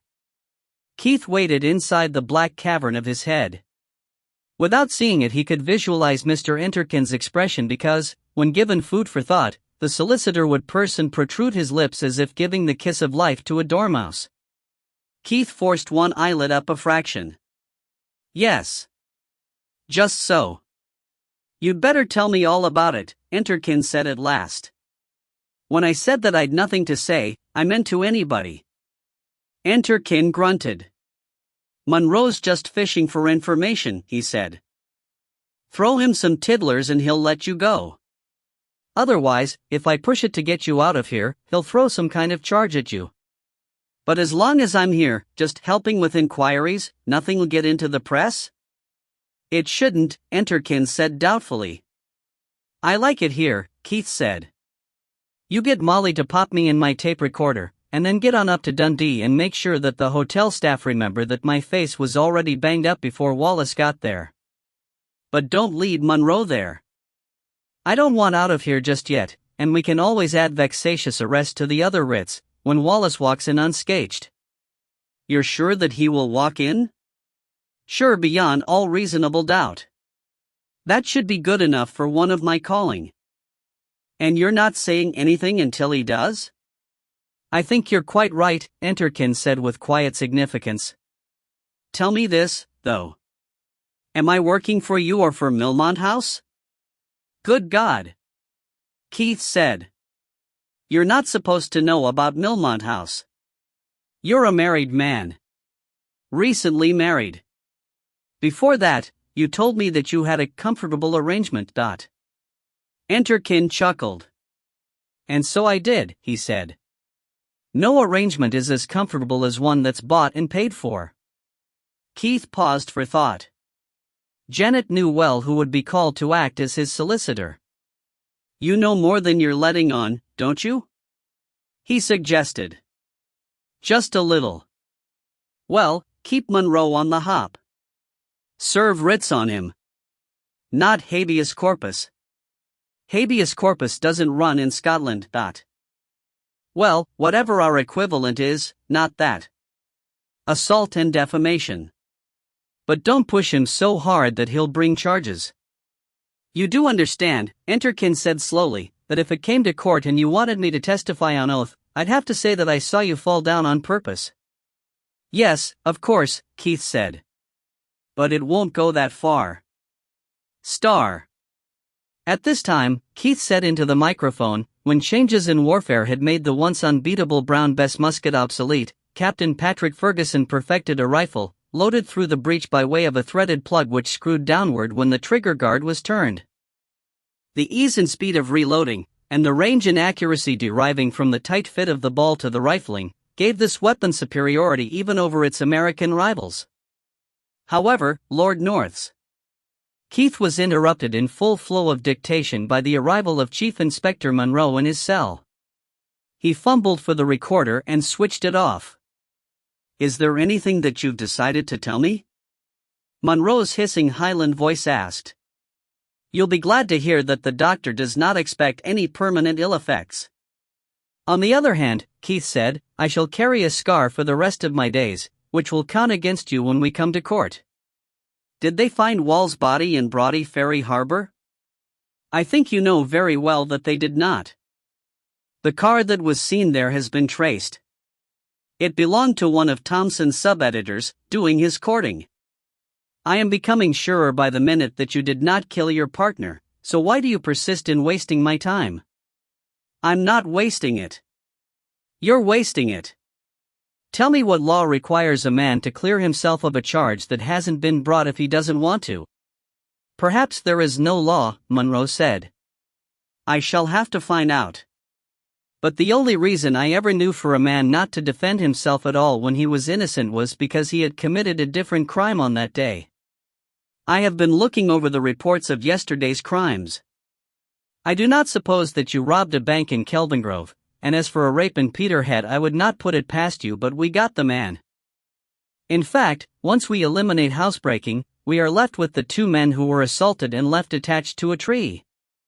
That deed has your hallmark. The man who is in hospital has stated that he has no intention of making a statement. But we now know his identity, and his usual companion is of the same description as the other victim. When we catch up with him, it may be that he will make a statement." Keith fingered his swollen face. "I wouldn't count on it," he thought. "Sauce for the goose." He said nothing. "Your wife was more cooperative," Monroe went on. "She allowed us to look in your car. Your gun had been fired. I took a shot at a pigeon before I left. And there was an empty cartridge in your pocket. I pick up my cartridge cases. Cattle can choke on them. Is that how your partner died?" "It is all very interesting," Monroe said. "I have just had a report. The man who was in hospital with the broken kneecap. There was shot embedded in the sole of one of his shoes. Number 6, the same as your cartridge case. That might be meaningful, except that my cartridges are reloads. The numbers printed on them don't mean a damn thing. And," Keith added, "if the silly sod makes a habit of fluttering out of the treetops, he must expect to get shot at occasionally. He probably broke his kneecap when he crash-landed." "Very funny," Monroe said sadly. "There are other ways a man could get shot into the sole of his shoe. For instance, somebody might have taken a shot at him while he was down on his face. Crawling away, perhaps, with a broken kneecap. "I wouldn't know," Keith said. He picked up his microphone. "Put that thing down," Monroe said irritably. "You are not out of trouble by a long way. The one crime is not an alibi for the other. I don't think you killed your partner, but I think that you committed the most grievous of bodily harm on the man with the broken kneecap. If you are helpful about your movements for the rest of the day, we just might not encourage either man to make a complaint." "Well, have you anything to say?" "Quite a lot," Keith said, "but not on the subject you're wanting." He groped for the switch and turned on his tape recorder, and with the microphone in his hand he slid the button. "Corrupt and incompetent administration," he said with relish, seeking only the greatest opportunities for personal reward. He heard Monroe flounce out of the cell and the click of the lock, or preferred to buy mercenaries from German princelings. Only 100 Ferguson rifles were ever made, and when Ferguson himself was killed at Kings Mountain, the military project was dropped, although Derzeg continued to build commercial models. It has been said that there was no one cause of the loss of the War of Independence. That may be true. But, had the British Army been properly equipped, the American colonies might to this day.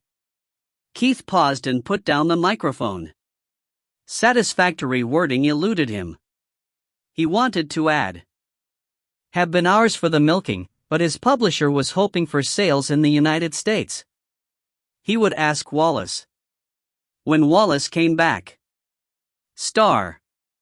Keith spent nearly 3 days in Newton Lauder's cells, helping the police with their inquiries in as unhelpful a manner as he could manage. His only talking was into the tape recorder. The rough framework of his book took on shape. The original contours of his face began to emerge. He could keep his eyes half open for minutes at a time, although, as he frequently pointed out, it was hardly worth the bother. From time to time he laid the microphone aside and went again over his logic. Wallace's continued absence was worrying. He imagined Wall buried under the heather and Janet walking under a bus or running off with the milkman. Keith's, position would be awkward, to say the least. But if ever he doubted his logic, Molly's manner, whenever she came to visit, reassured him. Molly, although she tried to hide it, was highly amused, and she acted so like a Victorian heroine visiting the condemned cell that even the humorless Monroe was caught smiling.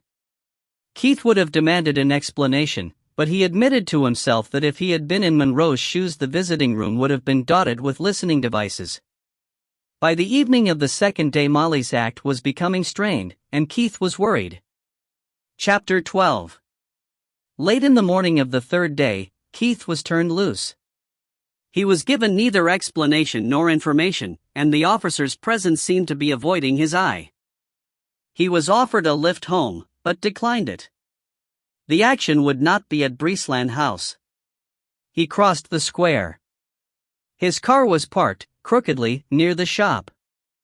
In the shop Minnie Pilrick, the maiden lady who helped out in times of stress, was coping single-handed with a rush of 4 customers. She raised her eyes from Keith to the ceiling. Correctly interpreting the glance, Keith ducked out of the shop door and in at the next, and climbed the stair to the flat where he and Molly had started their married life. Here he found his wife and daughter, the 2 dogs and Janet, all listening raptly to the wanderer returned. Keith's arrival seemed to be amusing. "Here comes the jailbird," said Janet. "I asked them if they'd keep you another year or 2, Molly told him, "but they said they couldn't afford to, the way you eat." Keith stooped and patted the dogs, fawning around his feet. "That's all very well," he told Wallace. "I guess that the whole thing was a put-up job to keep Monroe off your trail. But what the hell kept you? I suppose you've been living it up in some plush hotel while I was eating dried camel dung and sleeping on concrete?" "As a matter of fact," Wallace said, "I was." "Have you eaten?" "Yes." "They feed you early in the nick." "I wouldn't know about that." "I'll tell you my tale in the car. No point boring the girls with it again, and we'd better see Mrs. Heller as soon as possible." "You got something, then? Come on." Wallace almost dragged him out of the flat and down to the street. "Which car shall we take?" "Yours," Keith said. "I intend to get stoned out of my mind. I think I've earned it." Star.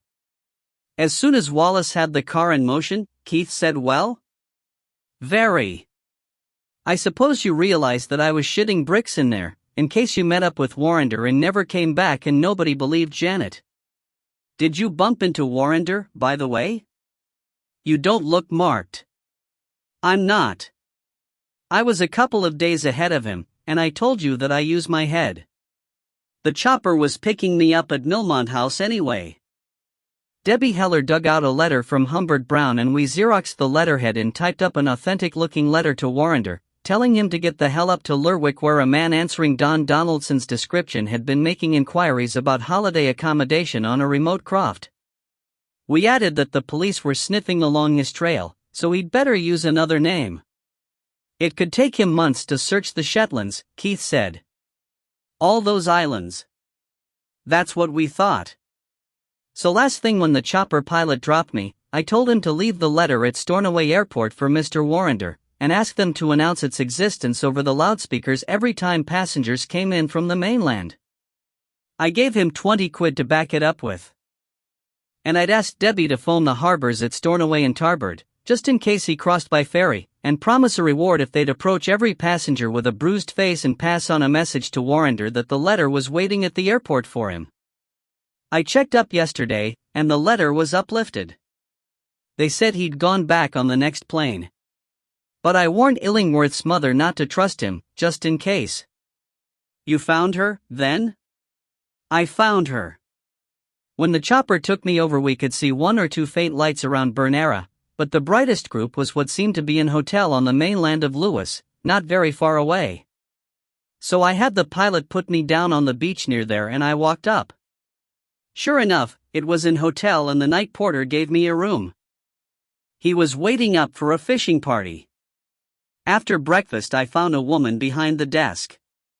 She was a hard-faced old bag but done up to kill in satin and high heels. So I asked her where I might find the Mrs. Illingworth who used to live in Dundee. She gave me a look like a basilisk with a slipped disc. I'm Mrs. Illingworth, she said. What the hell can I do for you? Not in so many words, of course. Well, that caught me flat-footed and I got a bad case of the stutters, so I excused myself and went for a couple of stiff drinks. They alter the clock to suit the licensing hours over there. I gathered from the barmaid, a very gorgeous barmaid in that tall, big-boned Highland style, that Mrs. Illingworth owned the place. It had been her family's ancestral home, and she's spent the past years working it up into a sporting hotel. There's some nice old guns on the walls, her husband's, I suppose. When I felt a bit stronger, I went back and tackled her. With all the aggression of a cornered bath mat? Keith suggested. Probably.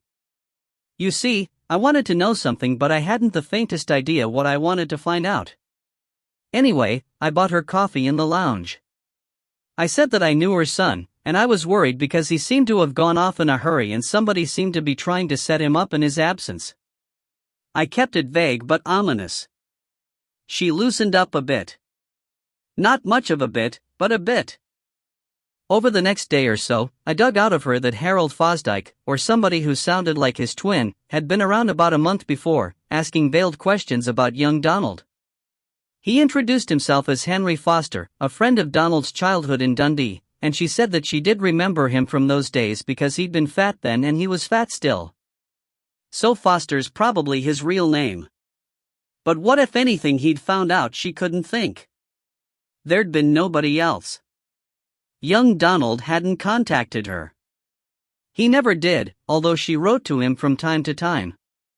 Well, we weren't getting any forwarder. Foster had been over, snooping. Presumably he'd dug up something. But what the hell? And what had given Warrender the idea that there was anything to be learned in Lewis? I had one thing going for me with the old biddy. Along with the house and some fishing rights and a place where some geese come in the autumn, she'd inherited a big stretch of hill and moorland. It had been hung up in a dispute with the Crofting Commission, but now it's all free and clear and she wanted to know whether she could do anything with it. Like stalking in grouse. Well, I don't know a damn thing about stalking. I said Ronnie'd go over later and advise her. You don't know a damn thing about grouse either, Keith said. I know enough, and I went out to look at it. There were a few starved-looking grouse, and mile upon mile of ancient heather. Most of the ground sloped away from the prevailing wind, so I thought she was in with a chance. She'd been asking about rearing grouse and I explained that you couldn't and didn't need to. I told her about heather burning in grit. I also told her about predator control and she said that she knew just the man. Suddenly we were buddies, and she invited me into her private rooms for coffee. And as soon as I walked in I saw what Foster, if that's his real name, must have seen. This is the bit that I didn't tell Janet and Molly. You didn't tell me either, Keith said. Come to the point. Without taking his eyes off the road, Wallace took a photograph, framed in leather, out of his inside pocket. I don't suppose she'll notice it's gone. She had 1,000 like it, but only one of her. Keith studied the photograph, puzzled. I don't get it, he said. Imagine her with fair hair. Keith called upon the sacred arsehole of St. Bilda, the second from the left. So that's why she fancied the guns on her wall, he added. Childhood memories. Star. Mrs. Heller's reaction was framed less imaginatively. That's the wickedest thing I've ever come across, she said. What is? Keith asked carefully. I've known men come here for a variety of wacky reasons, but this is the first time a man hated his family so much that he'd come here and pay to screw his own sister. Yes, I thought we might be at cross purposes. I think you're looking at it upside down, Keith said. It explains why he might kill the man who found out. It doesn't explain why he'd take a boyhood friend along with him, if he didn't want him to know. Look at it this way up. Illingworth had lost touch with his family. He got an occasional letter from his mother, but never replied. He wouldn't recognize his own sister, not with fair hair. She'd have been a child when the family split up. Then a boyhood acquaintance who had something to gain from getting Illingworth under his thumb goes over to Lewis to see what he can find out. And the luck's running his way. He sees a photograph of Illingworth's sister, and recognizes her as a high-class tart, said Mrs. Heller. Thank you. Foster's got what he wants. He looks up Illingworth, renews old friendship if that's what it was. There's no secret about Illingworth's motive life. It wouldn't be difficult to tempt Illingworth into making a date for a visit here and then to book a particular girl for him, but his sister? So that he could be blackmailed? For the first time, Mrs. Heller sounded truly shocked. I was right. That really is the lousiest trick I've ever heard of, but don't rush ahead too fast. We haven't established a motive. Humbert Brown have shown an interest, but we've no evidence of a connection between them and Foster. We're assuming Humbert Brown, Keith said. Do they have a motive for getting Donald Illingworth under their thumb? By God they do. Wallace said. Then phone them, Keith told Mrs. Heller. Ask to speak to Henry Foster on urgent business. See what they say. She shrugged. It's worth a try, she said. She used her intercom to tell the duty porter to place the call and then sat with her fingers drumming on the handset. So, she said. As we see it, Foster wanted a hold over Illingworth and found out that Hillary was his sister. He realized that the two of them wouldn't recognize each other. So he brought him here, encouraged him to drink himself stupid and blow some pot as well, and threw him at her. Then he tried to apply the pressure. It was too much for Illingworth, who killed him and is now hanging about abroad, waiting to see what happens. Is that about the size of it? That's about it, Keith said. There's room for variation here or there, but it's a good enough working hypothesis for the moment. She scowled, making a travesty of her usually lovely face. I don't like it. I'll tell you. The respectful buzz of the intercom broke in. She picked up the handset and listened in silence for a few seconds. Tell her no. She slammed down the handset and looked from Keith to Wallace and back again. The telephone girl at Humbert Brown regrets that Mr. Foster has been off work for the past week, presumed sick, and would anybody else do? It fits together, Keith said. And I bet that what you don't like is what I don't like. I don't like it either, Wallace said. What? Keith and Mrs. Heller said together. Illingworth wouldn't cave in, or get into enough of a tizzy to kill somebody, just at a threat that Foster would go around telling everybody that he'd committed incest, or even that his sister was a tart. Hillary would hardly confirm the story. It'd be actionable.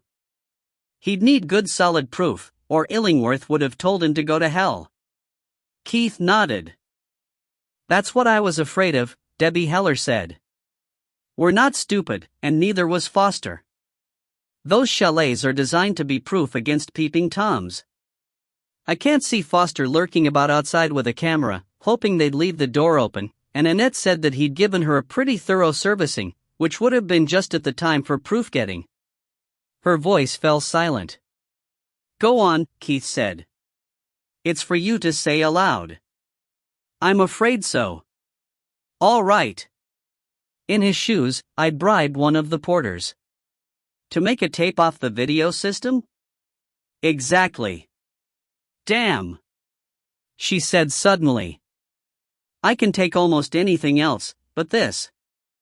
Any one of them could do it, Because that's what we did for the police last year when they wanted evidence about conspiracy over a bank fraud and the men had been meeting here. All he'd have to do would be to borrow the video machine out of an unoccupied chalet, put it under the desk, plug it in, and set the time clock if he was called away. The machines are only there for viewing blue films on, but the recording part of them still works. It would have to be the duty porter, Wallace said, that makes it Bert. I'd put him down as trustworthy. Mrs. Heller's grunt was unladylike. So would I, she said, but having Donald Illingworth in their pocket could be worth $1 million or upward to Humbert Brown. They could well afford to lay out $1,000 or $2,000. Bert wouldn't be proof against that sort of inducement. Not many would. Wallace moved uneasily in his seat. Assuming that there was a videotape, he said, Foster would have collected it before he started making any threats. In that case, Illingworth would have taken it off him. So it's probably at the bottom of Funchal Bay. But, just as you said, Debbie, Foster wasn't stupid. He'd know that when you corrupt a man for $1,000 or $2,000, he starts wondering where the next 10 grand's coming from. It would be only too easy for Bert to record any discussions in either chalet. The fact that Foster got killed suggests that he'd had his confrontation with Illingworth. Why would he do that here, when he could have waited until they were in the car to go home, or even sometime next month? He may have asked him to come out for a stroll, or to sit in the car while they talked, Mrs. Heller said. Unless, Keith said, he needed something extra, to hold over Illingworth or to convince his employers that he'd done his job. After all, they'd only have a bum and a couple of faces to go by. If I was ever bastard enough to pull a stunt like that, I'd make the deal include the second tape, to be handed over to me. Jesus wept. Debbie Heller said slowly. If a second tape ever existed, it all depends on whether Foster collected it. If he did, he'd have put it with the other one and Illingworth would have taken them both. If not, the odds are that Bert's still got it a bit of jam for the fuzz if they can find it. The fuzz? Keith lost the thread of discussion for a moment. You've convinced me all over again. We know all we need to know. There was a murder committed here. We know who by. We know the motive. We've got enough evidence to cut short any investigation. We've got no option but to call the police. And you're going to say I told you so, she added bitterly. Well, you've earned your fee, so I suppose you've earned that too. I did tell you so, but that isn't what I was going to say. You've swung round in your attitude, and I've swung round in mine. Never mind where our financial interests lie, let's look at this thing in the abstract. We've got a classic dilemma. A campaigner for good was deliberately maneuvered into a position in which he can be shown to have gone to a brothel and shagged his own sister, and we presume that he was being blackmailed into throwing his weight on the side which he believed to be evil. All this when he had set out to do no more than be about as promiscuous as 3/4 of the human race. And, at the time, he was full of booze and pot. So he shoots the bugger. In his place I'd probably have done much the same. We've got a case which could probably be proved in court, given the extra evidence that the police might dig up. Illingworth might get off, he might be convicted, either way he'd be ruined. And it wouldn't do any of us any good. Nobody knows much about this except ourselves, and we may decide that we can deal with any dangers. That, I suggest, leaves the ball in our court, rather than in any other kind of court. The law wouldn't agree, but then, the law and justice don't always meet in the middle. You can go along with me or not, just as you wish. I'm pointing out to you that Foster's dead anyway and nothing can change that. Illingworth is still around, and still has a lot of potential to do good. I'm not only thinking about the corruption, we've seen some of the violence and blackmail that can follow in corruption's wake. It's wrong to take no action out of inertia. But what I'm suggesting to you is that this is one case in which it would be right to take a positive decision to take no action, and that's a very different thing. Debbie Heller got up, walked to the window and stood looking out. The sunlight etched every soft curve of her figure through her thin dress. She might as well have been naked, and Keith thought that she knew it. He guessed that it gave her some comfort in a time of stress to be seen as a woman. "You're right," she said at last. "And I'm not saying that out of self-interest. Sometimes justice is more important than law. But Donald Illingworth will have to go along with us." "I'm sure," Keith said carefully, "that you have no intention of putting pressure on him in your turn." He tried to keep any questioning note out of his voice. Without turning round, she shook her head impatiently so that the red gold locks flickered like flame in the sunlight. "We don't play that sum of game," she said. "If we lost our reputation for being above blackmail, we'd lose all our customers the same day. And while we're turning over the sort of money that we are, we'd have to be out of our tiny minds. Illingworth has to go along because there's no point in our taking one hell of a risk if he's going to lose his nerve and top himself, or run to the cops and confess. That'd just land us all in it.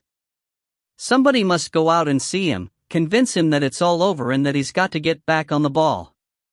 "Not me," Keith said quickly. "I'd be no good," Wallace said. "The one thing I'm no good at is persuading hostile strangers. Keith's bloody good at that. Send one of the girls. Send 10 of them." "He doesn't trust women," Debbie Heller said over her shoulder. "You're elected." Keith, who had only flown once in his life and that on a backup aircraft on a short hop to Inverness, had an immediate vision of being lifted to the utmost stretch of vertigo in an aircraft built out of wet cardboard. He uttered a faint, negative croak. Mrs. Heller resumed her seat and became again the chairman of the group. "Get this straight," she said. "You've earned your fee, and you'll get it. But if Illingworth won't play ball, we can't take a chance on covering this up. So there could still be a scandal, and we needn't have bothered hiring you to do an investigation for us. You'll have to find another lender, and it'd cost you a damn sight more than your fee. And you'll get no bonus, and I personally will take that Ferguson popgun and chop it up for firewood. On the other hand, if you do this for me and we can settle the whole thing without any scandal, you'll get your bonus and your old gun." She eyed Keith in careful calculation. She was expert at judging a price. "And I'll throw in something else.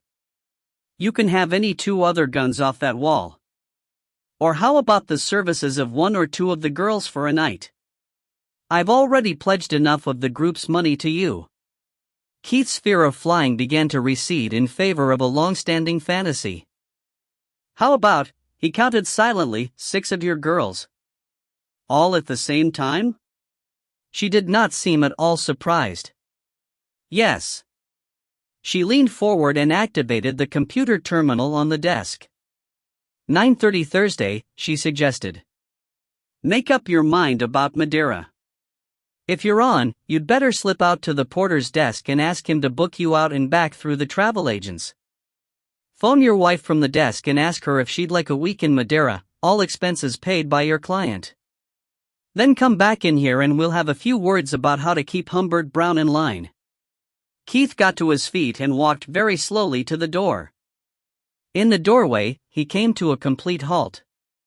"Make it a very few words," he said. "I want Wall to get me out of here before I change my mind. I'll take the guns." He closed the door behind him gently, as if on a favorite dream. "Poor Keith," Wallace said. "Flying scares him rigid. He won't like Madeira, then." Mrs. Heller chuckled suddenly. "The main runway looks like somebody's garden path, fallen off a cliff. I went there once with a boyfriend." "Me," said Wallace. She looked at him in surprise. "So it was. And we spent the fortnight working out the constitution and financial structure of personal service."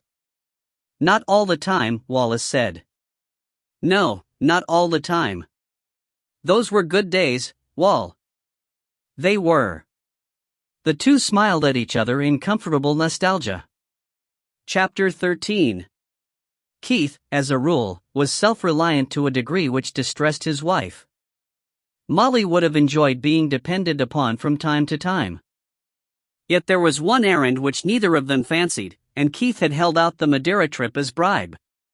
As she walked down the middle of the long hospital ward, she wondered whether a few days in tropical luxury would be an adequate recompense.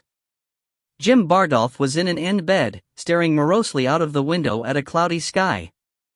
His belly was a mound under the bedclothes, dwarfed by his leg raised in the traction harness. He looked round as Molly took the chair beside his bed, and there was an appreciative twist to his swollen mouth. Molly was an attractive woman when she took the trouble, and she had taken the trouble today. "Hello," she said, more brightly than she felt. "How are you mending?" "No, so bad." "Are you they socialist workers?" "Not me." "When do you think they'll let you go home to Postle Park?" Keith had been doing some investigating on his own account. "TWA weeks yet." "I don't know you." "Just who are you?" "I'm Molly Calder." "You know." "You tried to." "Wit." "That." She hushed him quickly and his voice trailed away.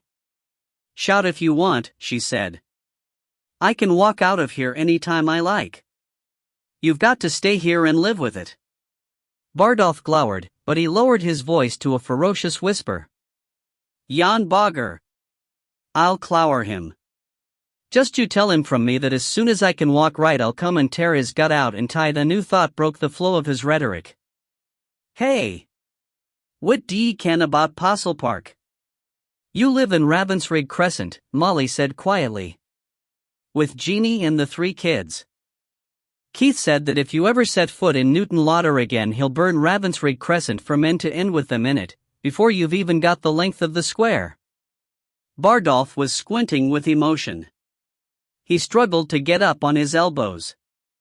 "And you tell that cunt, beggin' your pardon, that if he comes near Postle Park Bardolph fell silent and lay back on the pillow. "He won't if you don't. Remember, it was you who started all this." "Me? What way was it me?" Bardolph demanded. "You threatened Keith that you'd harm me and Deborah." "I didn't mean it," Bardolph said plaintively. "It's just one of the things you say." "Well, you'd better not go on saying it." "The last person who harmed me, Keith killed him," Molly said, not without a touch of quiet pride. "And he got off?" Bardolph sounded respectful. "They couldn't touch him. Keith put a scare into him and then chased him across the moors until the man dropped with a heart attack. But the point is, you'd have done the same yourself if somebody threatened Jeannie or the Weens. But it wasna me did it. It's me lying here and not a penny coming in." "That's what I came to tell you about," Molly said.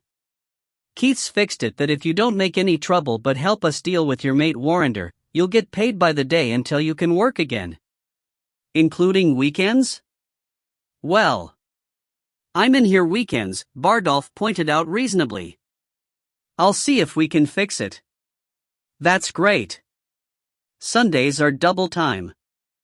You get a message to Cyril to come and see me, and I'll call him off sooner the better. Folk think I'm hard, but he's the hard man. And your Keith blacked his eye for him."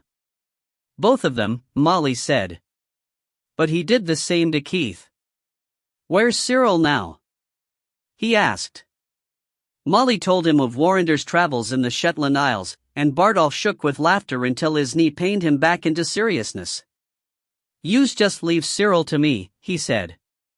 "Just so's he gets paid up to when I tell him it's over, he'll be satisfied." "Can you reach him and tell him to come and see me urgent?"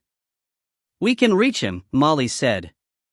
"The Shetlands are several islands and you can't move around far without crossing a ferry. A promise to the ferryman of 20 quid to the man who tells him to phone a number ought to do it." She pulled a well-wrapped parcel out of her shopping bag and transferred it to the locker. "Keith sent you a bottle. I was only to give it to you, to help your knee mend, if you were going to be reasonable. It's a very special whiskey. I'll have to be going now." "Ah." Bardolph's face began to droop again. Molly was filled with fresh compassion. "Will you be out by the 23rd? she asked. His brow creased in calculation. "Aye. Likely. We're going abroad on holiday tomorrow. But Keith had tickets for the Billy Connolly concert at the Kelvin Hall. Would you like them? The Big Een? That'd be great. Jörg Bardolph paused, searched for the MOT just and found it. You're a wee smasher, he said. Chapter 14. In a luxurious but impersonal bedroom high above the Bay of Funchal, Keith was locked in argument, albeit one-sided argument, with Donald Illingworth. The man was as lean and dark as his pictured image, but photographs could not show his manner. And this puzzled Keith. Illingworth's cast of feature, his description, and occasional glimpses of a buried self all spoke of a quivering intensity, but all this was smothered under a blanket which Keith could not penetrate. It might have been residual shock, or a restraint imposed by his own will for some unguessable reason. And he looked older than his photographs. Despite his week on the island, his skin was still white. I don't think you've listened to a bloody word I've uttered, Keith said at last. I've listened, Illingworth said woodenly. No, you haven't. You've heard but not listened. Now, Keith had brought his bottle of duty-free with him and a spare glass. He opened the bottle and started pouring. Now we're going to have a dram to loosen you up and I'll see if I can get through to you. Illingworth shivered. I'm not taking any drink. If I hadn't been stoned to hell and gone, none of this would have happened. Yes, it would, Keith said irritably. That's what I've been trying to get over to you.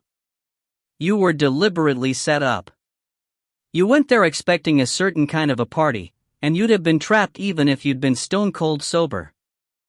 Now I don't want to get you foo, and if you'll only take in what I'm saying there'll be no need, but you've been sitting here for a week in a nervous dither, not even going out into the sunshine, waiting and wondering whether they were coming after you, and you're wound up as tight as a gnat's twat. Then, suddenly, somebody walks in out of the blue with the whole story laid bare, and your mind slams shut. Instead of listening to my pearls of wisdom, you're wondering whether to do something drastic to yourself. For the first time, Illingworth showed a flicker of expression. Keith thought that it was almost a smile. I'm not, you know. I've already made up my mind and you can't stop me. Even when I thought that I might get away with it, I knew that I wouldn't be able to live with myself. I only went to the game fair because I had a bet on with 3 club members and I couldn't think of an excuse that wouldn't land me in more damned lies. Then I saw your wife taking photographs. She mightn't have seen me, so I pinched her bag of films. She got them back all right? Yes. That's good. When I opened the bag and saw that the films were unexposed, I knew I was done for.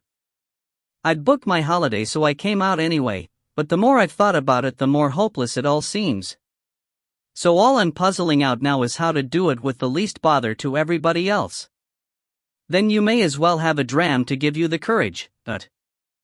Illingworth picked up his glass, added water, made a sketchy salute and then drank.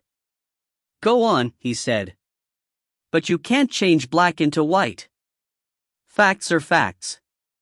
Facts are never facts, and sometime you can turn black into white just by switching the light on. Surreptitiously, Keith topped up the other's glass. Now that Illingworth was answering in more than monosyllables, he felt that he might begin to break through the barrier. Perhaps what Molly had called his homespun philosophy might produce the mood that would accept practical arguments. Colors change, the way you look at them. You were deliberately trapped. You chose a certain way out. It might have been better not to, but in similar circumstances I could have done the same. Illingworth drank again. The fact of the matter is, I had sex with my prostitute sister and killed a man to shut his mouth about it. Dress the fact up how you like, that's the way I see it, and that's the way the police and the papers and the world, and my mother, will see it. But they don't prosecute the dead. If I'd rather be out of the way, to save myself the misery and others the scandal, why the hell should you care? That's good, Keith said. As he spoke, he realized that he was using the tone that he would have used to a pup in training. Now that you're asking questions, you're obliged to listen to me. All right, so you betted your sister. You didn't know it at the time and you were being set up, those two facts alone should let your tender conscience off the hook. But you still have the willies because you're hung up on the shibboleths of a church that you lost faith in and abandoned years ago, and that church was acting as the mouthpiece of an establishment that changed its mind long since. Think about it dispassionately for a minute. Fornication became taboo because of two consequences: babies and the clap. Medical science has reduced those risks. The church still preaches morality because it has moved from being a practical necessity to being an abstract virtue. What's bugging you is that the word incest still has sinister, almost mystical overtones. But, for Christ's sake, the Egyptian pharaohs usually married their own sisters, and it was only when it became obvious that inbreeding was bad for the stock that incest became banned. There was never any other reason. Since there was no intention of breeding, the incident doesn't matter a Tinky's curse unless you torture yourself over it. Illingworth seemed to have slumped into his apathy again, except that he was watching Keith from under drooping eyelids. Now he stirred. "How would you feel," he demanded, "if your sister turned out to be a tart?" Keith cogitated, and while he thought, he poured again. He had some reason to believe that a lady who was probably his half-sister on the wrong side of the blanket had practiced for some years as a very successful tart. He had never before had to verbalize his thoughts on the matter, and he was surprised to find how clear-cut they had become over the years. "If I thought that circumstances had forced her into it," he said, "it'd break my heart. But if she made her own decision, I hope I'd be broad-minded enough to go along. Every woman has a high chance of being dependent on a man, or men, or mankind generally for some part of their lives. It wasn't my idea, nature planned it that way. Some of them commercialize the arrangement. But are they any worse than a woman who marries for money and then makes her husband miserable? At least a tart gives value for money. Or I expect she does, I wouldn't know. But don't forget that your sister made it to the top in a highly competitive market." Illingworth was giving Keith his full attention at last. "You're a cynical sod." "I don't mean to be," Keith said. The discussion was revealing him to himself. Instead of being stuffed with superstition, I was left to draw my own conclusions. "Next, you say you killed a man." "True enough. That man had been, if not your childhood friend, at least a lifelong acquaintance, and he set out to trap you into doing what you did so that he could blackmail you into breaking your most deeply held principles and letting his corruption go unchecked. I've heard of some evil deeds in my time. Perhaps I've committed a few, though I hope not. But I swear that's the foulest trick I ever heard of. I wouldn't say that he got much worse than he deserved. And, to make you vulnerable, he'd primed you with booze and pot. That was one hell of a mistake, because many men get more violent in that state. It seems to me that he was inviting exactly what he got. Given the circumstances, I think most men would have done something violent. But did you have to shoot him?" "I wasn't going to," Illingworth said, "but I'm smaller than you and not a fighter. It came back to me that when we were young he could outfight me every time. So I walked in on him with the pistol and pointed it at him and told him to give me the videotape. He was lying back in the easy chair, grinning at me. He wouldn't give up the tape. He patted his pocket, and I remember his exact words. He said, 'If you think you can shoot me with that, go ahead. Otherwise, fuck off back to your sister.' She's probably ready again by now." Illingworth put his head down in his hands. "So you shot him," Keith said thoughtfully. "I don't think I'd have done that, but there'd have been a fight that'd probably have killed him anyway. Right or wrong, you took the action that seemed right at the time. Now put it behind you and get on with your life. You've things to do. For God's sake, you're luckier than most of us. You've got a mission." Donald Illingworth's face, when he raised it again, was twisted between hope and despair. "How can I?" His voice was choked and his lips were trembling. "A man died. There's a widow. There'll be the police poking their noses. If you tracked it to me, so can they. Humbert Brown must have known what he was after. They probably went to the police as soon as he went missing." Keith almost laughed. He thought that the worst was over. I'll tell you what steps have been taken, he said. First off, you no longer have a tart for your sister. Mrs. Heller did some digging. It seems that Hillary only went on the game to get out from under your mother's domination. That's a motive you'll sympathize with. Her ambition is to have her own disco nightclub. Yes, I know, it sounds like hell to me too, but that's what she's set her heart on. And Debbie Heller says that although she's solid cotton wool between the years, she's got enough savvy and sense of style and enough ruthless determination to make a go of it. You don't mind my talking about your sister that way? Why not? It's just the way I remember her.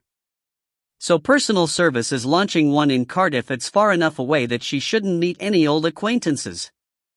She goes in as manager under instruction for a year, and if she's got the flair, it's all hers for her share in the company, on condition that she keeps her mouth tight shut.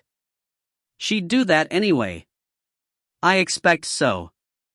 And she holds Mrs. Heller in quite enough awe to make sure of it. Next, the body had to be disposed of more permanently. Your burial was a bit of a spur of the moment. Frankly, the first fox to pass that way could have uncovered it. Couldn't you find a spade? I got one out of a shed, Illingworth said. But I hit rock before I was down 2 feet. I couldn't stay there all night digging holes. Nor you could, Keith said. Then, certain mouths had to be shut tight.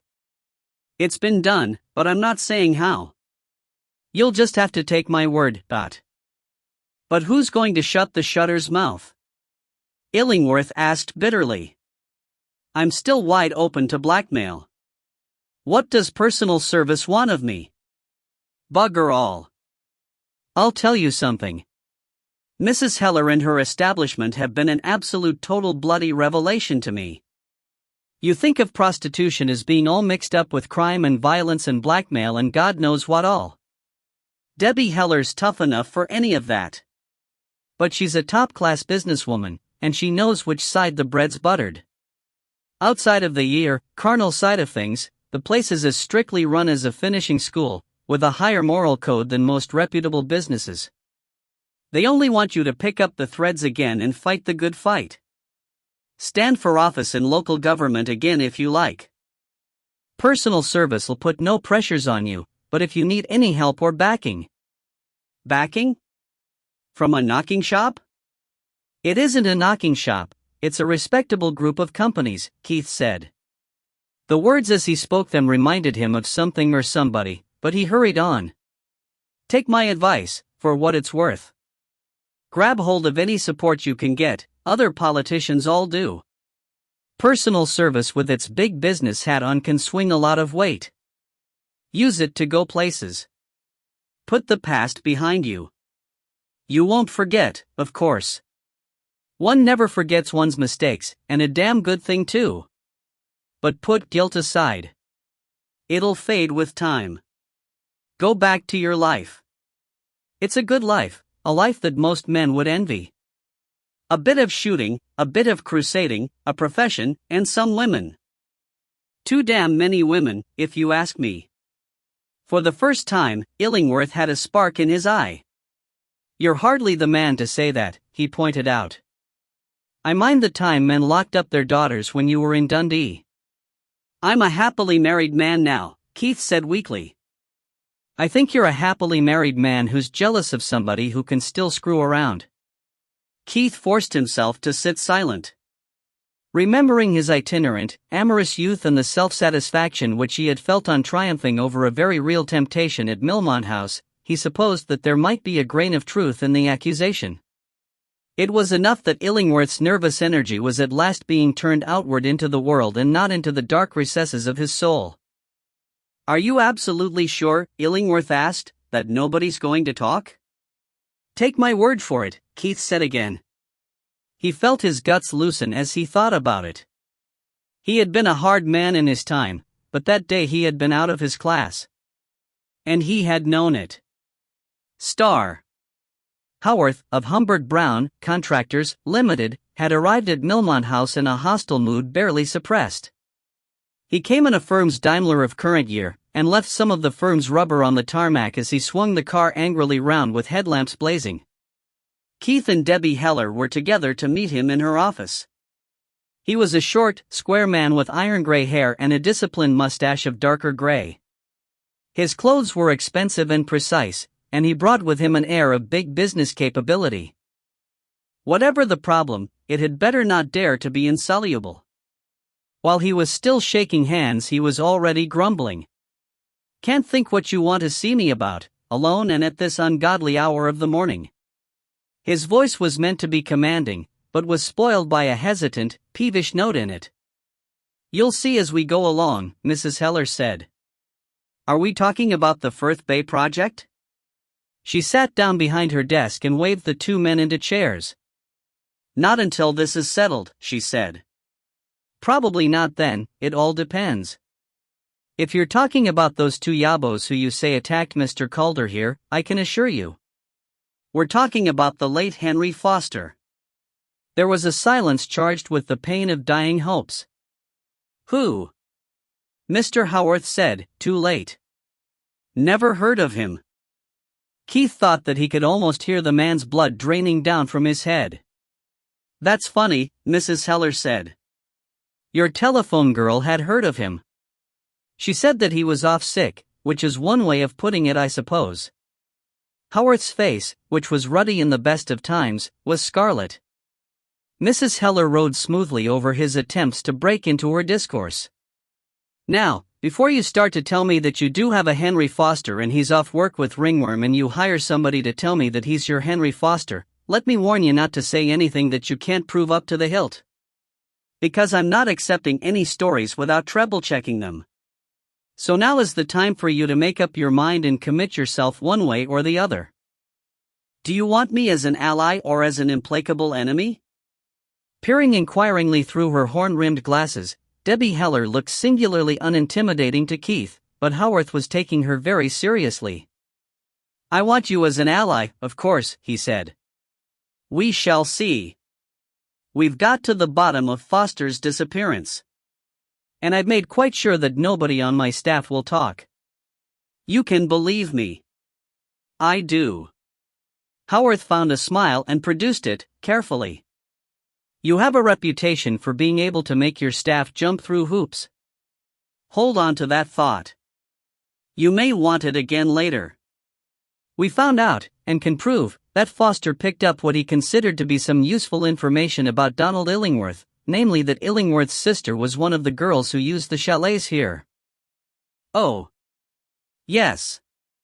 Now, it doesn't really matter a toss whether Foster was acting under direct instructions or was trying to get himself out of trouble with your firm by producing something which he knew would delight you. The fact is that he committed himself as your agent in pulling off one of the dirtiest frame-ups in history. And I'm not exaggerating. He contacted Illingworth, reminded him of a boyhood friendship and enticed him here. Foster made the bookings, and he was quite specific that he was booking the sister for the brother. The two hadn't seen each other since she was a child and she's changed the color of her hair since then. The chance that they would recognize each other was infinitesimal. And he bribed one of my porters to make a visual recording of the resulting sex act. Tell me, Mr. Howarth, does that go to the top of your firm's list of dirty tricks, or is that fairly run-of-the-mill for you?" Howarth leaned back in his chair and lit a cigarette. "I knew nothing of this," he said, "nor did the firm. If Foster did as you say, he was acting on his own in the hope of a reward, which, incidentally, he would not have received if we had known anything of his methods." "But can you prove any of this?" "Without the least difficulty.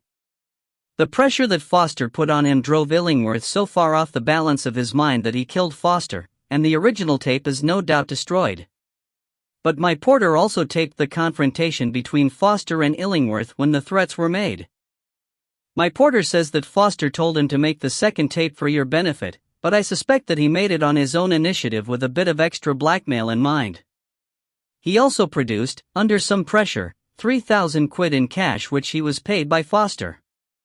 Where, I wonder, would Foster put his hands on that sort of money except from you? Anyway, this is what was recorded. Keith. Keith pressed the switch on the machine beside him. The reels began to turn in the recorder, and on the big monitor the interior of Chalet 16 appeared in full color, as seen from above the fireplace. "This is a copy," Mrs. Heller said. "The original's at the bank." The tape had already been turned to the arrival of Foster. His image stood at the left of the picture, just inside the chalet door, a corpulent man but hard-looking. The shirt which hung open over his hairy body was marked with sweat. "How you doing, friend of my youth?" His voice was rough and heavily accented with a near Glasgow twang. Close to the camera, only the top of Illingworth's head was visible, in poor focus. "I'm about knackered," he said thickly. "But you enjoyed yourself?" Foster walked over to take the other chair. The picture was of an almost empty room, but the voices came over loudly and clearly. "The girl was good?" "The best. If there's any trick she didn't know, I don't know it either." "I'm grateful for the introduction." "More than an introduction." "No." From the movement of his head, Illingworth seemed to be struggling to get to his feet. He gave up the effort. "I'll pay my whack," he said. "I don't accept that sort of hospitality." "Suit yourself, Cheel." "But Humbert Brown can afford it." "Who?" From a slurred croak Illingworth's voice rose to a squawk. "Humbert Brown. I work for them now. Didn't you know? They want you to shut up about the Firth Bay job." "You going to do that?" "No way," Illingworth said. "I'm not changing. Anywhere I think there's been backhanders, I'll speak out. It's the only thing in the world I feel strongly about." "Is it, by God?" Foster's voice became ominous. "I wonder who'll listen to you when it's known you screwed your own sister." When the other man remained silent, Foster spoke on, apparently answering some gesture or expression. "Yes. Quite true. That hen's your long-lost baby sister." Illingworth dragged up a faint whisper. "Not true." "Aye, it is. And I've the whole thing on videotape. I'll play it over to you if you want. It's good viewing. It'll go great on stag nights. And that's where it'll go if we have any more trouble from you. There's no mistaking your faces, it's good that you both face the same way. You're ours now, Cheel, and don't you forget it." Illingworth got to his feet with an effort. Expecting an attack, Foster got up quickly, but Illingworth made a rush for the bathroom door. The sound of vomiting came through. "Aye," said Foster. "Just you have a chat white god on the big white phone. But he'll not help you now." "Sorry, and all that, but I had too much to lose. I had my head in a sling with the firm, and this'll get me out. It was you or me, pal, and you got my vote." He yawned and scratched himself. "I'm going back to my chalet to flake out for a bit. Pick me up whenever you're fit to drive. No hurry. If she comes back again, well, it's paid for. No hard feelings, eh?" He walked out, leaving the door ajar. Illingworth staggered out of the bathroom and looked around him. He seemed surprised to find the room empty. The color recording showed the whiteness around his lips and ears, and the cold sweat on his forehead. He stood, swaying, in the center of the floor. Keith thought that he had never seen a man so destroyed and yet still ready to fight. As the recording ended, he was staring to the side of the picture in the direction of the wall with the guns. Star.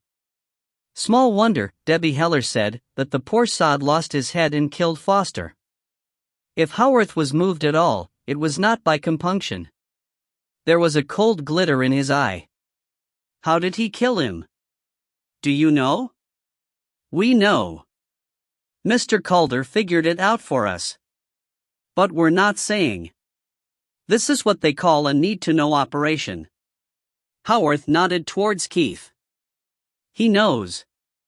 He already knew. And I needed a man with me. She smiled maliciously. I'm only a poor, weak woman. To Keith's surprise, Howarth smiled back.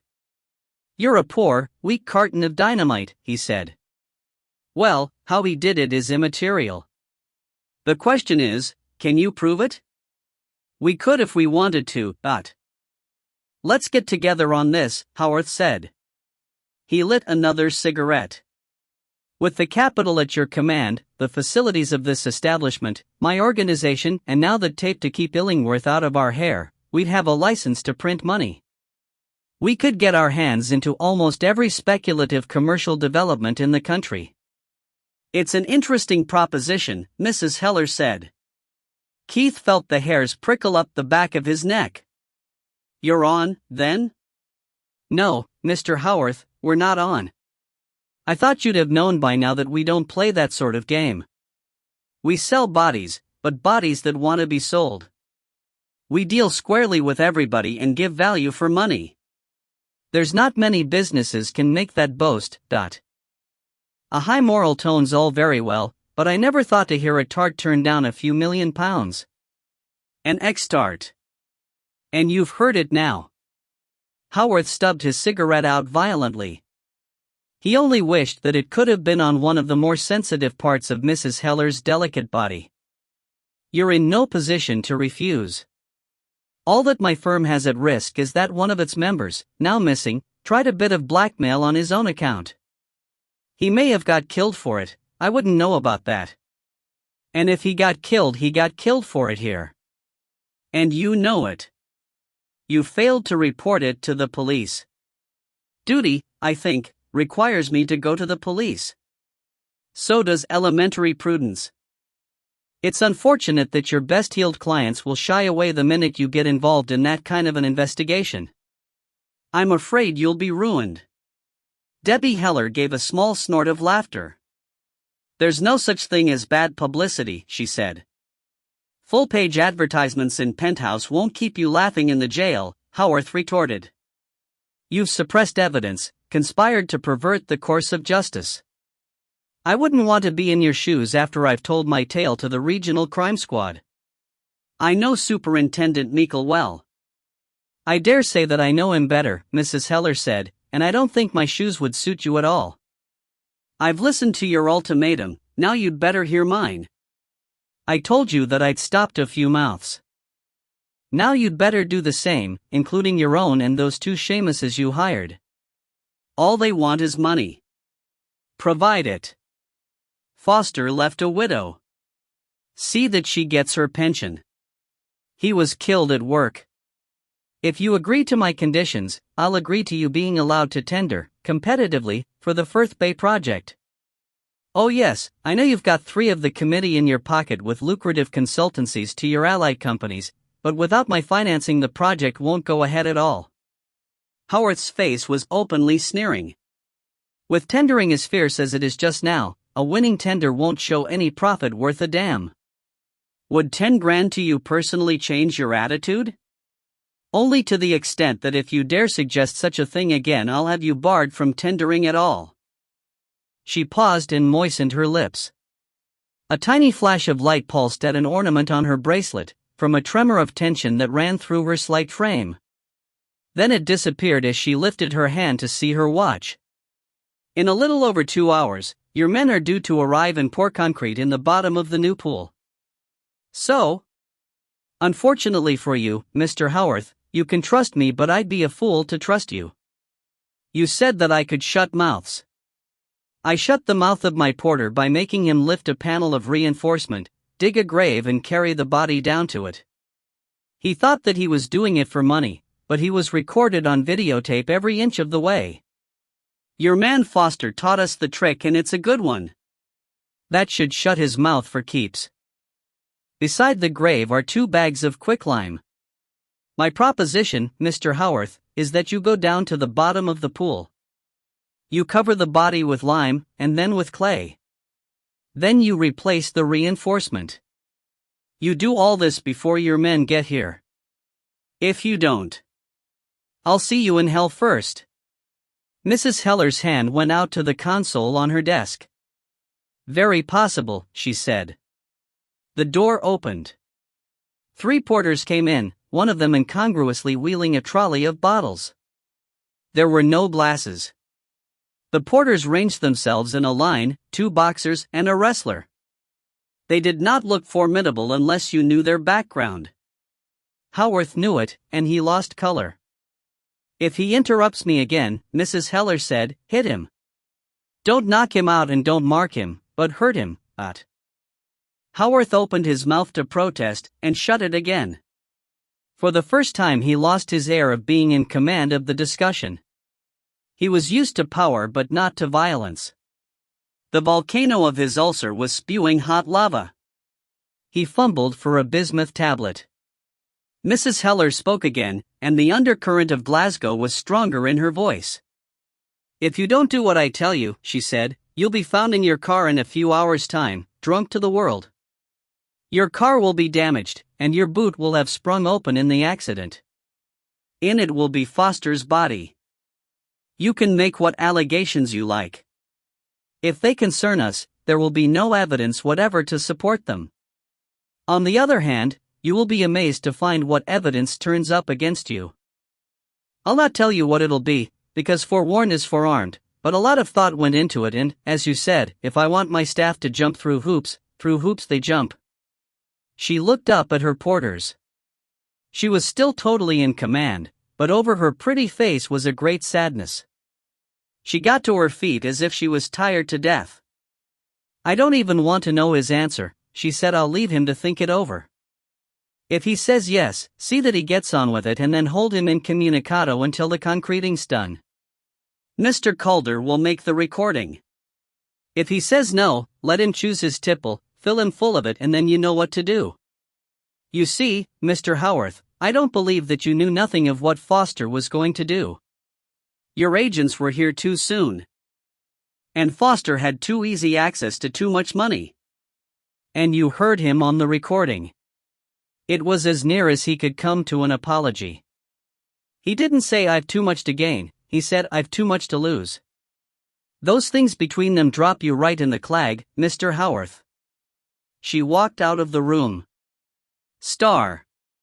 Keith Calder came back slowly into the reality of the hotel room, and of Donald Illingworth sitting apathetically. The image of that scene in Debbie Heller's office overlaid it like a scene reflected in the glass over a painting. Even while he was remembering the tussle between the hard-headed businessman and the harder-headed ex-whore, something had been needling at the fringes of his consciousness. Something that he had seen or heard. Something in the recording. Something that he had noticed without noticing until his memory threw it up. Suddenly, it was clear in his mind. "You stupid, quixotic, harebrained cunt," he said, and if the words were harsh there was more than a little admiration in his tone. "You didn't shoot him at all." Illingworth sat up straight, and Keith recognized the nervous intensity which had been lacking before. "I shot him," he said. "I've already admitted it." "Admitting is one thing, doing's another," Keith said. "I thought your manner didn't quite add up right." It was evasive without being guilty. Illingworth bunched his fists and started to get up, but Keith reached out and pushed him gently back into the chair. "Damn you," Illingworth said. "I've admitted it. Can't you leave it alone? What business is it of yours? You said you weren't a fighter. Don't make me prove it. Business? You made it the business of personal service when you buried a body on their land. They asked me to look into it for them. So that makes it my business." Keith shook his head. "You looked as guilty as hell. But still, I should have known better. A dozen wee contradictions have been niggling away at me, but I was so sure I knew it all that I ignored them or explained them away to myself. Just for starters, you're just the type to do every bit of it, except pull the trigger." Keith stared into Illingworth's face, remembering other men whose cast of feature held the same racial and glandular imprints. One thing that he had learned in life was that if two men looked alike they reacted similarly. You could plan and reason and theorize about death, but you lacked the kind of ruthlessness that could take the final step. Illingworth opened his mouth to protest and closed it without speaking. He shook his head, but mechanically and without any attempt to be convincing. "Another thing that nagged at me," Keith went on, was that Hillary took a hell of a time to fetch up at her next appointment. But I pushed it into the back of my mind, because I long since gave up wondering how a woman can take so long to do anything. Then again, I wondered how a client, and on his first visit, would know enough about the audiovisual system to be able to shoot a man without being rumbled by the porter on duty. But a girl with a husky voice, deliberately pitching it lower, could get away with it. I remember telling my wife that this wasn't a woman's act. But I hadn't bargained for your sister, a girl brought up in a house hung with old guns, so much a part of her childhood that it gave her a sense of homeliness to have the Milmont House collection hanging in her chalet. And I hadn't allowed for her having a brother to load it for her. Your story of going along to Chalet 15 and confronting Henry Foster is too convincing and circumstantial to be a lie. I think it was true as far as it went. But now, something else has come back to me. When I first went and looked at Hillary's chalet, number 16, I was taken with her cassette radio on the bedside table. It's an expensive one, in an alligator case. Then, when I met your sister, I never saw her, but she was lugging about an alligator skin handbag of the same size and shape. At a guess, they were made and bought as a matching pair. I never looked inside it, but I suppose that, over and above the things women carry in handbags, the girls at Milmont House would have certain specialized items of toiletry. You don't have to pussyfoot around the subject, Illingworth said gruffly. I've faced up to it. They'd have pills or contraceptives, deodorants, lubricants, disinfectants, and God knows what all, but. That's what I supposed, Keith said. And all personal to the individual. But on the videotape of Foster giving you the blackmail treatment, it was the handbag on the bedside table, not the radio. I remember seeing the clasp, without noticing it at the time. And she was away to keep another appointment. She must have picked up the wrong one. And she certainly wouldn't do business without its contents. So she came back. Tell me what happened, Keith finished gently. Illingworth started to shake his head again, but in mid-shake he sighed and then the dam burst. You know so much, he said. You may as well know the rest off the record. I can always leave a note, giving my official version. Hillary came back for her bag. When she was approaching the place where you turn off for Chalet 15, she saw me going that way and carrying the pistol. Well, even a man would have been curious enough to follow. She heard the whole thing, and when I went outside I found her waiting for me. You were right, when it came to the point I just didn't have the guts to pull the trigger. Behind me, Foster was laughing his head off, I could still hear him. It must have been a hell of a shock for her, finding out like that I was her brother. I was shattered. I could have collapsed on the spot. My brain seemed to have ground to a halt, and I was thinking through a layer of cotton wool. But she was absolutely calm. She didn't say a word, just took the pistol out of my hand and walked in through the door. I heard Foster start to say something. There was a shot and I heard a voice speaking to the porter. It was more like a man's voice, and for a moment I thought that he'd shot her. Then she came out and handed me the videotape. She led, almost carried, me back to number 16 and she spelled out exactly what we were going to do. She's all there is, Hillary. Even as a child she could stay calm and use her loaf when I was all of a dither. She stayed with me until she was sure that I'd got it. Then she gave me a quick kiss, a sisterly one, and went off to her next appointment. They fell silent. Keith thought of the girl, brave and decisive. He wondered whether her motives had been selfish or noble. She sounded like a useful girl to have around in time of crisis. He wondered how Molly would have reacted to similar circumstances. While these speculations were flickering over the surface of his mind, at a deeper level he was sifting and sorting the known facts. The new story, as told by Illingworth, hung together, but if it ironed out a few blemishes in the story it introduced some fresh ones. He wondered whether this was the truth at last. Well, while Illingworth was talking it might be the time to find out. Why were you carrying all your gear in the car, he asked, almost a week before the game fair? Illingworth looked at him vaguely and made a visible effort to think back to less haunted days. It seems so long ago, he said. I was heading for Newcastle to inspect some site works. I've a pal lives near Catterick, an old classmate, sometimes we shoot targets together. But with this on my mind I decided I couldn't face it. He wasn't expecting me. And that's why you had a ball with you, of course. Why did Foster come in your car? He seemed to think that I might cry off unless he stayed close and egged me on. He said he might visit the Newcastle office of his firm and go back on the train. Illingworth sighed, shudderingly. Do you have to ask all these bloody questions? Just tying up loose ends. Keith scoured his mind for more questions, to keep Illingworth's thoughts on hard facts and away from dangerous abstractions. Your sister could have made investigation much more difficult if she'd delayed finding the bullet hole for a few months. Why didn't she? That was one of the things that steered me away from her.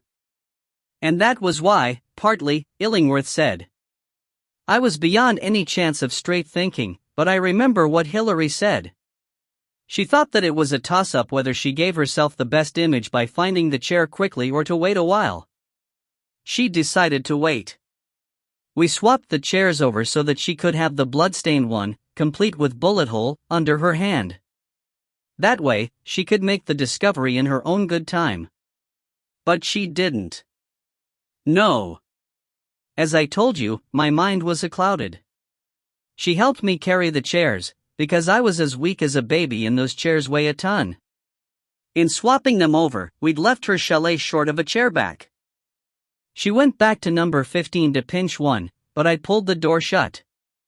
An extra visit would have been recorded and might have been noticed later.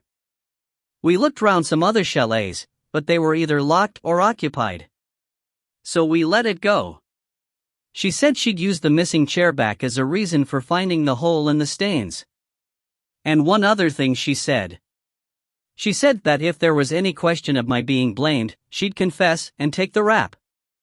He blew his nose wetly, and surreptitiously wiped his eyes.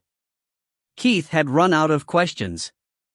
But, he said, you decided to go one better. You were going to top yourself and leave a note taking all the blame? Illingworth nodded. I still am, he said. He got slowly to his feet and took the 4 paces to the open window. Keith stayed seated. A wrestling match would not solve anything. His back felt cold. No, you're bloody well not, he said. You can't stop me. Illingworth sat down on the sill of the open window and rocked gently to and fro. Each time he leaned back, his heels lifted off the carpet. He was 8 floors above a paved terrace. I could stop you, Keith said. But there'd be no point. You could do it as soon as my back was turned. Right. Illingworth swayed back and nearly went for the long dive. Only an involuntary kick of his legs brought him back in balance. I can only point out that if you kill yourself you'll drop everybody in the shit headfirst. And that includes your sister. Christ, we've all been covering up for you, suppressing evidence, burying bodies and committing blackmail, and if there's any real investigation we're done for. Hillary will be all right. Wishful thinking, Keith said. He could see Illingworth nerving himself for the last lean back. He sought frantically for more argument and, to his own surprise, found it. It doesn't matter how many notes you've left. If there's an investigation, Hillary goes up the river unless you're there to take the blame off her. And, don't forget, you're the one that was being blackmailed, not your sister. A court would go easier on you. As things stand at the moment, it's 1,000,000,000 to 1 against any investigation because we've stopped every hole. But if you're stupid enough to take the quick way down to street level, and if you've left a note, and if I can't find it and tear it up, then there's going to be an investigation right enough.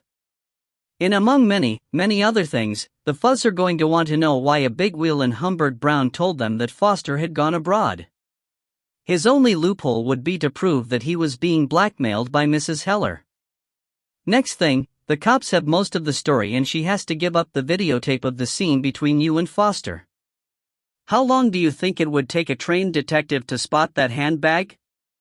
Illingworth made a sudden grab at the window frame. He leaned forward into the room. "You could go back and destroy that tape," he said. "If you're prepared to drop the rest of us in it," Keith said, "why the hell should any of us add to our crimes to protect your sister? No, if you jump, our only course of action is to run screaming to the police, shouting 'Look what we've just found,' and give them everything." Illingworth stood up. He walked on quaking knees to where Keith sat and stood irresolute. "Don't try to jump me," Keith said, "or I'll break both your arms. You said yourself that you're no kind of a fighter. Your only way to protect Hillary is to come back and take up your life again. Then, if questions are ever raised, you can do your shining armor bit. But it won't come to that. Never." There was another silence, longer than ever before. Illingworth collapsed back into his chair. Keith took one look at his face, got up in his turn and walked to the window. A tourist ship was coming to anchor in the bay. Behind him, he heard the first sob. He wanted to go and comfort the weeping man in his arms, but his upbringing was against it. He stood where he was, sympathetic but acutely embarrassed. Even when the sobbing ceased, he stood where he was. But he kept a firm grip on the window frame. After all, he was so far the only person to guess the truth. Chapter 15. Chief Inspector Monroe lounged at ease in the uncomfortable chair in his uncomfortable room in the very uncomfortable building which still, although in its 100th year, served the Lothian and Borders Constabulary as its Newton Lauder headquarters. Before Monroe's desk stood Sergeant Ritchie, and his discomfort outdid all the rest. For most of an hour Monroe had been roasting him for his alleged favors to Keith Calder. Ritchie's back was sore and his feet hurt, but his dignity hurt worst of all. Monroe's Hebridean tongue could flay like a razor. And Ritchie could not take comfort in his own innocence, for he was guilty and he knew it. Monroe relished the English language for its wealth of epithets, so lacking in his native Gaelic, but even the longest-winded chief inspector must eventually exhaust them.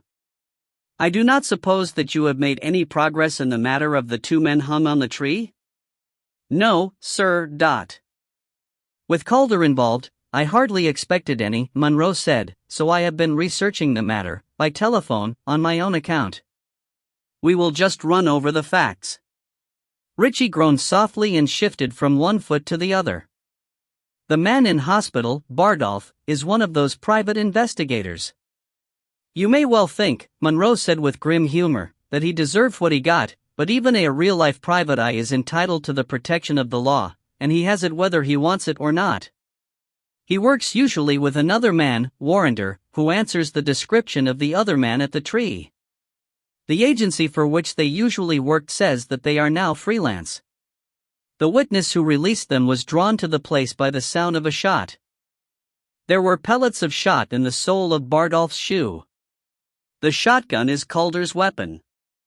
With respect, Ritchie broke in, "It's his job and his hobby, no more than that.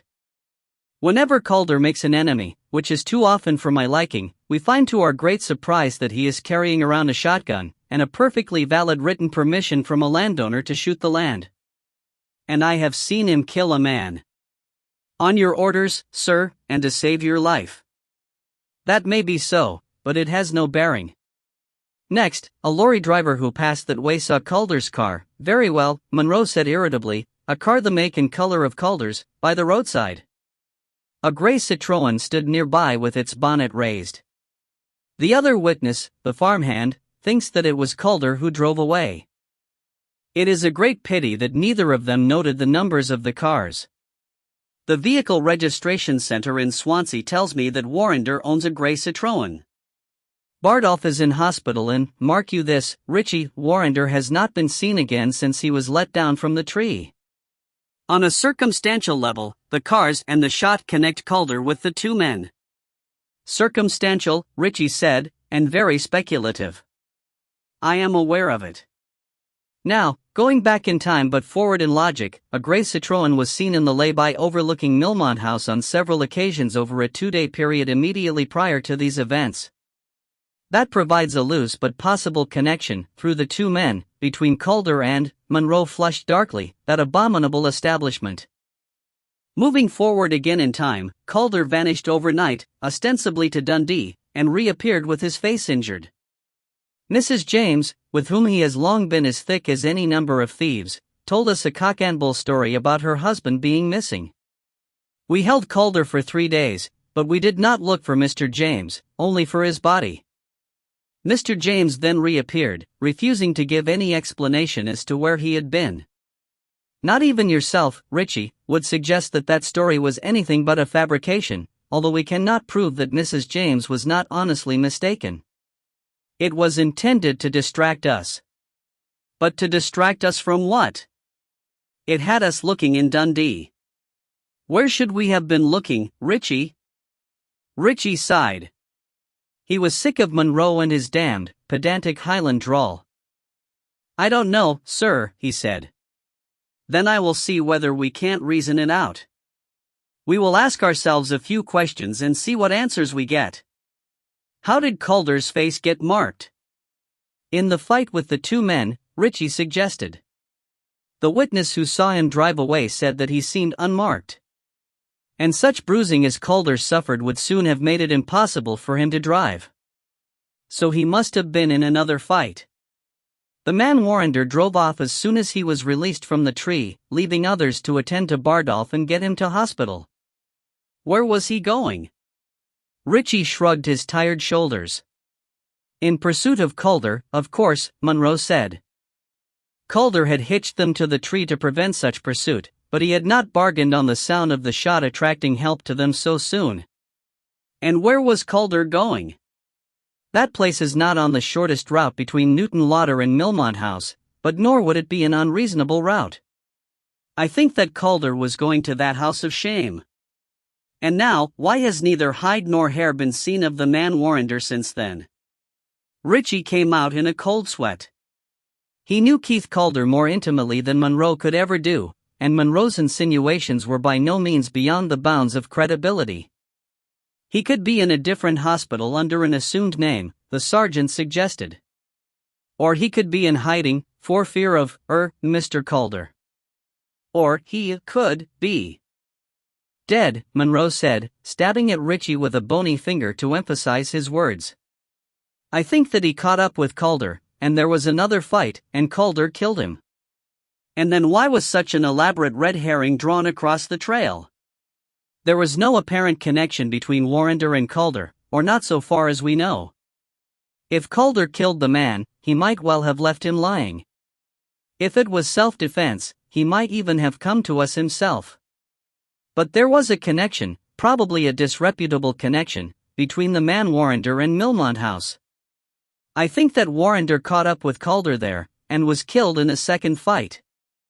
But that establishment could never stand up to the scandal of a body, dead of foul play, and they have the money with which to bend others to their convenience. The red herring was dragged so that we would be holding Calder here and looking for his partner in the Tay, while all the time Mr. James was driving Warrender's body to some other part of the country and disposing of it. Wallace James is not a man I could see doing such a thing, Richie said. It had to be James. Calder's face was marked, so he had to be the stalking horse. Richie was becoming increasingly unhappy. Monroe's long-standing belief that Keith Calder would balk at nothing was leading the inspector to formulate theories to which no other officer would be likely to give credence, except Richie himself. This is a matter for the CID, he said, not for us uniformed lads. Monroe slumped back in his chair and scratched the back of his neck. That is just the very devil of it, he said. CID have had enough information out of that place over the years to fill a Bible, or a jail. They will want hard evidence before they make any move that will lose them that friendship. We do not have any, Richie said firmly. He looked over Monroe's shoulder and out of the window. Surely he would soon be able to escape for a good sit-down. Not so hasty, Monroe said. I will tell you what I have been doing while you were sitting on your backside. It is a pity that people do not carry number plates like cars, he said severely, as if that omission were all the sergeant's fault. It would make our work that much easier. But these businessmen go everywhere by car, and cars carry number plates. The man on the beat never recognizes a man from his description, but even you, Richie, can read a number plate. So I asked Swansea for the numbers of the cars of every person I could think of as possibly being involved with this case. And I asked all forces to keep an eye out for them." "Very interesting," said Richie. "It is," Monroe said. "It can be very interesting, what one can learn through car numbers." When Mr. James came back to Newton Lauder, he came back in an Edinburgh taxi. Despite himself, Monroe sounded impressed by such extravagance, and unlike our various witnesses, I had the sense to write down the number. Edinburgh police have spoken with the driver. He picked up Mr. James in Waverley Station, and thought it almost certain that he had come off the train from Dundee, which started from Aberdeen. Now why, we wonder, was Mr. James traveling by train? "He's missing 3 fingers, Richie said. He might well prefer to do a long journey that way." When Monroe grinned, his bony face became a skull, fleshless. Richie averted his eyes. "There could be other reasons," Monroe said.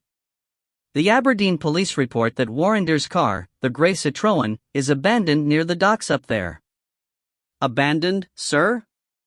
Or parked?" "Parked, Richie, would suggest that somebody was likely to come back for it. I had them tow it to the police garage and force the boot." "No body in it," Monroe said with regret, "but their forensic laddies are giving it the going over, and we shall see what we shall see." "Do you know what we will find, Richie?" "Aye," Richie said. "I ken what you expect to find." He shifted from one foot to the other again and eased his aching back. "Calder killed Warrender at Milmont House. I don't know why, not yet, but there are enough women there for them to fight over, and I have been prophesying for years that one day Calder would kill a man over a woman. Perhaps Warrender was trying blackmail, he has that reputation. But, whyever, the deed was done. Now, Mrs. Heller would not be standing for bodies at Milmont House at all. Calder went away. Mrs. James reported her husband missing, believed murdered by Calder, while Mr. James drove Warrender's car, with its owner's body in the boot, up to Aberdeen and came back by train. And took 4 days over it. From that, Monroe said, we may gain a clue as to how the body was disposed of. Aberdeen City Police are looking into that end of it. And when I get evidence from Aberdeen, well, Calder may have fled the country, but CID will have to take action and they can squeeze Mr. and Mrs. James and that Heller woman until, what is the expression? Until the pips squeak. The Calders went to Madeira on holiday. A very sudden holiday. Monroe paused and a bleak smile spread over his face. I will tell you a funny thing, Richie. I knew all along that there had been a killing. I thought that it was the man Foster whose wife reported him missing. But that report was withdrawn. I spoke to the man's employers, one of the biggest firms of contractors in the country. I spoke to the deputy managing director himself. It seems that the man had gone abroad on the firm's business, and having had a tiff with his wife, he did not bother to let her know. Very funny, Richie agreed stolidly. I have not come to the funny bit yet. It is that, because of my inquiries, I was able to help. Foster went abroad without saying where he had left the Jaguar car that he has from the firm. I was able to tell him that the car was parked at Inchgavy. He was very grateful. I think that we may have made a useful friend in that quarter. Richie sighed. He was coasting towards his pension and rarely volunteered for anything that could possibly be delegated to a subordinate. But well-developed instinct told him that he had better start being helpful or he would be on his feet until that pension matured.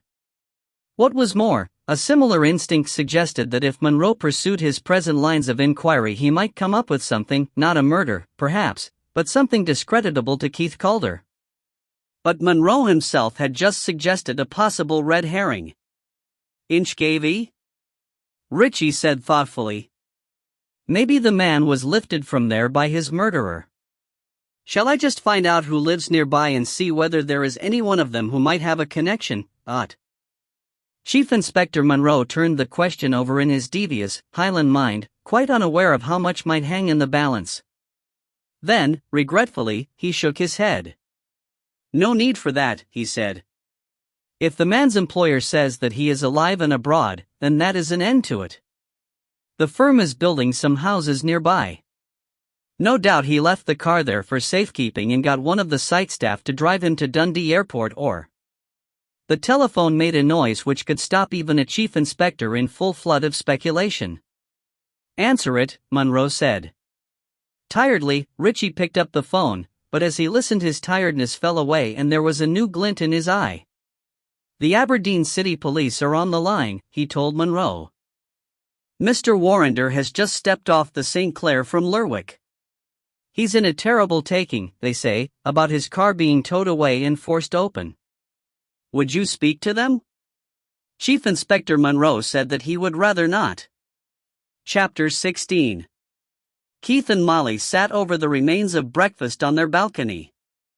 Below them, the hotel swimming pool had been taken over by 4 of the local black swans, but a blonde in a bikini was swimming nervously in the furthest corner of the pool. She had been making eyes at Keith in the bar the night before. But I don't want to go home yet, Molly said. I've done what I came for. Well, I haven't. I came out for a holiday. It's been lovely swimming and sunbathing and having drinks by the pool, but I haven't been out of the hotel grounds. I want to see the crater village, and have rides in bullock carts and wicker sledges and things. And there's plenty to interest you. Keith looked down at the pool. Molly tossed down a well-aimed crust. The black swans made a rush, necks outstretched. The blonde screamed and fled from the pool. I didn't mean that, Molly said with satisfaction. Vineyards and so on. The grouse season starts soon, Keith said. Not for ages. But there's always a rush of guns for overhaul before then. And we've got tickets for the Billy Connolly concert. Never mind the concert, Molly said. She felt guilty. If Keith knew that she had given his precious tickets to the man who had threatened his family, he would be furious. Worse, he might be responsive to more trustworthy female company. If it's Deborah you're worried about, she said, she'll be all right with Janet. And if Janet wants to get away, Mrs. Heller said that she'd take Deborah for a few days. The idea of his infant daughter spending even a minute at Millmont House scandalized Keith. Certainly not, he said. Under no circumstances does she go to Debbie Heller. Debbie Heller? Molly said sharply. Is that her name? Keith, when you insisted that we call our daughter Deborah? Good God, no. I only met her for the first time when this blew up. Ask Wallace. Then why don't you want her to look after Deborah? She's the wrong sort of person. By now, Keith realized that he had put his foot firmly into it. He wondered whether to get Molly's mind off Mrs. Heller by provoking some quite different quarrel, but decided against it. He would placate Molly, he decided, but not to the extent of staying on much longer in Madeira while the grouse season loomed ever nearer. She's a busy woman with no experience of babies, he said. And I don't like being under an obligation to a client. I see. Molly wondered whether to work up a quarrel over Mrs. Heller, to put Keith in the wrong and keep his mind off returning home too quickly. But she decided against it. Charity, after all, can cover up a multitude of sins. Perhaps you're right, she said. Your sister might be better. We'll telephone later. Just for now, this sun's getting a bit hot.